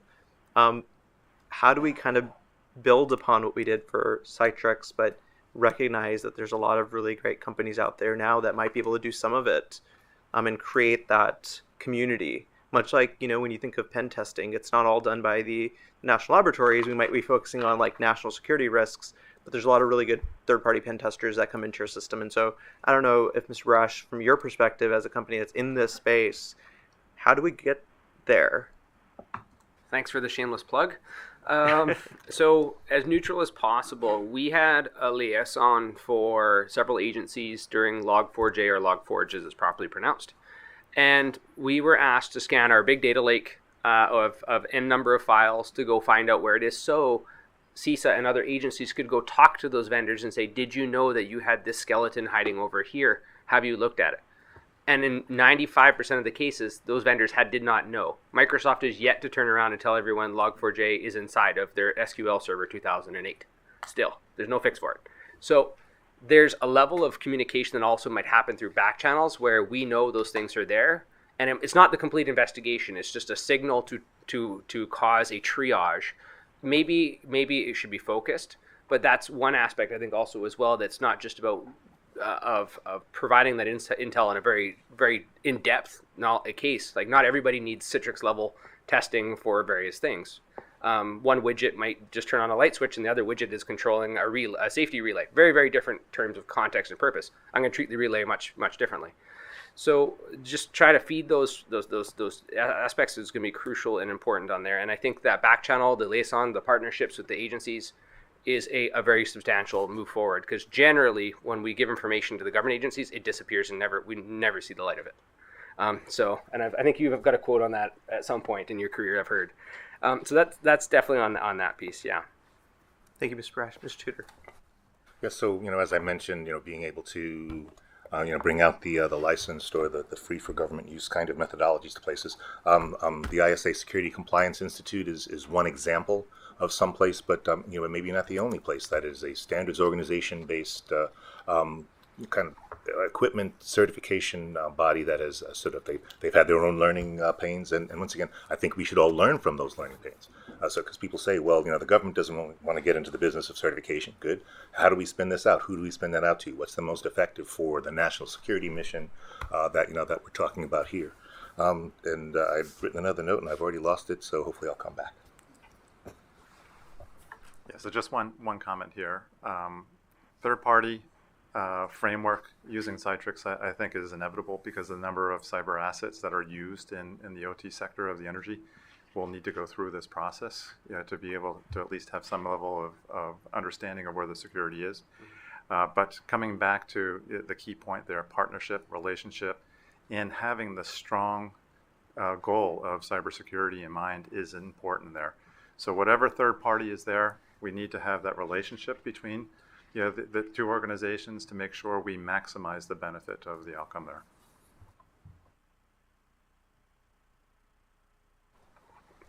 Yeah, I'll just further on that. And security is generally an Ouroboros, a snake eating its own tail, and it's a self-funding and self-agendizing organization. Or, yeah, it's. I'm trying to be too Canadian. I'm sorry. It's just this terrible monster that eats itself and keeps making more monsters. But it's really about having the right partners with the right goals in mind. If we are concerned about the human condition in society, regardless of what country it is, we all want the lights on, we all want clean water for everybody. I would hope in this room, we all hope that, even to our enemies to a certain degree. That needs to be a fundamental piece of those partnerships. It has to be built on trust. It might not use the word cybersecurity or the cyber's words. It might be about how can I help you make a better product, a robust solution, something that will stand a bit better and longer without the end users in the co-ops having to put in all of these extra expensive compensating controls that they had not anticipated, which means also more NERC-CIP compliant stuff because they got to track a whole bunch more assets and changes. So I think there's something very, something to be said about building a stronger product, and therefore we will get a stronger grid. Mr. Barrios. You asked about scale, and I just want to put the idea in the room. I think we probably all know it. I don't think the Citrix level work is ever going to really scale to the level we really need it, right? I'm not saying we don't try, we don't push that. There's a lot of amazing technologies coming out.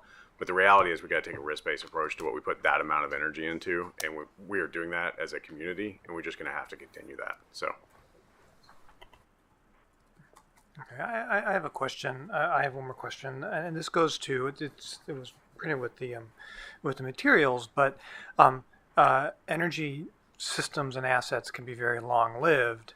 We're talking about new versions of firmware and really highly capable different systems, and I think it's great that we're trying to put together a framework that can help us make those as secure as possible and help to manage them over their life cycle. We have a whole lot of the system that is toward the end of its life cycle, and poses risks. And so, one of the things that that when we conduct a cybersecurity audit, end of life assets are a huge risk.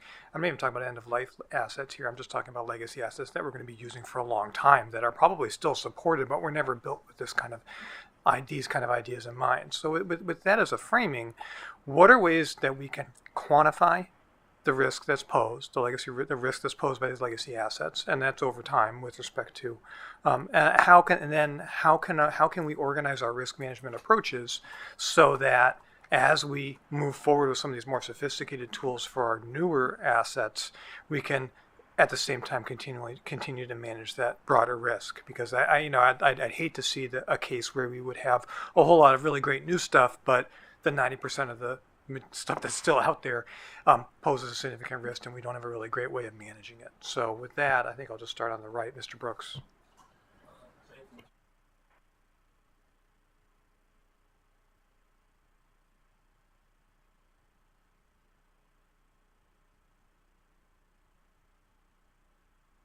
Microphone. Sorry about that. But one thing that, and this was actually taking place when we were working on NTIA on this, it was clear that there were packages being developed that could take legacy code and dissect the binaries and produce a extrapolated SBOM.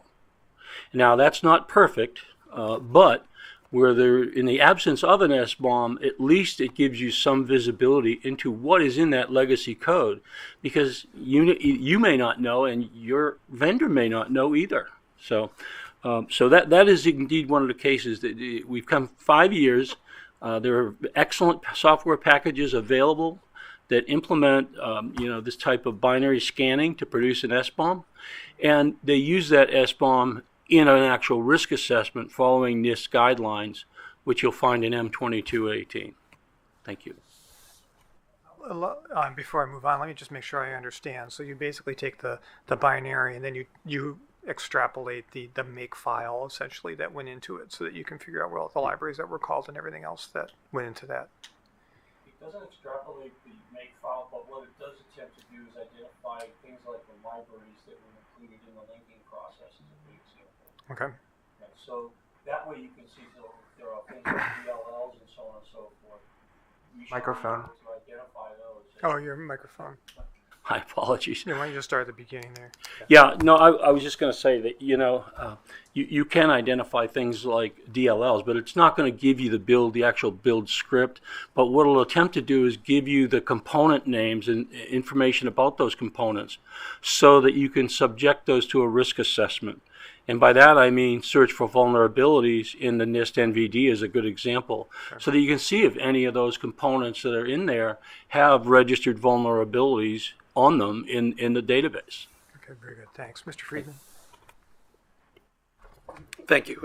Yes, so in addition to the binary analysis tooling market, which is a large and growing marketplace for this idea that legacy software is going to be with us, there are two things that we can flag that this question sort of helps us say, well, we can't solve it head on, but we can sort of work around it. One is we have a database of known badness vulnerability databases. There is the National Vulnerability Database maintained by the US government and various partners. And there are private ones as well that are often specific to sectors, including some targeted to critical infrastructure. We don't today have a centralized way of saying when is something out of support.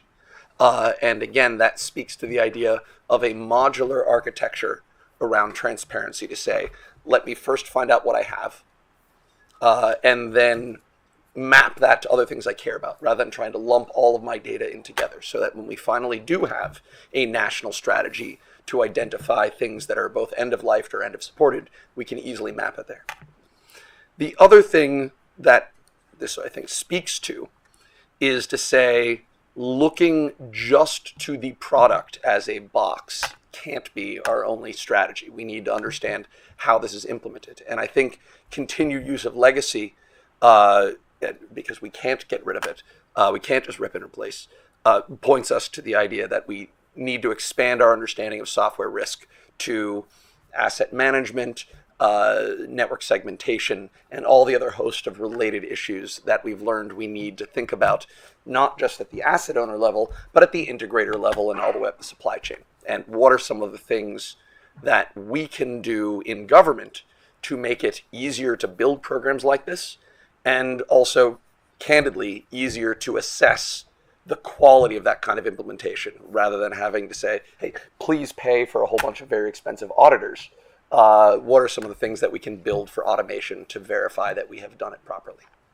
Okay, thank you very much. So just so I understand your response, one possible way of mitigating risk is to understand the application of some of that legacy equipment, and then to segment it, or I don't want to say isolate, but make sure that that there's a good understanding of its application, so that in the case that something is revealed sooner or later, there's an ability to assess the risk pretty directly from its impact. You said it far more pithily than I could. Thank you. Very good. Thanks so much. Mr. Tudor. Yeah, I was trying to jump on it earlier. They all took half of my really good answer. But when you did pose the question, you talk about systems that were still supported, and the answer is they're still used. They may not be supported, which is where Mr. Brooks and Alan went. Earlier on, maybe many years ago, we were talking about some of the security vulnerabilities in transitioning infrastructures, right?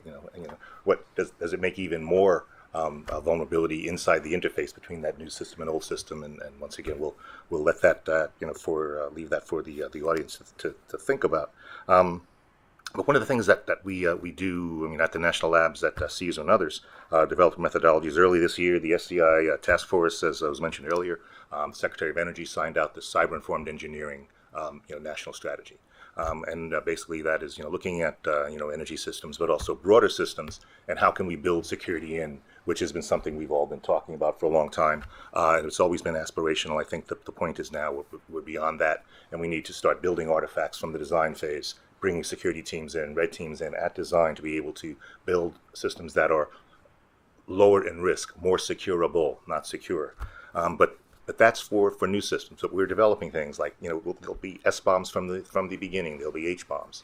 So we can take that technology and put that into our new legacy systems. One of the things that follows on from that is something called consequence-driven cyber-informed engineering. What are the actual key systems, in your environment? What are the key assets in the nation that need to be secured? What are the crown jewels? And how do we protect them from a variety of reasons, of attacks or threats? And so those are the types of things that are happening as well. So we're looking at those legacy systems in a holistic way. We may not be able to patch a vulnerability on a piece of software that we don't understand, but if we understand that context that we were talking about earlier, of the system that we're trying to protect, and put it in the overall scheme, try to protect it through a different engineered or other types of policy or other ways, as you kind of mentioned, is something that, once again, CSER, DHS, CISA, and others are all looking at. Mr. Brash. I believe we're on a panel of idea theft. It keeps getting theft, so I'm probably going to steal Mr. Kunzman's response. So one thing I find very interesting, and I like to work on solutions with asset owners, and one of which is, how do I get an SBOM and use it? And where do I use it? And I think it involves two different work streams. One is for the retroactive adjustment of obtaining SBOMs, possibly even for current products where there are no SBOMs, and going backwards on your infrastructure, and starting with what's important to you, your crown jewels. You can't boil the ocean, but you can focus on what's going to hurt you the most or keeps you up at night on the retroactive components. On the new stream, you may go through procurement, and you may start down that way, or extend out your third risk part and vendor management strategies as well to request SBOMs and similar type of attestation and data. But you might also incorporate SBOMs as a mandatory feature for SOPs, standard operating procedures, or workflow items for when you're doing management of change. So if you are going to install or do let's say every 6 months, that's your patching paradigm, and you're going to say, I'm going to make these changes on these assets, you can start capturing those software artifacts there. You might not even be able to break it down, but at least you have a copy of it for posterity. 2, you can capture an SBOM on it there. 3, you can kind of get an idea of its stench. So I look for things called indicators of garbage, or IOGs, that can kind of tell you early on before you install that product into the environment. That also can save you a lot of headaches, because you might have N vulnerabilities in there, and there's so many exception letters already done under NERC-CIP, but I don't want to add 10 more vulnerabilities there, which means I need to add more work. So I'm going to stop at that gate in that management and change process and go back to my vendor and say, can you do better? Or maybe you're going to go back to your supplier and say, can you do better? So I think there's a number of ways to operationalize that. And while you put it in that management of change flow, if you put it through an automated solution like a ServiceNow or whatever your SOAR type technology is, you can get multiple eyes on. So maybe that gets fed through a Citrix feed. Maybe that gets sent to a specialist over here. Maybe it gets sent to your in-house vulnerability person who's been educated in these arcane arts. Especially when we talk about hardware, if it's taken us this long to do industrial cybersecurity, like this many decades after 9/11, hardware security is going to be a whole other monster that we're going to have to get up to speed on very, very quick. So just even getting it into enterprise type flows and capturing it there will be a very quick win, which might get us to the point where at least the SBOM is being stored somewhere and tagged on an asset node. So I'll back off there, but I like to think in work streams. Okay, great. Mr. Kunzman? Yeah, so thank you. So, yeah, legacy devices, we have different phases here, right? We have the commercial phase where we actively sell this product, and then we basically take it to end of life where we stop manufacturing it. But that is different than the service life, as you stated. I think the challenge that we have there is when we take a look at the semiconductors that are also used on there, there's a different life cycle, right? So it's half of what is our commercial life. So from that perspective, we will have this situation in the industry that we have legacy devices that are no longer supported or can be supported, either built or developed. Also, product that I developed back in the 90s, I don't think you want me to go back in and doing source code changes on there, because doing a patch on that may introduce a different quality issue. So I think the SBOM is the tool, extraction of those devices, but also very important is if a third party extracts an SBOM from one of these legacy devices, a vulnerability is identified, I think it's up to the manufacturer to work with that person to go then and put a publication out, whether it's through ICS US CERT and do a security advisory on the mitigating factors to be able to protect that. It's not going to be patched or remediated, but you can definitely work with the manufacturer to come up with the best solution to minimize that risk. And then just to tag on to Mr. Tudor and his effort there, consequent-driven cyber-informed engineering. Okay, we need to make sure that security is the new safety. I've stolen that quote, but that's what we need to have this industry embrace around. And looking at consequence and risk of this asset, where is it in your system? Is it connected to a 500 kV breaker that could open? If so, it's a high risk. How do we then put the moats and the brick walls around this to protect it from the adversaries accessing that device? And this is not only with legacy devices, it's with an active product that may be have a vulnerability that hasn't been mitigated yet or remediated. So we need to look at this from a life cycle perspective of this entire security system. And this also is part of the work that we produced in the white paper on securing energy infrastructure for these reference architectures. We introduced an engineering cybersecurity process flow. Risk assessment is an important part there. If you can't tolerate the risk, go back to the design and change it. Thank you. Mr. Kunzman, if I may just follow up on one quick thing that you mentioned, I'll turn to Mr. Barriers for his comments. And we talked about this in one of the last panels, and since we're here at FERC, this question comes up often in terms of, you as a company, we're talking about working with the community to look at the vulnerabilities, figure out a solution jointly. You might be very forward-leaning as a manufacturer, but there might be others that aren't as forward-leaning. How do we bring the rest of the community along to, what we talk about in terms of a vulnerability disclosure ethos that you see in the IT space, yet we are still trying to get there, that culture in the OT space? Is it baseline requirements? How do we get the other manufacturers there? Yeah, so first of all, manufacturers don't sell anything without customer requirements.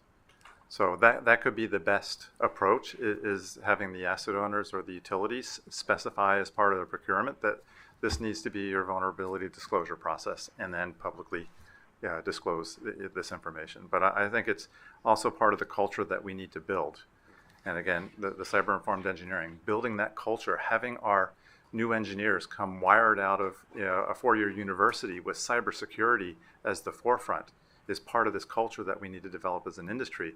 Showing these best examples and what benefit has brought to the asset owners is also something that we can do through publications, white papers, and stuff like that, or pilots that we run and show the benefits. So I think there's a lot of vehicles that we can get the awareness and the understanding of how this can benefit both the vendor and the asset owner, and looking forward to working on that. Thank you, Mr. Barriers. I just wanted to say on the question of legacy equipment, the answer in summary really is a layered defensive system in front of that. The risk profile that dictates that layered defensive system is being actively disrupted. And I think for us in California, being what I feel is on the leading edge of that grid modernization and what that's going to look like, I'm much more focused now on, well, how does that risk profile change? How does that affect legacy equipment? And as I did in my previous testimony, how do we take the principles of the past and apply that, right? That causes more potentially capital expenditures. We may have to replace things we wouldn't otherwise because of this grid modernization and that changing risk profile. So something we all are keeping an eye on, but something we can always do more and work more as a team on. And really quickly, I think the requirements have changed understanding of threat and risk. Infrastructures have been visibly attacked over the last several years. I know people in my position no longer have to convince someone that a critical infrastructure might be attacked by a cyber adversary. So I would think that Hitachi would hope that his competitors aren't putting security in, because then he'd be the best game in town. But we're seeing more and more of that leaning forward. I like your idea, though. Yes, the government can convene, but we can also do that education and build on those. So I think that's something that really has changed over the years, and we should just ride it for all we can. Mr. Tudor, Mr. Brooks. Yeah, I'd just like to point out also that DOE recently, in October, actually released a report on DER supply chain security. That was a very detailed report. The people who wrote that really, really understand the problem. And what's important about that, though, is that this transition into DER is happening quickly, and so we're going to have to get in front of that at some point. Now, whether that's standards or best practices adopted from NIST and CISA, I don't know. But I do think that we are at a juncture where we need to think seriously about doing that. And thank you for that report. Thanks for that. And actually, I was going to go to DERs next. So a great segue into that. One thing I think about is much like DoD had through NDAA Section 889 had banned the use of some of those 5 Chinese manufacturers. And I know that flowed down to the utilities because the utilities were seen as suppliers to the military installations. What we're seeing with DERs is certainly there's a lot of utility operated DERs, but there's also a lot of third parties that are then connecting into the grid that is operated by the utility, and therefore they're the suppliers to the utilities. Some of those DER companies may not have the same level of cyber requirements. They're not covered by NERC CIP, so they haven't even had the cultural change that NERC CIP has helped the sector with over a long period of time. How do we get them on board? Is it to bring them into the fold of NERC CIP, dare I say? Or what do we need to be doing with that community to bring them along?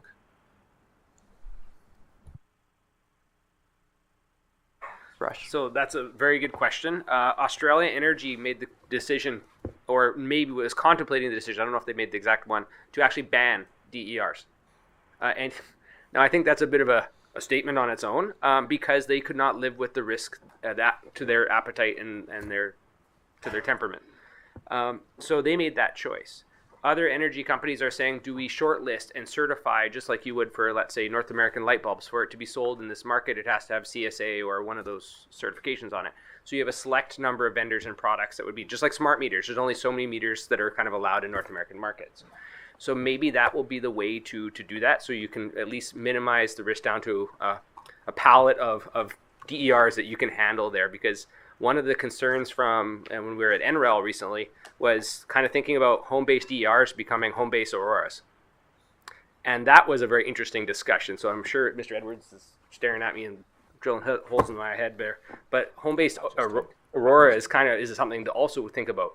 What if you wound up with a number of things in a neighborhood actually affecting your stability of your neighborhood, or maybe it's effectively a microgrid? What's going to bring it back up? Or you have conflicting problems and you can't, because those are putting inputs in while your grid is down. You can't raise it back up. So Australia Energy made that call: nothing below the meter, or it's got to be separate, just like a generator with a cutoff. So I think there's a lot of things will change around the software and those things, and I don't know how you will bring on such a small vendor other than banning them from your market. But if you ban them from the market, I'm sure they'll be on Amazon tomorrow. So you'll struggle.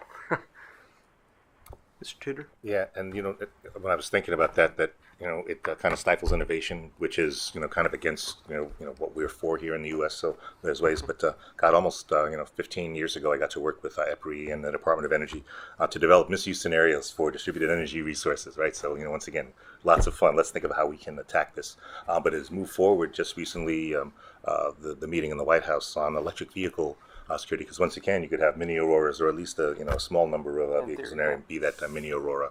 So I think that right now we don't have solutions. A limited number maybe, and as you say, you'll find it on Amazon tomorrow if you ban it today. But it's a good question to bring to FERC and NERC, because they do have to make sure that these types of innovations don't impact the broader electrical grid. And I think, yes, we have to bring them into the fold, or create a new fold for them that can be part of the larger organizations. So there are, community organizations out there, industry organizations. We have to really reach out to them and let them know that their requirements for security and risk management, are key to our own broader security. Thank you, Mr. Tudor. Mr. Barrios? Well, I think the number of entities that are going to be increasingly critical to deliver this service to our citizens is just going to be going up. So the tent, however we define the tent or create a new tent, is going to be bigger tomorrow than it was today. So I think that's part of the core answer. The second thing to say is the lever of pushing owners and operators to then transfer what we want to do as an industry through contracts and others. That lever has been pulled, right? We already do that many ways through contracts, but I just would say for the group, there's only so hard you can pull that lever, right? And so I think that gets back to, we have to think about the tent and what, from a risk profile, can we transfer out of owner operators and get others to do, and what do we need other levers to pull? Mr. Brooks? Thank you. So I think we can start small. We don't have to have a big bang type approach here. And so we do see there are some synergies that already exist between FERC and DOE. For example, FERC has a WEC 12 regulation that was developed by NASB, which is a PKI standard, which is used for identifying individuals at login time. And that's one of the points that the DOE report made about DER, is the need to use that level of sophistication to protect command and control. And so here we have an existing standard from NASB, we have an existing FERC regulation, and it would apply in this case in the same way it's being applied today in OASIS and in other areas, is to control access to command and control of those devices. Thank you. Mr. Kunzman? Yeah, just one small comment there for the offshore wind, where we have some sizable generation going in.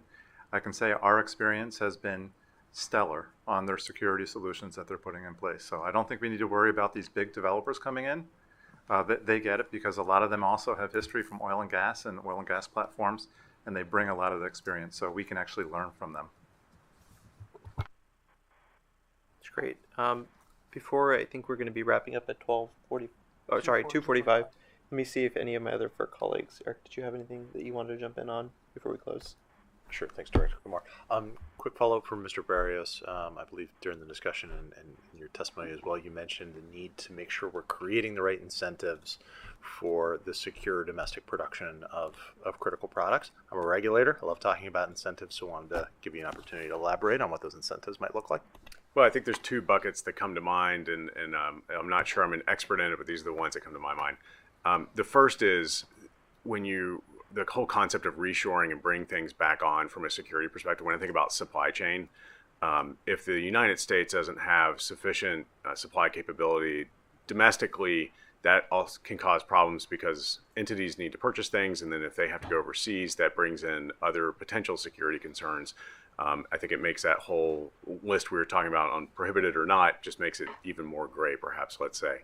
So that's the first thing I think that we need to incentivize. There's several efforts out now. We're very supportive of that and would encourage more. The other one is I'm really referring to is the marketplace of security products, right? And the discussion we've had here today regarding S-bombs and H-bombs, something we weren't doing years ago. it's still very early. And so the security, there's a lot of venture capital, there's a lot of money funneling into the security industry, as we all see in the news. What we need to do, and the federal government can help play a role, as can buyers and others, to incentivize products in this space that make it scalable, that save cost, that solve these problems, so that you don't have every entity having to go out and create these on their own. So that's the two buckets I'm thinking of. Yeah, on that note, and to incentivize companies to come up with new products, or even net new companies for innovation, one of the biggest problems, as you very well know, is the sales cycle in this space. It's 1 to 3 years. That's a lot of money to keep flowing out there and trying to get to a point where we want to go. Now, if we start today, that'd be great. But if they start designing hardware today, they won't, especially because they're small companies that can't buy 100,000 units and pay for all the hardware bomb. By the time that product gets released, they'll be on a new set of hardware. So now how do you manage that? And for example, when companies like Freescale got bought by NXP, all of a sudden we lost 7-year guarantees on chips. Micron changes their process every 6 months to a year. How do you keep getting those things? So software will change rapidly as well, and we're seeing that with companies that do very large historian stuff. Is open source stuff changes so fast, which is outside of the patching scope of NERCSIP. They just can't support going through that much overhead, much less have a downtime or a lapse in data. Then you have hardware changes. So this is not, I don't know the answers. We won't get to perfect, but we need to start with what's good enough today to move us forward to everyone's point here. I know we've come up with a lot of problems, but we've got to start somewhere with those data points and start tackling the ones that are obvious and exposed. Thank you. I think we are about out of time. David, did you have anything? I just thank y'all for the robust and thorough discussion. I'll definitely keep us on schedule by not asking any questions, but this was a very, very good panel. I really thank y'all for it. Yep. Echo my thanks as well. Thank you all for your time today. Appreciate all the great input and expertise. Thank you. Thanks for having us. Well, just as a note, we'll reconvene at 3 o'clock. Thank you all so much.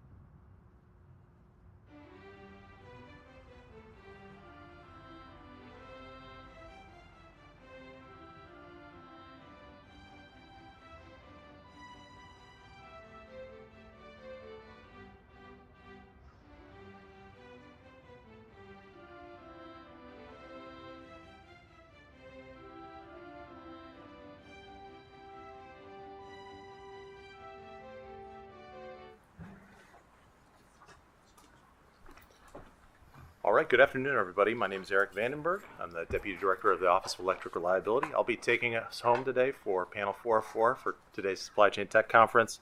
We're going to be looking at forward-looking initiatives that can be used to improve the supply chain security posture of the bulk power system.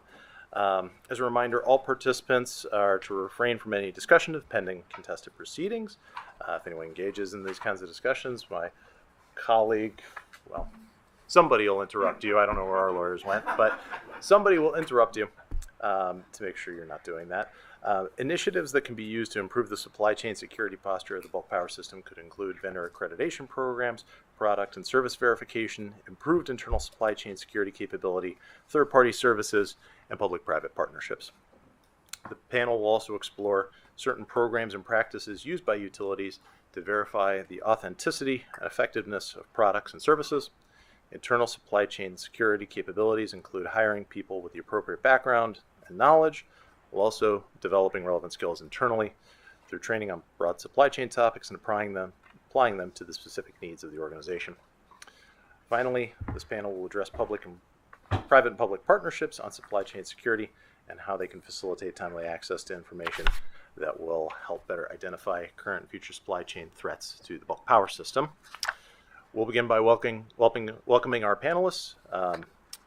I'll go ahead and introduce them. First, we have Tobias Whitney, Vice President of Strategy and Policy, Fortress Information Security. We have Valerie Agnew, General Counsel, North American Transmission Forum. We have David Schleicher, President and CEO, Northern Virginia Electric Cooperative. Ron Schaaf, Director, Research and Development, Electric Power Research Institute. Matt Dale, Cybersecurity Program Manager, Virginia State Corporation Commission.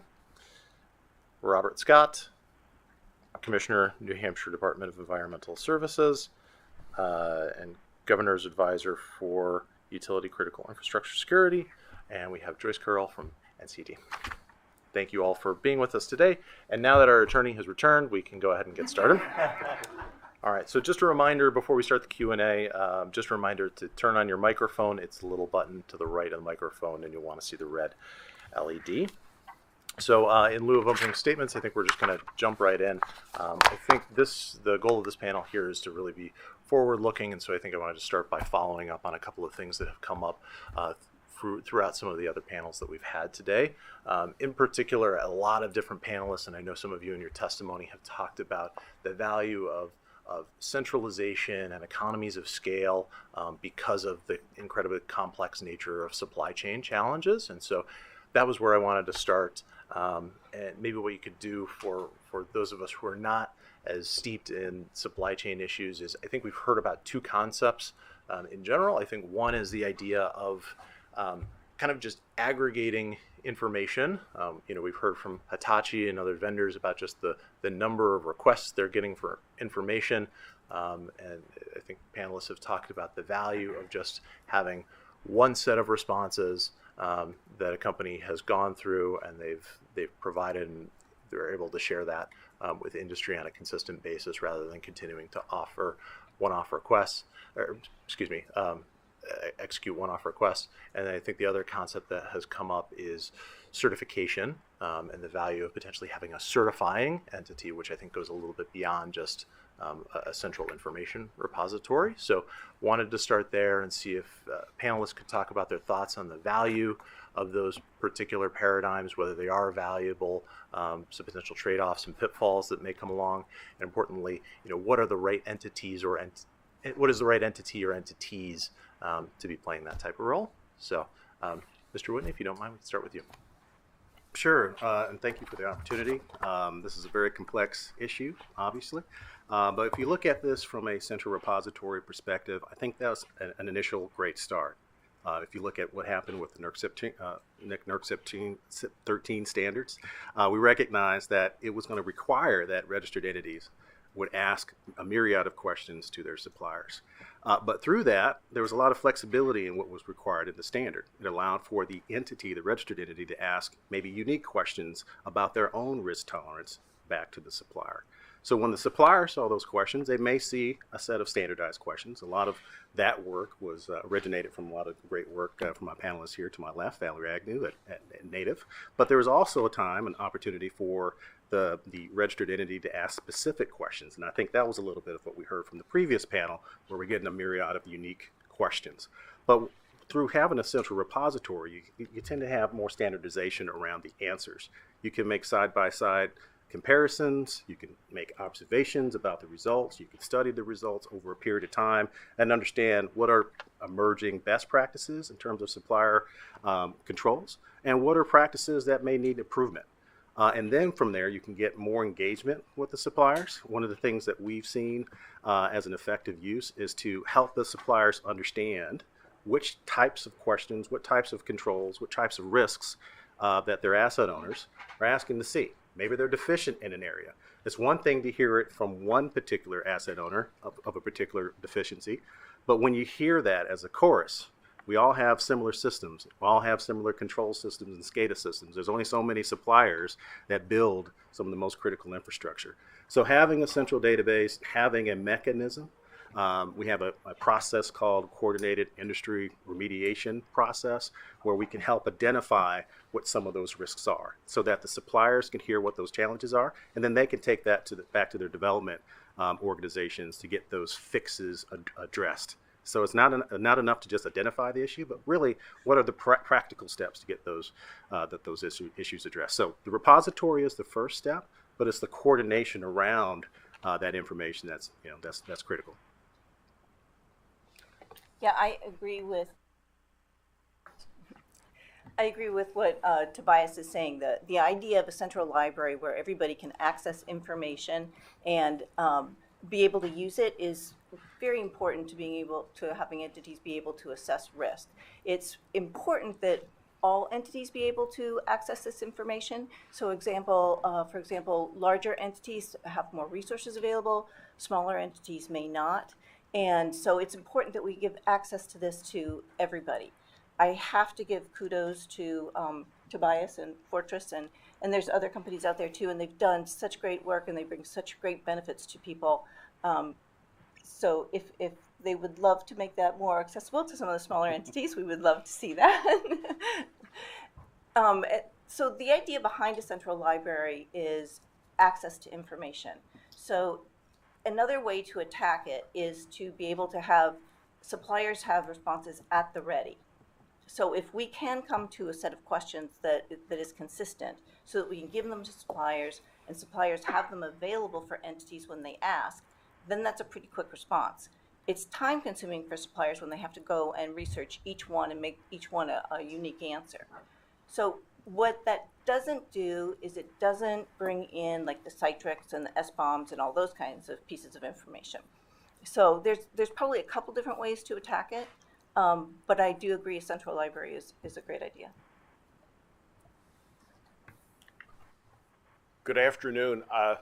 I'm the poles and wire guy on the panel, so I don't do the cyber stuff and the IT stuff. I get to work with some really smart people back at Novec, but I don't get to do the S-bombs and the H-bombs and all that kind of stuff. So I've learned a lot of new words today.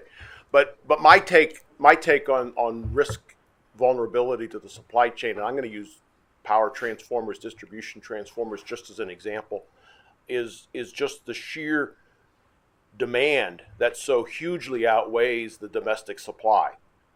Some of that is self-imposed. Some of that is utilities doing aged infrastructure replacement, cable replacement, increasing load growth. Some of that's externally driven by government programs, putting money towards, big renewable projects. So you need power transformers to integrate to the grid. Electric vehicles. I live in a big subdivision, and if half of my neighbors buy Teslas, I'm going to be replacing transformers up and down the street. So huge demand and supply disconnect. And the risk that we're seeing is that it's causing you to make really hard decisions about where do you go to buy those power transformers. There are only about 4 domestic big, I'm talking 100 MVA and above power transformer vendors. There are only about 3 or 4 domestic distribution transformer vendors. You go beyond that, you're offshore, and that brings all kinds of risks with that. So I think our concern is bolstering and strengthening the domestic manufacturing capability in this particular case around transformers, whether it's distribution transformers or power transformers, and it's maybe a more subtle security risk, but day in and day out, and you can ask a couple thousand people in North Carolina, you're one power transformer away from a pretty bad situation.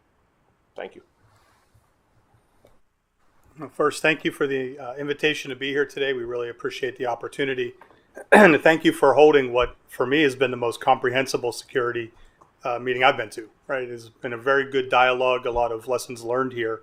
I mean, what I have heard and what we hear from our members, who are largely electric utilities domestically and around the world, is that they are limited on their resources, their people, their tools, their methods, et cetera, to really get their hands around security risk and to really improve their procurement processes, accounting for challenges they may be facing in supply chain.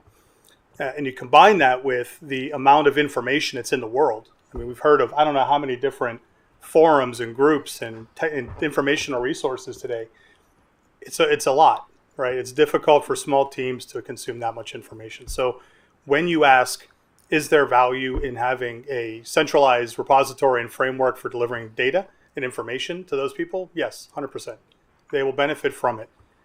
It will help us all get better to have a consistent set of information we're working from to help people make decisions. We have a simultaneous problem as a society with too much data and an inability to diffuse that data where it needs to get to. So starting with a repository could be one side of it. More needs to be done, though. We need to be able to bring that industry together so that they can share industry best practices and their current practices, their lessons learned that they're facing today, so that we can highlight those quickly and the peer group can learn from those very quickly. And that information can then diffuse back towards a centralized repository. So combination of those two, I think, would be very valuable. Thank you. Hello, thank you for inviting me today. I guess, first off, I learned a little something from FERC before I get started. I just want to let you know that these comments are on behalf of myself, and they don't reflect the position of the Virginia State Corporation Commission staff, nor do they represent the positions of any individual commissions or commissioners who are members of NARUC. NARUC asked me to come today and speak for them, but I just wanted to put that out there. But yeah, I think stronger together is an approach that we take. Just speaking at my commission, we've done summits where we work with our different utilities. We invite them to come to the table to share what they can do. They really do that on their own. We're not near the root of this supply chain problem. We're kind of at the tail end, so we're looking for solutions too. And we look to the utilities to kind of tell us what they're doing and arrive at kind of best practices and look to them to share those types of things, which it seems to us that they do pretty well generally, and we get a lot of guidance from them, which is helpful. And so to this central repository thing, definitely a good thing. Tobias, his company, has been brought up before, maybe other companies as well, on how to maybe automate some of these things, make it a little easier technology-wise, but even from a non-technology perspective, just getting together at the executive level and sharing information seems to be very useful. So. Good afternoon. Again, I'm Bob Scott, and I'm speaking really today in the capacity as Managing Director of the New England Utilities Cybersecurity Integration Collaborative. We call it the NEWKIC. So to answer your question, in my view, with the caveat, as long as it's updated, I think a central repository makes a lot of sense. And in the context of what I've heard when I was here this morning, I've heard two things. Is context itself is really important to the utilities, and timeliness we've talked about. So I would also encourage consideration of not only an unclassified version of such a repository, but perhaps a classified version of the same repository to provide those aspects. Along with that, the other question I think was who should do that. And this morning, Commissioner Phillips, I think, stole one of my lines. I like to do is say cybersecurity is a team sport. So as long as that is adhered by, I don't think it matters. But as long as those communications are happening, so that's my quick answers. Hi, good afternoon. Thank you for inviting me. I am in the Office of the National Cyber Director, which is the newest organization at the White House. We've been in existence slightly over a year. So one, I want to applaud the initiative that you've taken to have an entire day dedicated to this particular topic. It's good to see the breadth of panelists that you have here. So to your question about aggregating data, I think it depends on the type of data. If there are efficiencies that can be achieved by aggregating data, so that companies don't have to answer the same question over and over, thus taxing them inadvertently, then that makes sense. But it depends on what you want to aggregate. We already have from cyber vulnerability disclosures, CISA has a system in place where CISA shares vulnerabilities and recommendations on how to ameliorate those vulnerabilities. But when we look at supply chain risk and we're thinking from an enterprise perspective, if you want to evaluate a third party, you're going to be looking at technical factors and non-technical factors. So are those things that you want to catalog in a repository? And then if you are, then who is the overseer? Who sets the rules for what goes in? Who sets the rules for a company that wants to update information? And who sets the rules for any changes to the data? So I think that's an issue that makes sense. Aggregation makes sense in certain contexts and probably not in others. Great, thank you. And I think that's a very fair point. And I do want to pull on a thread a little bit that Joyce, you were bringing up and Commissioner Scott was bringing up, which is context. Centralizing information and creating economies of scale and having people do less work is important. It's an important part of the important piece of the puzzle. But even if you create standardized formats that make the process more streamlined, getting that to utilities, I think, as we heard earlier today, and if they don't have the right context and the right skills and expertise to process that information, it's all for naught. So just wanted to get the panel's reaction on how do we create the right environment for the utilities to have the right context and to have the resources to actually make use of that information, again, whether it comes from a centralized database or elsewhere. Yeah. Mr. Whitney? I'll start. So the information from a utility perspective is not monolithic, right? So there's many layers. We talked about compartmentalizing the data earlier today, right?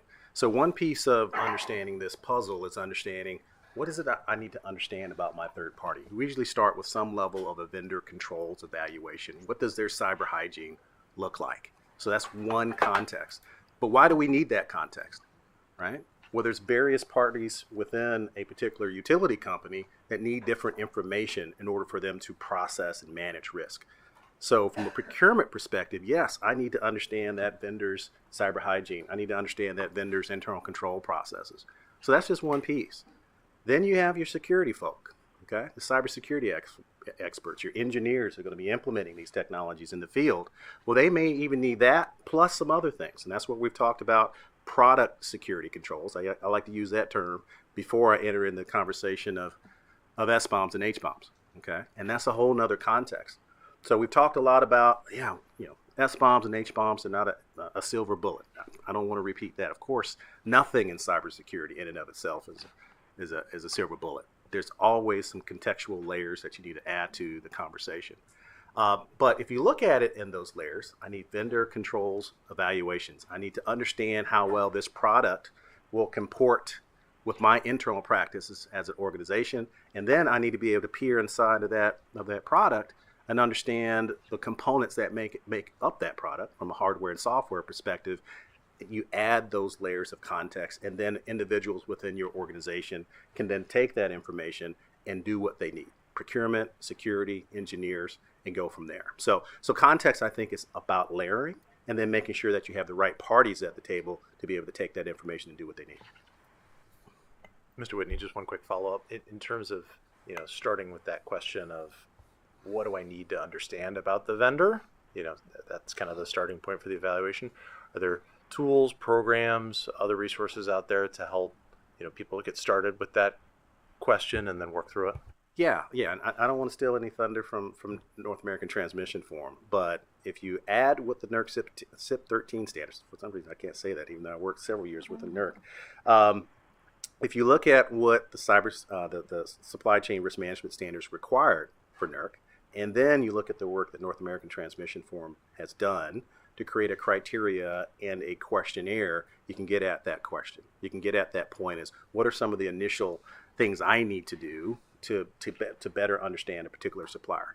Now, through that process, though, what happened, and I want to, again, Val, you can talk more about this, but I think it's important to engage those stakeholders that are involved in that process. So when we talk about consensus-based standards, that means you're bringing stakeholders to the table that have specific impact to those particular guidelines and best practices. And that's what we saw a lot of of NATIV's work. So where we look at that, and what I've seen other practices that we tend to follow is, let's use those industry best practices. And let's not use that word loosely. Industry is doing a tremendous amount of great work. DOE, Idaho National Labs, NATIV.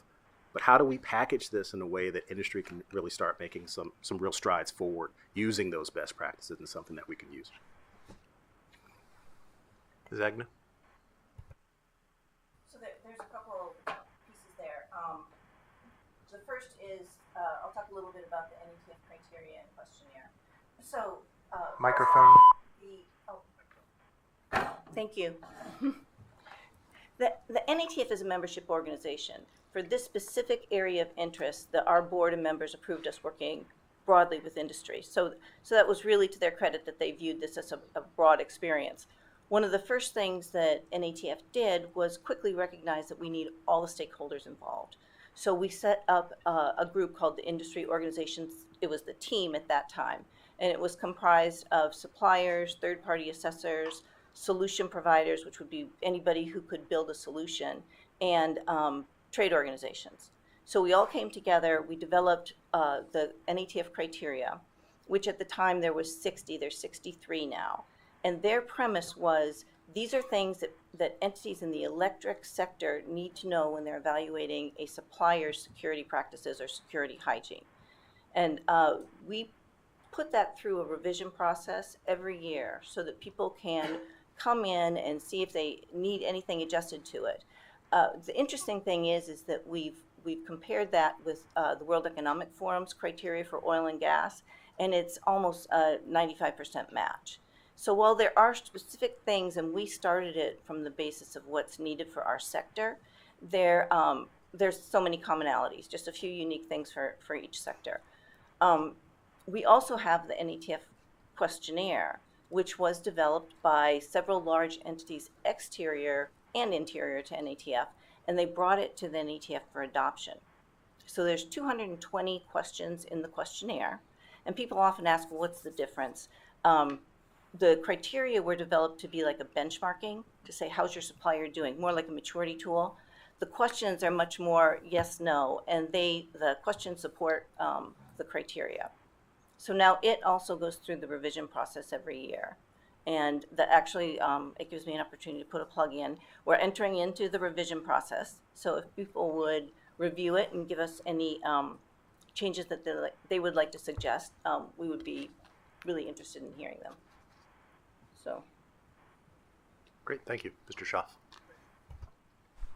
EPRI's members, which span nuclear operators, thermal plant operators, renewables, transmission, distribution, et cetera, all of it, right? They recognize the complexity of the challenge, and they asked us to develop a framework that they could use to, in a robust way, evaluate their cybersecurity needs.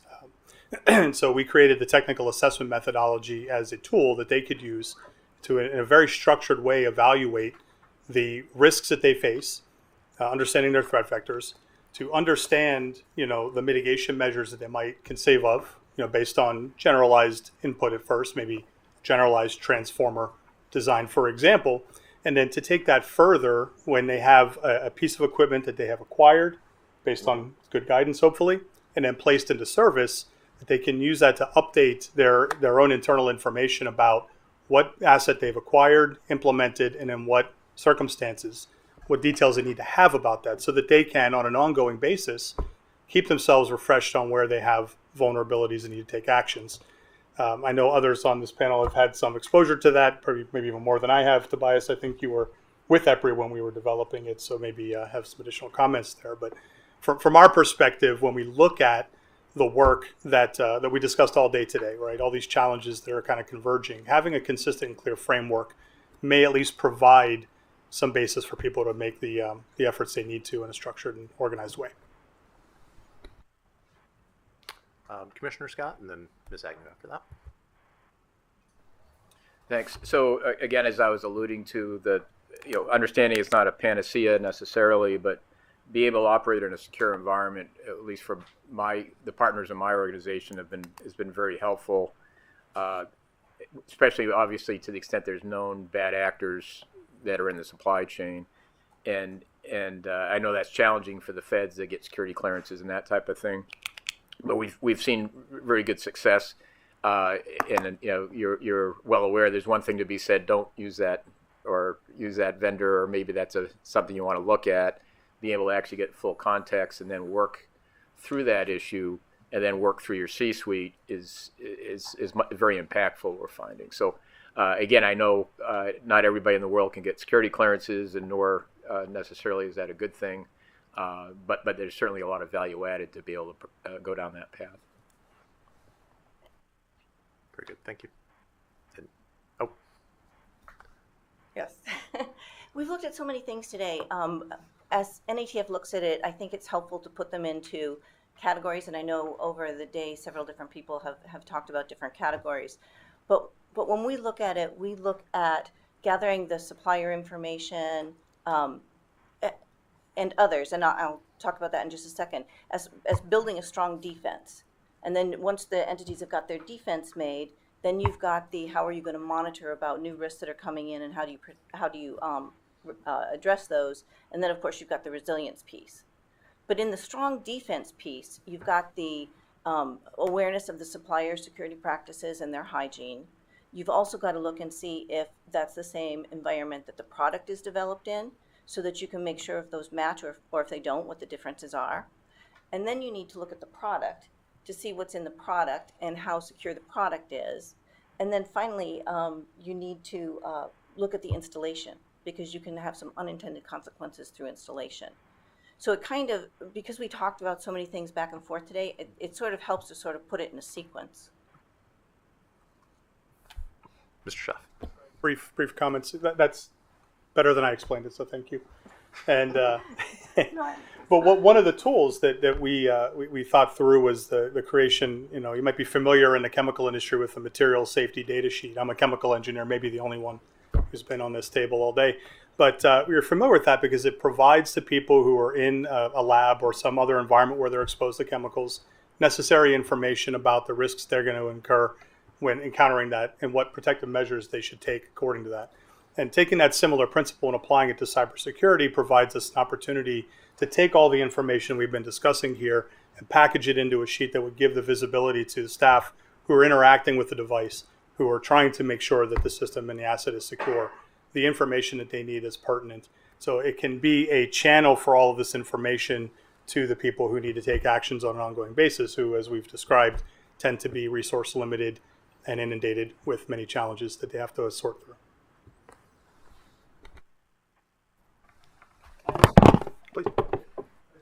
Ask a quick follow-up, because about the centralization and feeding it in, particularly for maybe some of the smaller companies that may not have the resources, but also be able to get the benefit. Is there a standard or a taxonomy that allows you to see what perhaps Ms. Whitney, your company is doing versus what another company might be doing? I know Ms. Agnew mentioned there's the questionnaire and the model that you all have developed. Is there an actual way to get data feeds from different parts or different companies and different tools to actually start to correlate it and see exactly what is the risk, so that smaller companies can benefit from it? Is there a tool out there that does this? or taxonomy? Well, I think before we get to the taxonomy, and we talked about it a little bit before, is what are all the different data components, right?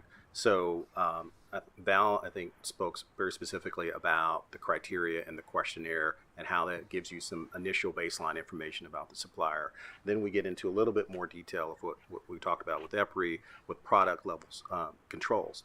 And then there's other information that can be a value add to the asset owner in terms of making decisions. And we haven't talked about this tremendously earlier today, but provenance and foreign ownership control and considerations along those lines. Well, that's an additional data point that comes from different sources. Understanding the company's financial well-being, the third party's well-being. What types of relationships does that particular organization have? We've done studies where we compare side by side control systems from of a particular energy storage device. One looks great, the other one has a design partnership with Huawei that might impact where you might deploy those technologies. But so when we talk about taxonomy, we need to understand what are those layers of information that are necessary. And then once we understand that, I think we can develop some sharing models, whether that be between organizations like the one I represent, or it could even be through ISACs, Information Sharing and Awareness Centers, to make sure that information proliferates appropriately.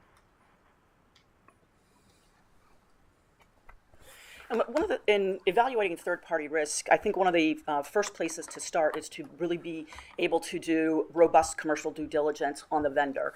The industry that does this, the auditors like the KPMGs, the Ernst & Youngs, the Deloittes, and now newer companies, like Exeger and Interos or Bloomberg, people are very familiar with that. Historically, the companies that pulled that information together, that's widely available, not for free, had that information to be used to inform financial decisions. So people did look at the financial health of a particular entity.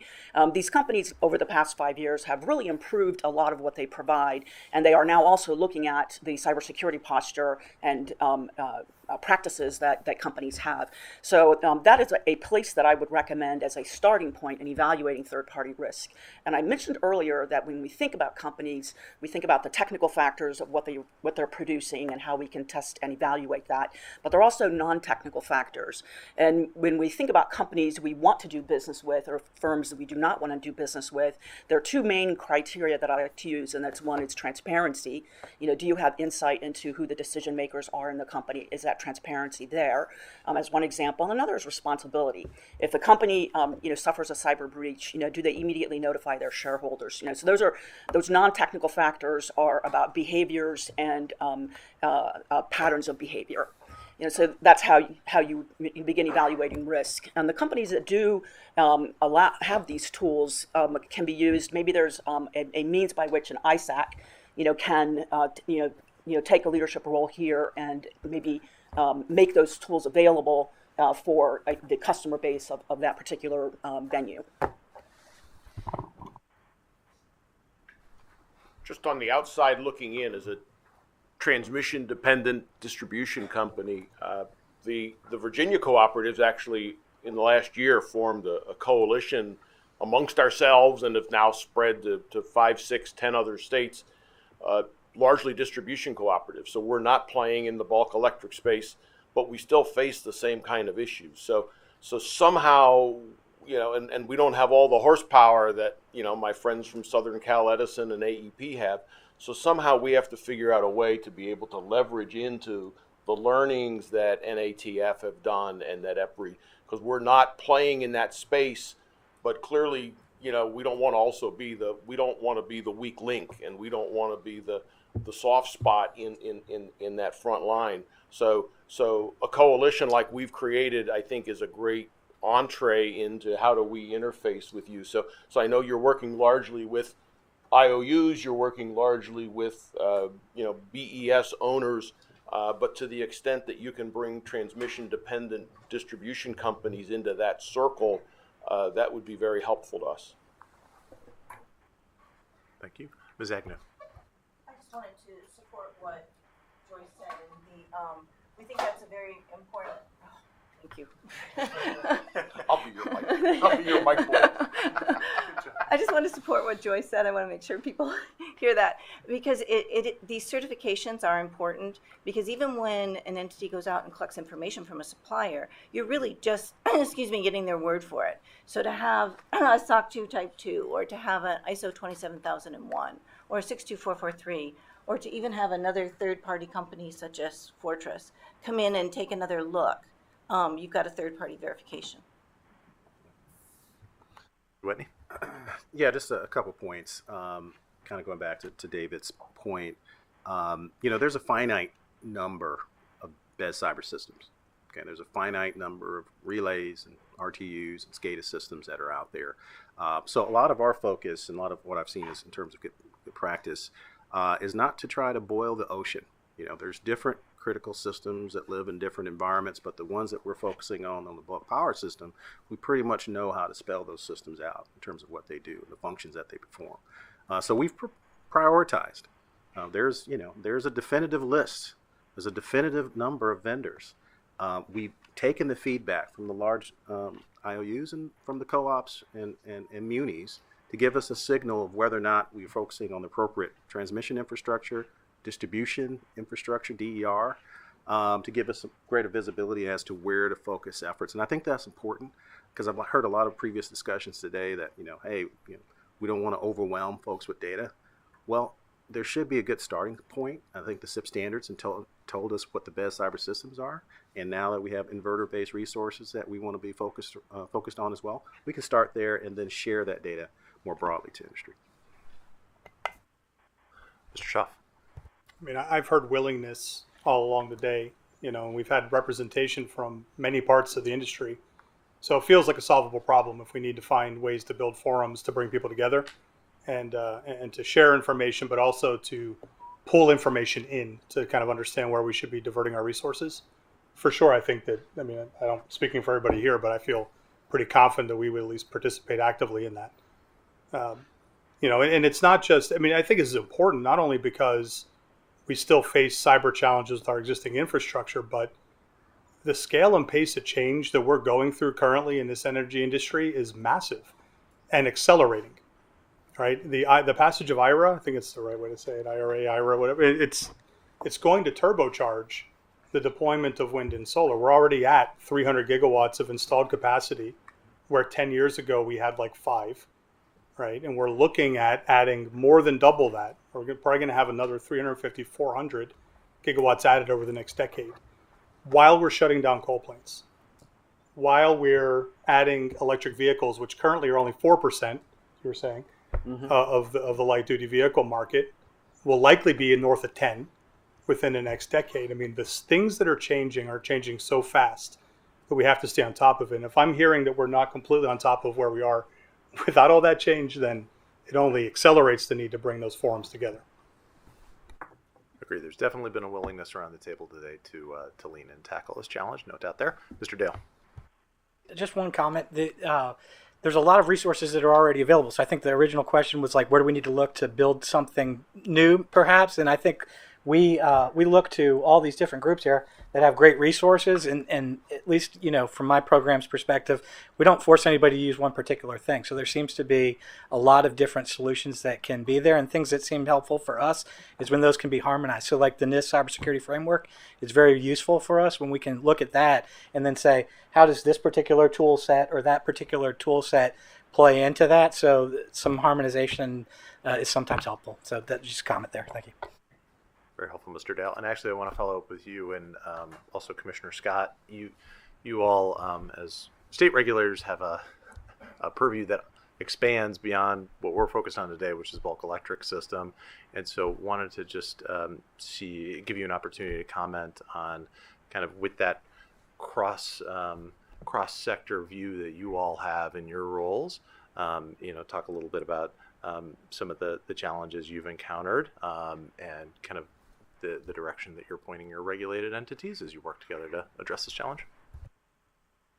Okay, so we don't just do bulk electric system, as you said, and we don't just do electric. So there's different things. So we try and harmonize across many different utilities, and kind of get an idea of where things are going. And it seems again that NIST cybersecurity framework is very helpful for us. We look at that. A lot of the work that CISA is doing to create some of these regulations is very helpful for us. The framework that NATF made for the supply chain thing, very helpful. So, as a NARUC member, they create tools for us to use as well that we can that can help us to kind of not do audits, but to better understand where our utilities are coming from. So we use a questionnaire type process too, but it may not be as robust in a certain area as some of these other organizations have. So we'll use it as a pointer, and we can get information from like our own questionnaires, and then ask them, what other processes are you using, and we'll learn things from utilities where they'll tell us different tools that are available to them. That they're using. So a comment that David made earlier about being smaller. I've worked with NRECA before, and they've done some things for the smaller utilities, almost on a supply chain type manner, to say, look at some tools and say, hey, these are some common tools that may be good for you folks. Not endorsing anything. I'm not certainly endorsing anybody here, but take a look at it and say, these things may work well. They've been used in certain use cases. You might consider them, and then get some resources to do that. And I think there's some funding available sometimes through those programs to help the smaller utilities. So that seems to be useful in my experience. Commissioner Scott, anything you'd like to add? Sure. So Mr. Dale mentioned NARUC. For my organization, the NUKIC, our board of directors has at least one public utilities commissioner from every New England state on the board by design.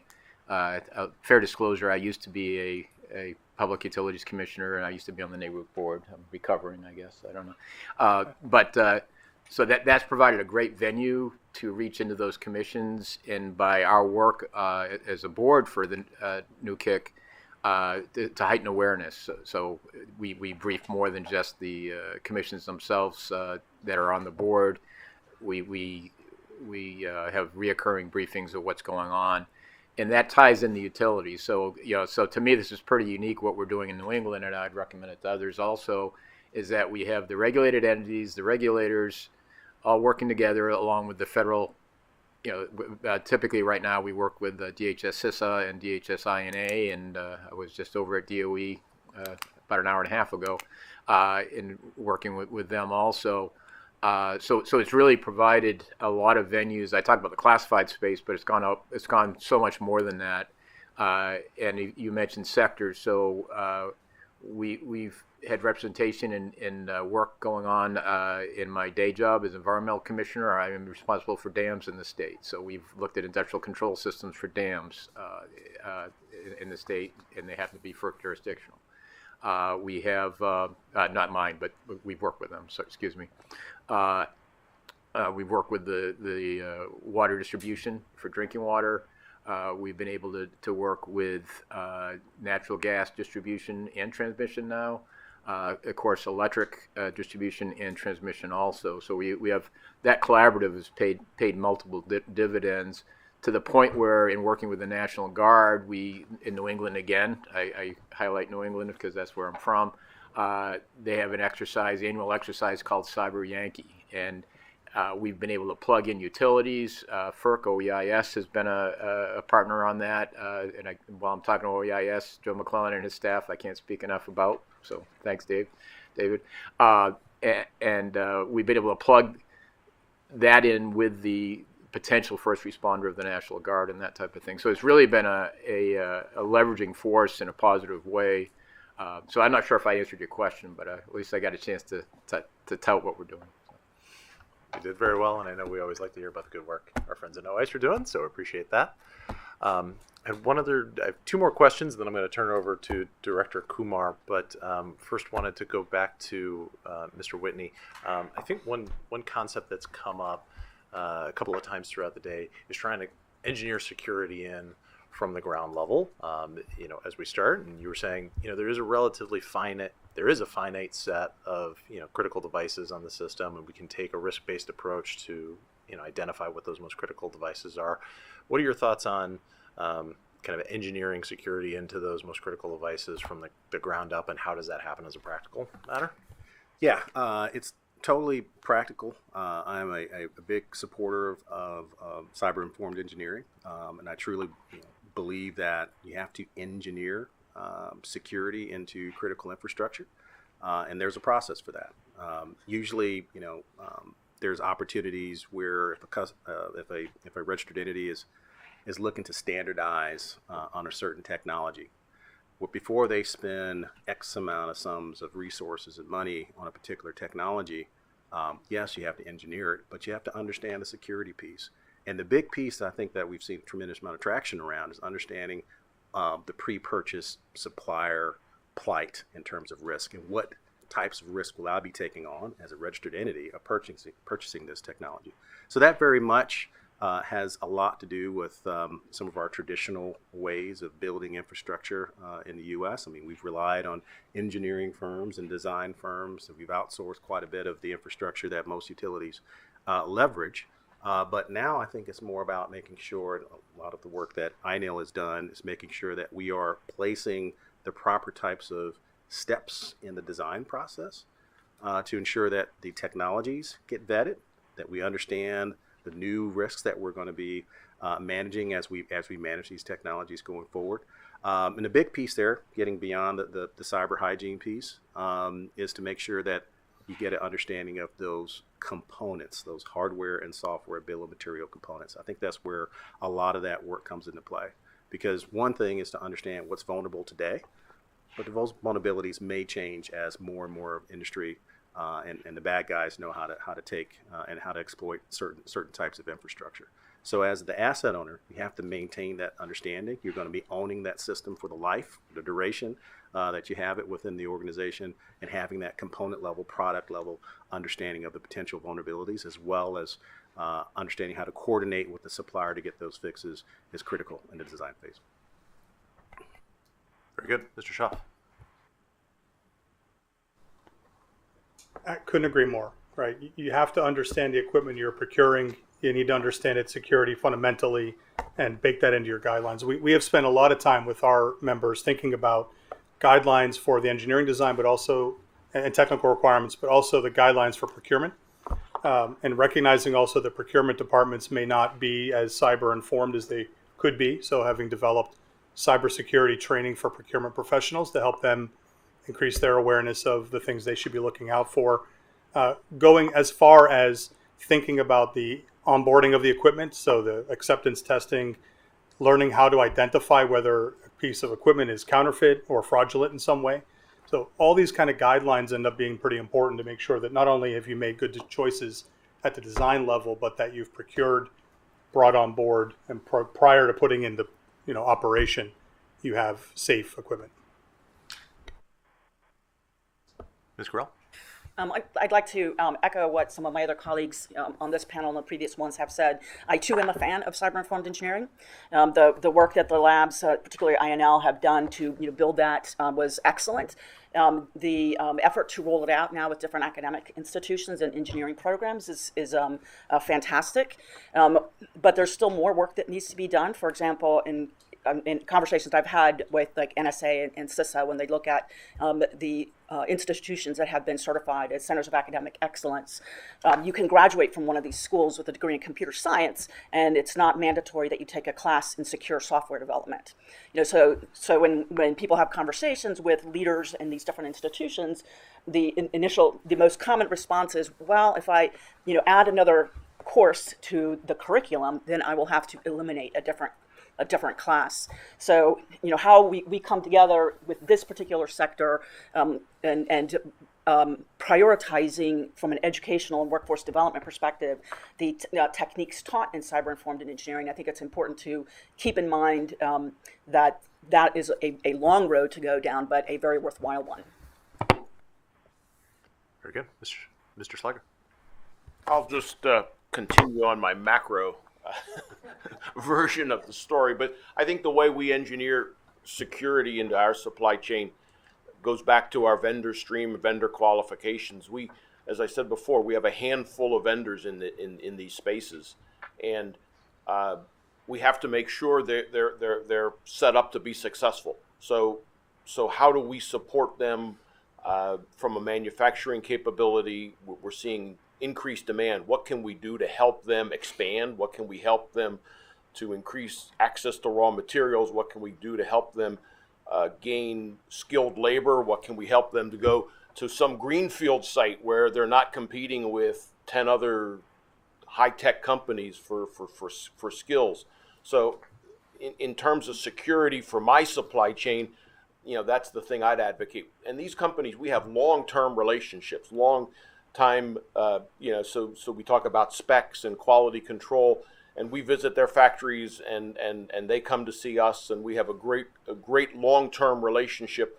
And I think that in and of itself creates a certain level of security and keeps companies from wanting to look elsewhere, so to speak. So if we can keep, and I'm not trying to say that this is an inner circle and we only deal with one or two companies, but to be able to deal with a select group of companies and know you have a secure supply chain, and it keeps your eyes from wandering, so to speak, to want to go somewhere else where maybe you inherently bring some risk into the process. So I think the more we can do to support domestic production, talk to these companies. There are fewer than 10 of them. I mean, talk to the companies.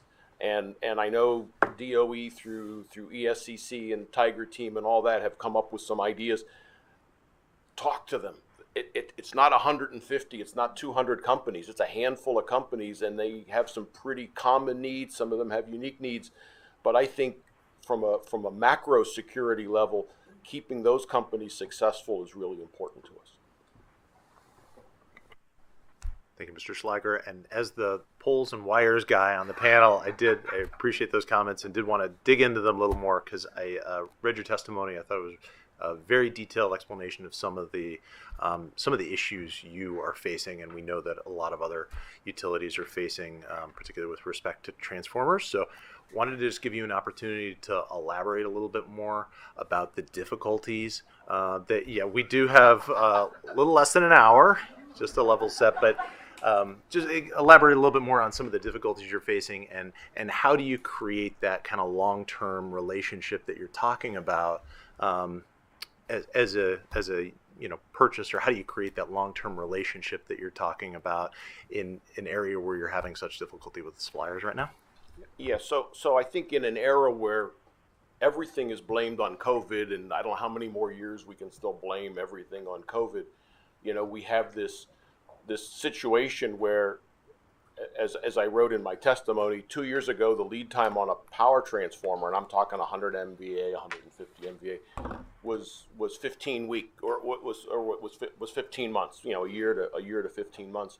It's now out over 40 months, and we have customers who are, if this is home field advantage for Matt and me, and being near Virginia.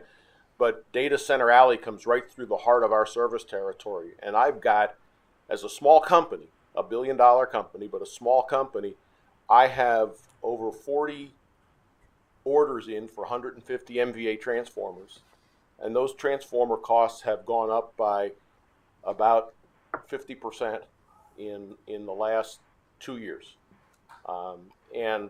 And the capitalization challenge it has, the financing challenge it has, the cash flow challenge it has, and I've got some pretty demanding customers. The Amazons, the Googles, the Digital Realties of the world, and it's just a huge challenge to go to these folks and say, we'd love to serve you, but it's going to take me 4 years to get you a transformer. Now, can I go to somewhere in South America? And can I go somewhere in the South Pacific? Can I go somewhere in Eastern Europe and get one faster? Yeah. But to your point, Eric, I don't have that long-term relationship. There are a couple vendors within the United States that we've worked with year in and year out, time and time again. We have a special need. They deliver it. They have a special question for us. We work with them. It's just a tremendous relationship that we've developed, and I think it's in our best interest. I think it's in our customers' best interest to continue to do that. So we're really being pushed, and they're pulling rabbits out of hats to try to find us capacity slots, and so we give them all the credit in the world. But we're both up against the wall here, in terms of just sheer manufacturing capability. So it's truly an infrastructure issue. And like I said, we're kind of feeding the demand side by putting in more electric vehicles, putting in more offshore wind and all those kinds of things that require electrical infrastructure, but we're not feeding the capacity or the supply side of that equation. Did that help? Did that hit my point?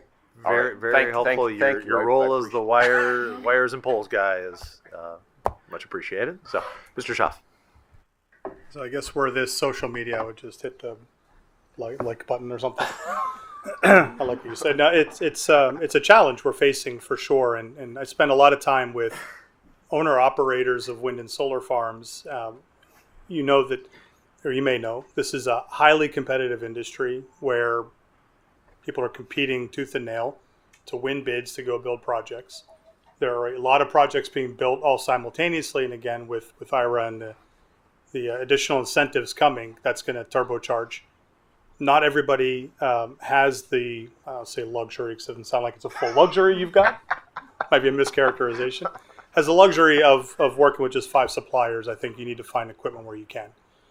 We have heard some anecdotes, and I can't say that I know that these are domestic or international suppliers who provided it, but we've started to hear some anecdotes about the quality of transformers that were brought on site being not where they need to be and failing relatively quickly, which just puts you back, right? It doesn't solve your problem on a long-term basis. So while the focus here is supply chain security, quality of supply chain, assuredness that there is a supply chain, the ability to feed materials and equipment into that supply chain, all of it's critical for us to achieve our energy goals.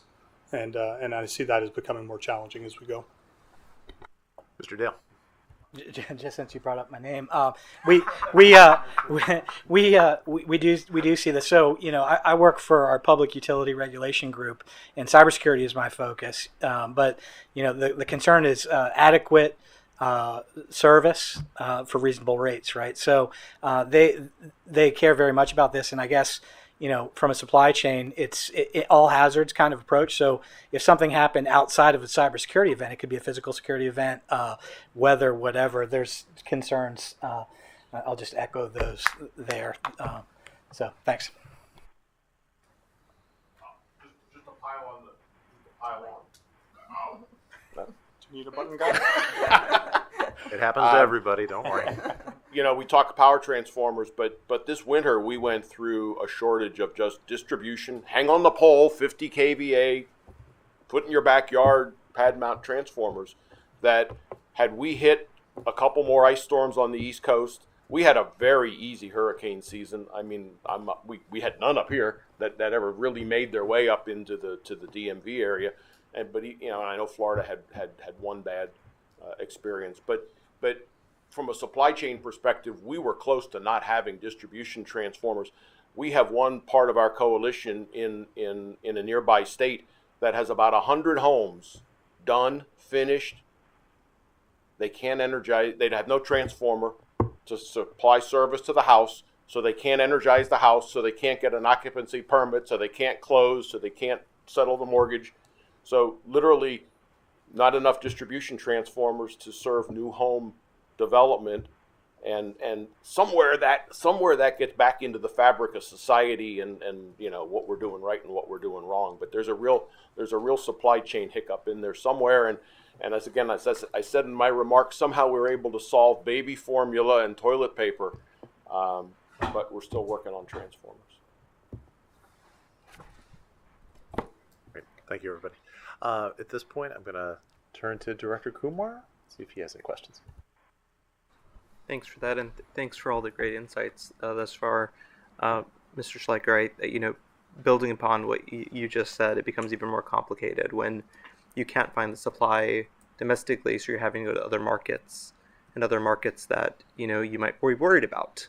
And so, the availability problem is also connected to the security problem. And so we are certainly talking about domestic manufacturing and how does that help us from not only having the availability and having the jobs here in the United States, but also could that also be an element of security if we have a certain type of value system here in the United States in terms of how we expect our products to operate, how our government operates with manufacturers, unlike a China, and how they might influence some of their manufacturers. So these are really important issues. So I really appreciate you bringing up these availability concerns, because in the larger context of risks to the sector, this is one of those risks. So thank you for sharing that. I wanted to ask our folks from the States, from a supply chain perspective, because that's what we're really talking about here. Those supply chain security concerns, from your vantage point, are they getting down to the distribution level, or is there more we need to do from a education and training perspective to get down from the bulk electric system that I think is really thinking about it, but down to the distribution level?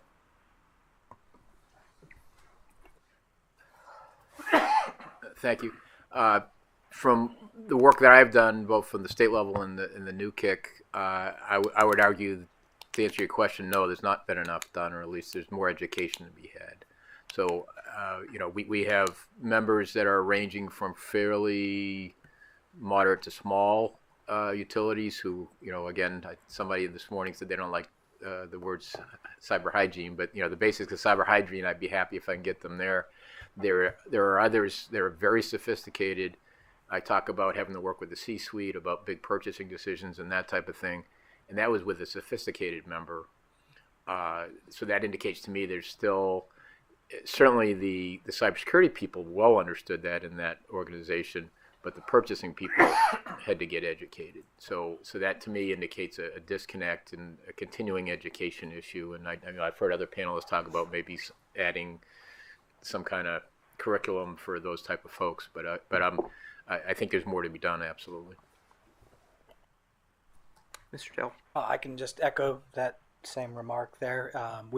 Again, so we'll do questionnaires and we ask utilities about these things that they're doing, and the responses vary greatly. Some are highly sophisticated, have tools and practices in place that they're using to automate things even, and others are just kind of, it's part of our procurement process and we expect the vendors to kind of handle it for us, and we know it's a small group and we know who's who, and that's good enough for us. That's so there's a broad variation there. I think to consideration of this panel though, the risk is different when you get to the bulk power system. So some smaller entities, they may not need to ratchet up the controls to the level that a bulk power system provider may need to. So for certain entities that we may talk to, they may be at or nearing a sufficient result, even though it seems that it's not on the same level as everybody. But there could be some help to, I think the term hygiene was just used, to come up with a general hygiene that's probably best for everybody, some good expectations, and then the risk-based assessments based on what the entity determines, their particular services that they're providing, and can they do that under all the different conditions. So. Thank you. And I'll just concur with what Matt said. So we do work with the commission annually on a cyber audit, but the real deep stuff, with all due respect to the commission, is self-imposed and self-driven by us. And we just happen to have a couple within Novec that came out of the IOU world, came out of the BES world. So we've gone through that shock and trauma of SIP and all that type of stuff. So we've brought that into the co-op world, but it hasn't been mandated in the smaller distribution utility world. So we've done cyber risk assessments, we've done pen testing, even let them try to penetrate my OT, so we've done that, but it hasn't been mandated, it hasn't been required. But we think just because of where we came from and our experiences that it was the right thing to do, but it doesn't necessarily happen on its own. Mm-hmm. Thank you for that insight, Mr. Whitney. Yeah, just a couple points to add, I guess, for some of the distribution related or renewable related technologies. As utilities begin to invest more and more at that level of the grid, there seems to be obviously more of a reliance on suppliers that we don't have a tremendous amount of visibility on. David, you mentioned that you have your finite list of folks that you've used to work with, but now there's a whole new set of suppliers that we need to have more transparency around. So I think that's one of the newer challenges, especially with the evolving space with inverter-based technologies and meters and storage. is what is the policy for those decision makers, for those procurement agencies at the distribution level? Yes, there's only so many companies that make those technologies, but yes, I also have a competing policy domestically to bring some of those jobs, bring some of those procurement actions back home domestically. Where do they need to land? And I think the first step, is obviously providing some visibility as to where these technologies are developed and where they're manufactured. But I think there needs to be some additional clarification as to, which policy should they be abiding by American, or just buy it wherever, however you can. Thank you, Mr. Whitney. Ms. Agnew. Just to follow up on something Tobias said, in regards to the supplier world, it's one of the things that we're discovering is that a lot of the suppliers aren't resourced to deal with cybersecurity, and a lot of them, this is a new world for them. They're learning as they go. So NETF, working with several of the large suppliers, Hitachi's one of them, Siemens and Schweitzer, and my mind just went blank, but several large ones, and so also supported by NEMA and the U.S. Chamber of Commerce.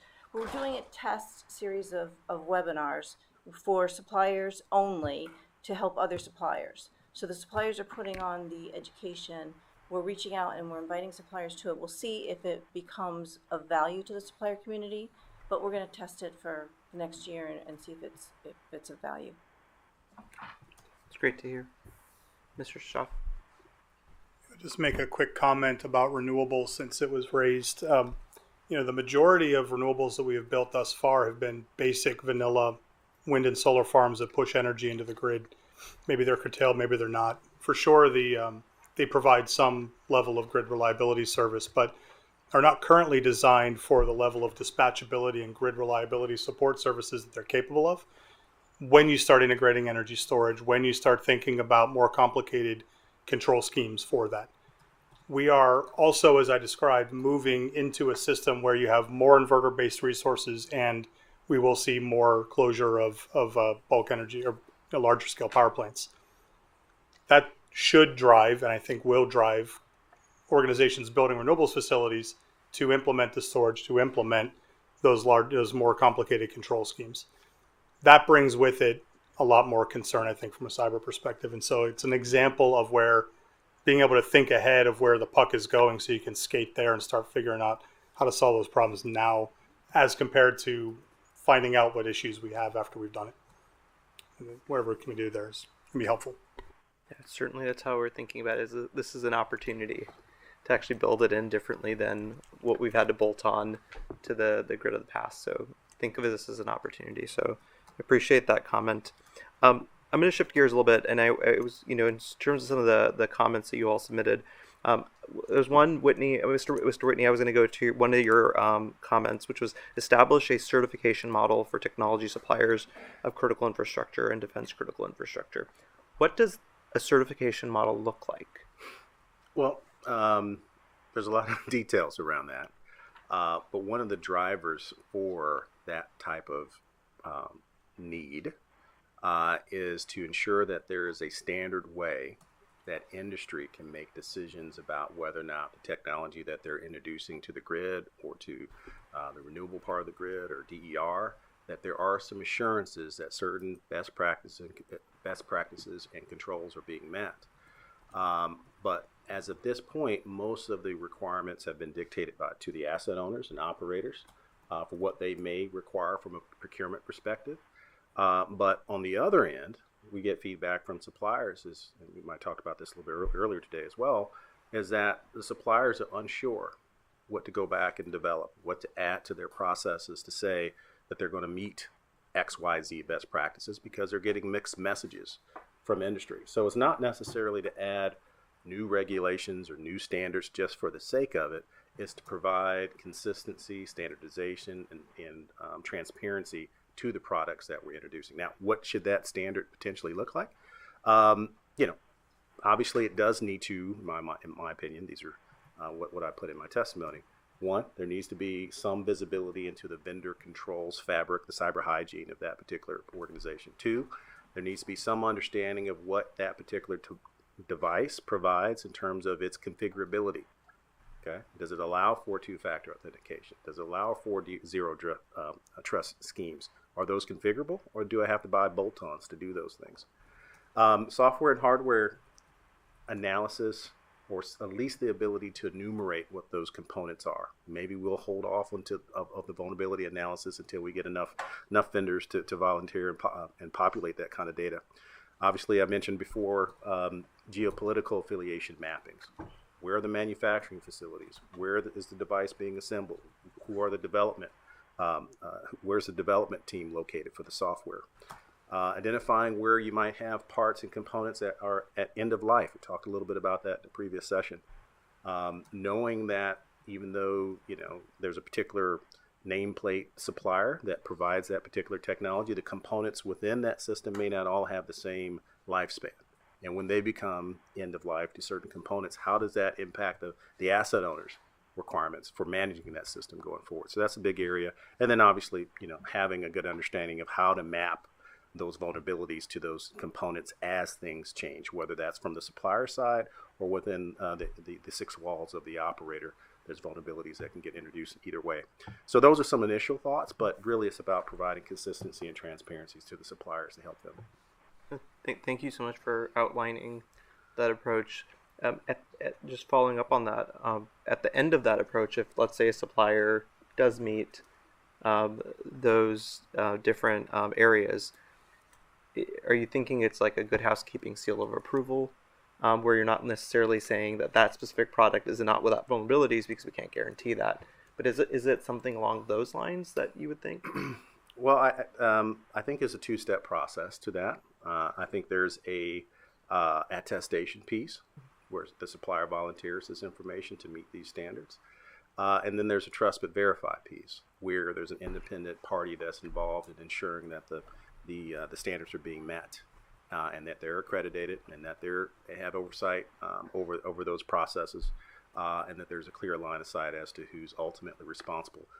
What I also communicated, intimated in my testimony, is that too much of that responsibility now is of the asset owner. Yes, they need to have procurement language. Yes, they need to ask their appropriate questions to the suppliers, but there needs to be more accountability on both sides of that equation, on the supplier side as well.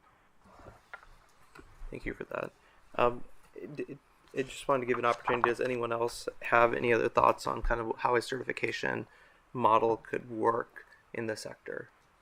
Mr. Shaw? Only to say that we need to ensure that it's not at a vendor level or necessarily an equipment level, but also taking into account where that equipment will be used in service and factoring in the varying risks associated with that. So that may carry with it different levels of certification potentially, depending on the application. I think that should just at least be considered. Thank you.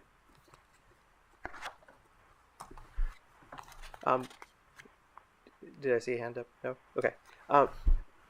Ms. Corral, it's a great opportunity to have you on the panel. Certainly you're with the National Cyber Director, but given your past over at the Director of National Intelligence's office, from a supply chain piece, one thing that often comes up in conversation is, do I focus on the hardware or do I focus on the software? I know both is an easy answer, but where do you think that we really need to be starting? If we have to start somewhere to address the supply chain challenge, is it the hardware side? Is it the software side? And how do we start doing that, given your long history in this space? Excellent question. I don't think you should choose one software, versus hardware.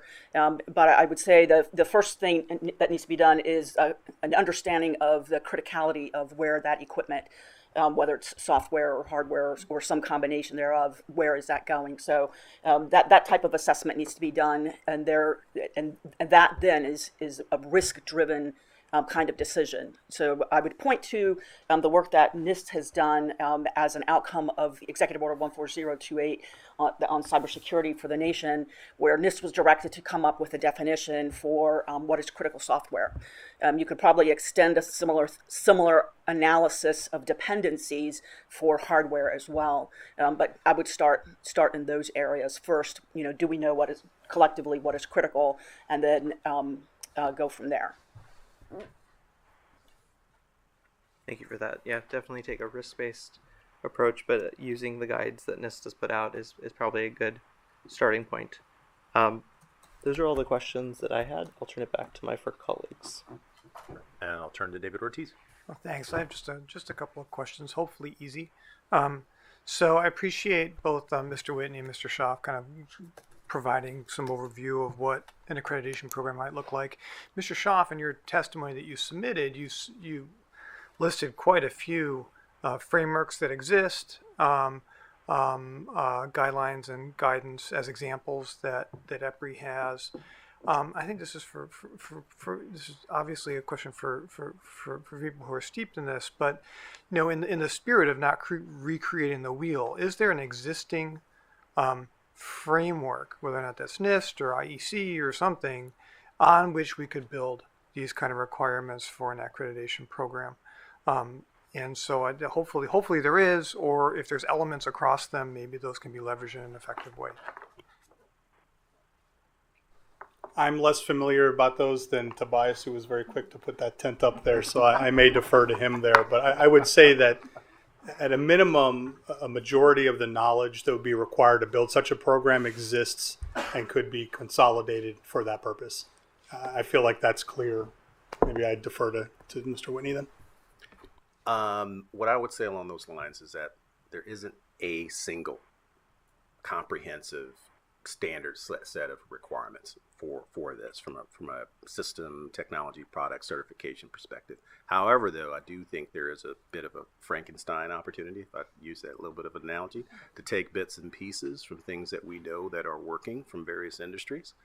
IEC 62443 obviously is a reputable set of product level security controls, but it only addresses part of it. We had a whole set of conversations around software and hardware bill of materials. You can't find that right now in IEC 62443. What do we do about that in terms of this enumerating and then applying vulnerability data to that? Then there's understanding the provenance of a particular technology. There's not a whole lot of standards that do cover that. So the point is to understand the needs of transparency. What are those core requirements or those core things that could help a purchase organization, purchaser within a particular utility make a appropriate decision of the technologies that they're buying, and then layer those particular needs into a fabric of some sort of accreditation or certification process. But there's no one, it's a combination of many. And there isn't one that you would suggest that we could build on, at least at this stage? And when I say we, I don't mean the commission making that happen, I'm just generally stating. I have to follow that up with a homework assignment. I will say that we've done some work to do a similar type of a process for I would say an industry adjacency around drone technologies, things of that nature. So there are best practices that we can use that get us there quickly. But probably takes another 10, 20 minutes just to step through each one of those particular standards. But there is a set that we can start from, so that we're not starting from ground zero. Okay, very good, thanks. So I have actually a couple more questions. The next goes to Val. I'm sorry, Miss Agnew. No, that's okay. And actually, this is going to show maybe how well known it's not. But the IEC, the ISA IEC, does have a product certification program, and they don't have the SBOM information, but they do collect the components that goes in. So it's a start. Okay, very good. That's helpful. So my next question goes to, of course, now I've forgotten it, but I got a little bit disrupted. Is to third-party accreditation. So we already have a few models out there. FedRAMP is one, and that allows a whole lot of scalability within the system, within procurement, and as well as auditing and certification and things like that. Do you see both, not just the standpoint of from this, we've talked a little bit about a repository or some sort of accreditation.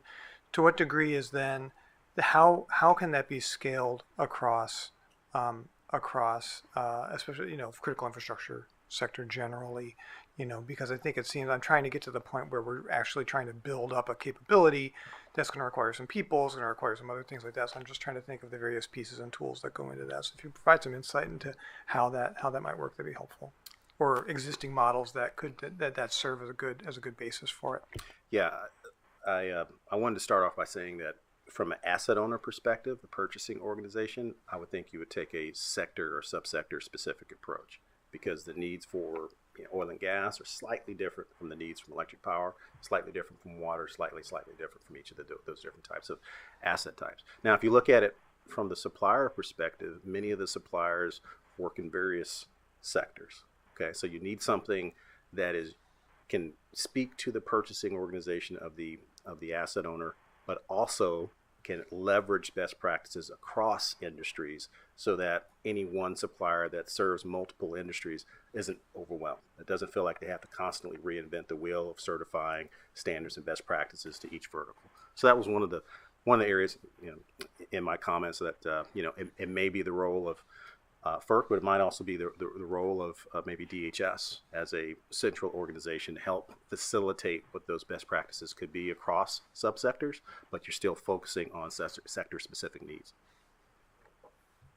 And the last question I have goes to just people. We've been discussing some pretty sophisticated activities that would need to occur.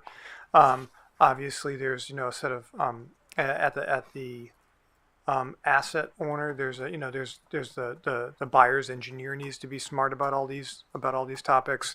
The vendor needs to be smart about all this. It seems like it would seem to me that given how quickly moving this is, there's probably a knowledge gap at the implementation level. To what degree does that exist, and what are ways in which we can help to mitigate that?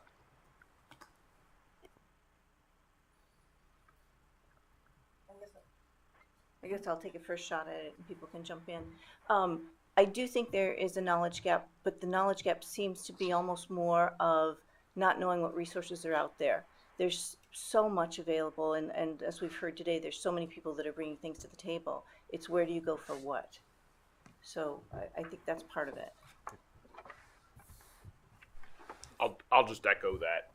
Even at the small distribution cooperative level, nobody can figure it all out by themselves. So having the transmission forum for the large transmission owners, having a coalition of cooperatives or a large distribution cooperative organization that we have, I think you got to leverage those and learn from each other and kind of share your good points and your bad points, and so I think it's the industry supporting itself. Mr. Scott? Oh, I'm sorry. I just want to point out, for instance, the example I gave about the purchasing department, it was not that there wasn't talent in the company and knowledge in the company, it was everybody was siloed. And I think that's really the challenge in any organization I've been, is getting those people to work together. So maybe I'm stating the obvious, but that's to me, education, yes, but how do you get them to work together is the hard part. Okay, very good. Mr. Shaw? You're right. It's an information diffusion problem, as I said earlier, and it happens within organizations, it happens among organizations, with different stakeholder groups as well. We spend a lot of our time focused on collaboration, establishing best practices, good practices, holding user group meetings, etc. But it's not enough, right? Because not everybody who's even on this table participates in those. So if there were venues that we could use and utilize to bring more stakeholders together, I know we would participate in them, and I would find that valuable. If there are information resources and services we can leverage, if we had a central repository, it might be a mechanism by which we could accomplish that. All things are possible there. We just have to find which ones work best. Very good. Ms. Carell? On the workforce issue, I wanted to make folks aware that we're in the process of developing a national cybersecurity workforce strategy. We would certainly welcome the input from the commission and from people in the industry to be part of this. It's a strategy for addressing the deficiencies that we have nationally. There are like over 700,000 jobs that are cyber jobs that are vacant right now, and that's not just in government, it's in the private sector as well. And we're looking at ways to creatively be able to scale the training to as many places as possible, and to people with different who work in different lines of business, like the acquisition people versus the engineers versus even the attorneys that advise the procurement professionals and engineers. So I would just wanted to table that. Excellent. Thank you for letting us know. Yeah, Mr. Whitney. Yeah, just real quick, I just wanted to add to that last point. I think that's the challenge that we have. I think a lot of our pilots and things that we've done have been really awesome. It's just sometimes the technical nature or the certain specificity of the content associated with the pilot, I think, is a challenge to some organizations. So if we look at piloting solutions going forward, it's about involving all those different parts of the supply chain challenge, from procurement to legal to cybersecurity to the technical experts, from soup to nuts, to understand which particular group has a part to play and how they interact with the information and those best practices. Excellent. Thanks. Oh, Mr. Shaw. Briefly point out that EPRI's been a recipient of some funding out of the Office of Energy Efficiency and Reliability to develop training under the Grid Ed program, some of which is cybersecurity focused, and that material may exist. I don't know whether such a thing has been contemplated out of CSER, but it might be, right? Because whether we or some other organization will develop it, having publicly available high quality training can really support some of what's needed here. But there's more. I do think the deficit in workforce is a major issue, not only because there's too many vacancies and not enough people, but also because the good people are so in demand that it drives up the cost and it hurts retention. So organizational ability to maintain cybersecurity quality over time is impacted by their ability to hold on to people to an extent. Do you have something else, Ms. Carroll? No. Okay, very good. I would add to that, in some of the kind of creative ways of thinking about how to address the workforce issue, the Department of Labor has led, in partnership with Commerce, a number of cyber apprenticeships. So that those are opportunities that I think the sector can look to bring people who haven't matriculated from a university or a college, but are available to work and can learn on the job. Mr. Dale. Again, not endorsing anything specifically here, but I've recently become aware of DEHS, or CISA, rather, having programs to train assessors and to come up with normalization for assessments. So coming up with a standard framework to say, this is what a good assessment looks like. This is what an external dependency management looks like, which is another maybe name for supply chain, and training folks so that they can do that all the way up to CISA does things from a cyber hygiene thing that we've heard from today, all the way up to something that they call like a validated architecture review, which is a kind of complex multi-week type thing. And I think they're actively training people right now to do that for this particular space. So, you could hop on a plane, fly to Idaho, take a 10-day class, and become the guy that audits these things that we're talking about if you want to. So there's things in there. Also the NICE framework, when I hear about, starting a new program to do that, I know there's, again, existing work that would help support probably some of those ideas. And not to be snarky, but, some of these individual programs, I think other folks have said it well. It's sharing the information. Like I've heard people at conferences call a lot of these things silos of excellence. So, they seem like great ideas, but then you don't hear from other folks along the way. You kind of learn about them. You say, wow, that's the neatest thing I've ever heard of. And it's been around for 5 years and nobody's heard of it, and maybe it's terminated by the time that you find out about it. So, harmonizing that stuff and getting it out there is really useful.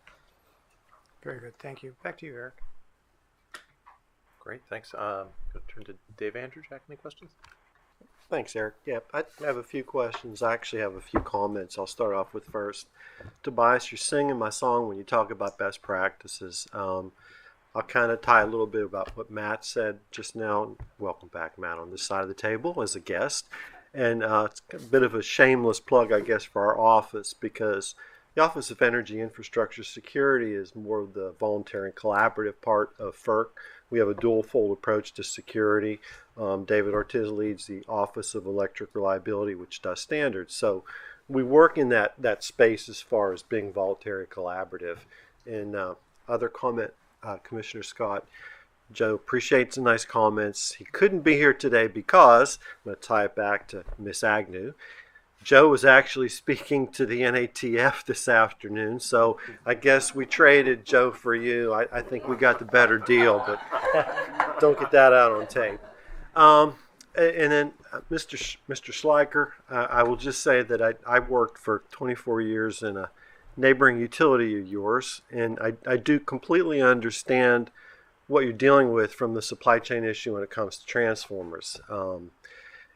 I think at some point we've got to do a little bit of a proactive approach, more so from the government aspect, to try to assist with what utilities are going through.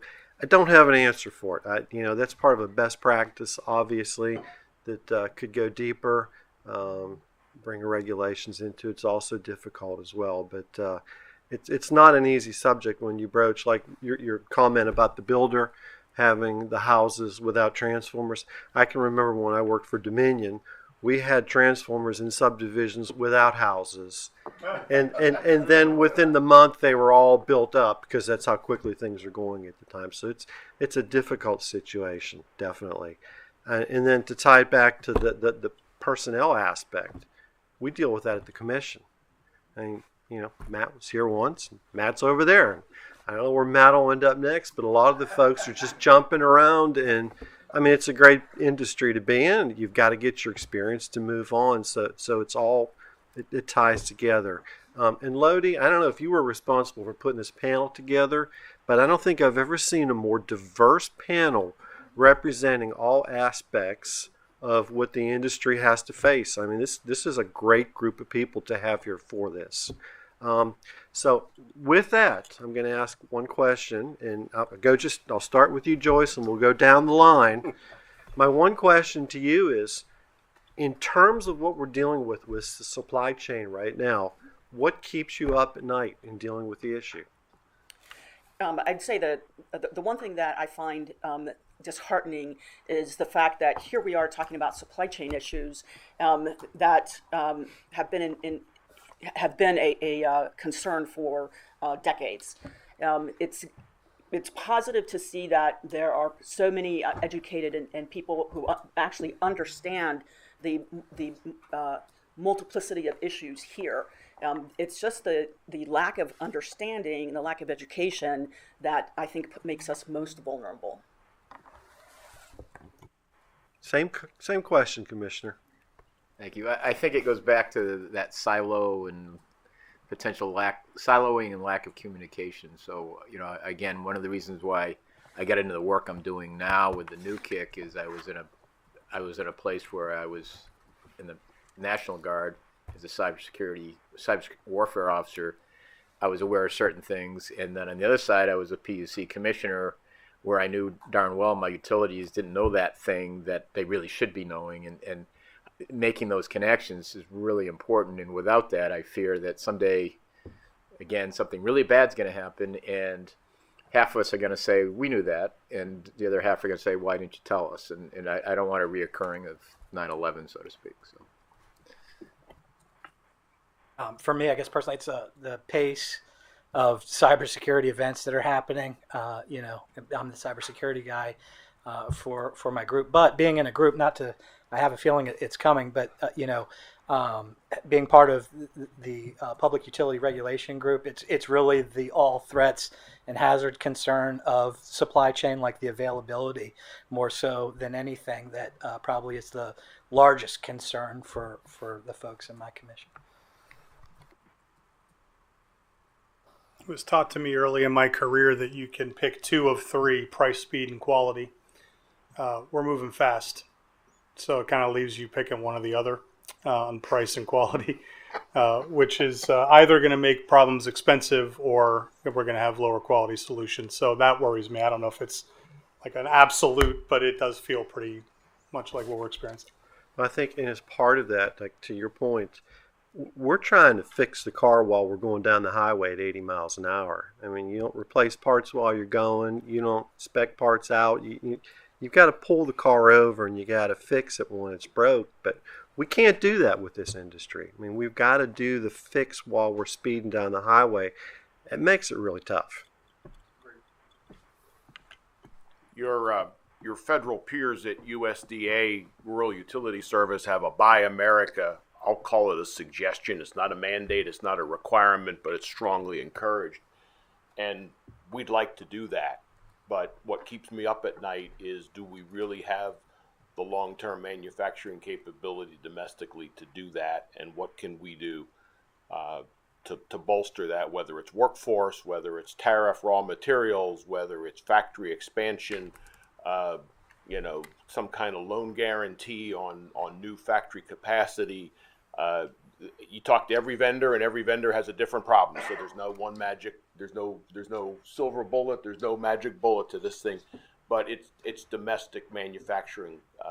We're told to buy American. We'd like to buy American. And talk about security. The best thing we can do is have a robust manufacturing base within the United States. So that's what keeps me up at night. Plus the dog.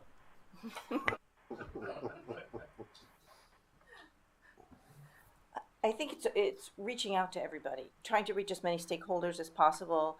We try to promote all of our stakeholder partners' products and solutions. So it's how do you get the word to everybody and try to bring as much alignment, or at least rowing in the same direction as possible. I think the thing that keeps me up at night is a term called common mode failure. The technologies that we use on the grid don't necessarily, comport to high, medium, and low. It's just a technology. A relay is a relay, an RTU is an RTU, whatever is a whatever. But it has nothing to do with high, medium, and lows.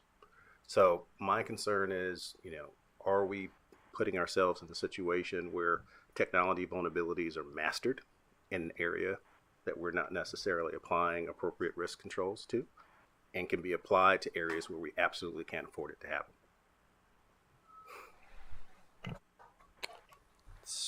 Good, thanks. Great, thank you. Any other questions? Great, well, I think that is an excellent point to end today. I'd just like to reiterate really incredible insights from both this panel and also the other panels that we had before today. I know we've all learned a lot, and we're going to be thinking about this for days and weeks to come. So thank you all again for many of you getting on a plane and flying here, which we haven't done a lot over the last couple of years, but it was good to have folks in person. So thanks to this panel and our other 23 panelists for sharing a very informative discussion today. So I'm going to turn the mic back over to David Ortiz to close us out. Let me find my script.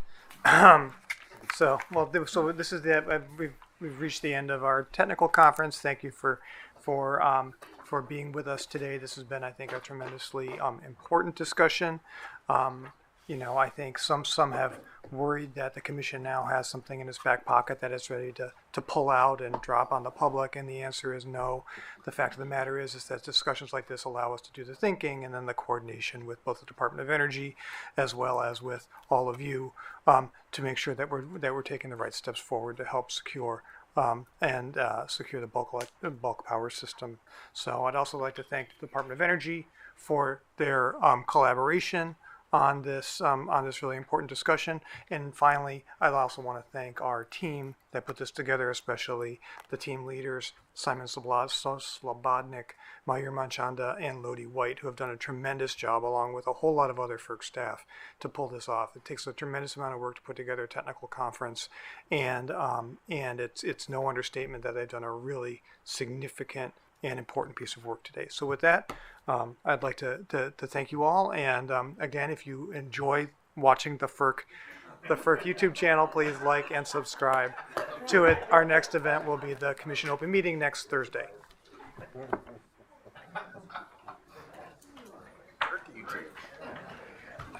Where was that 6 years ago?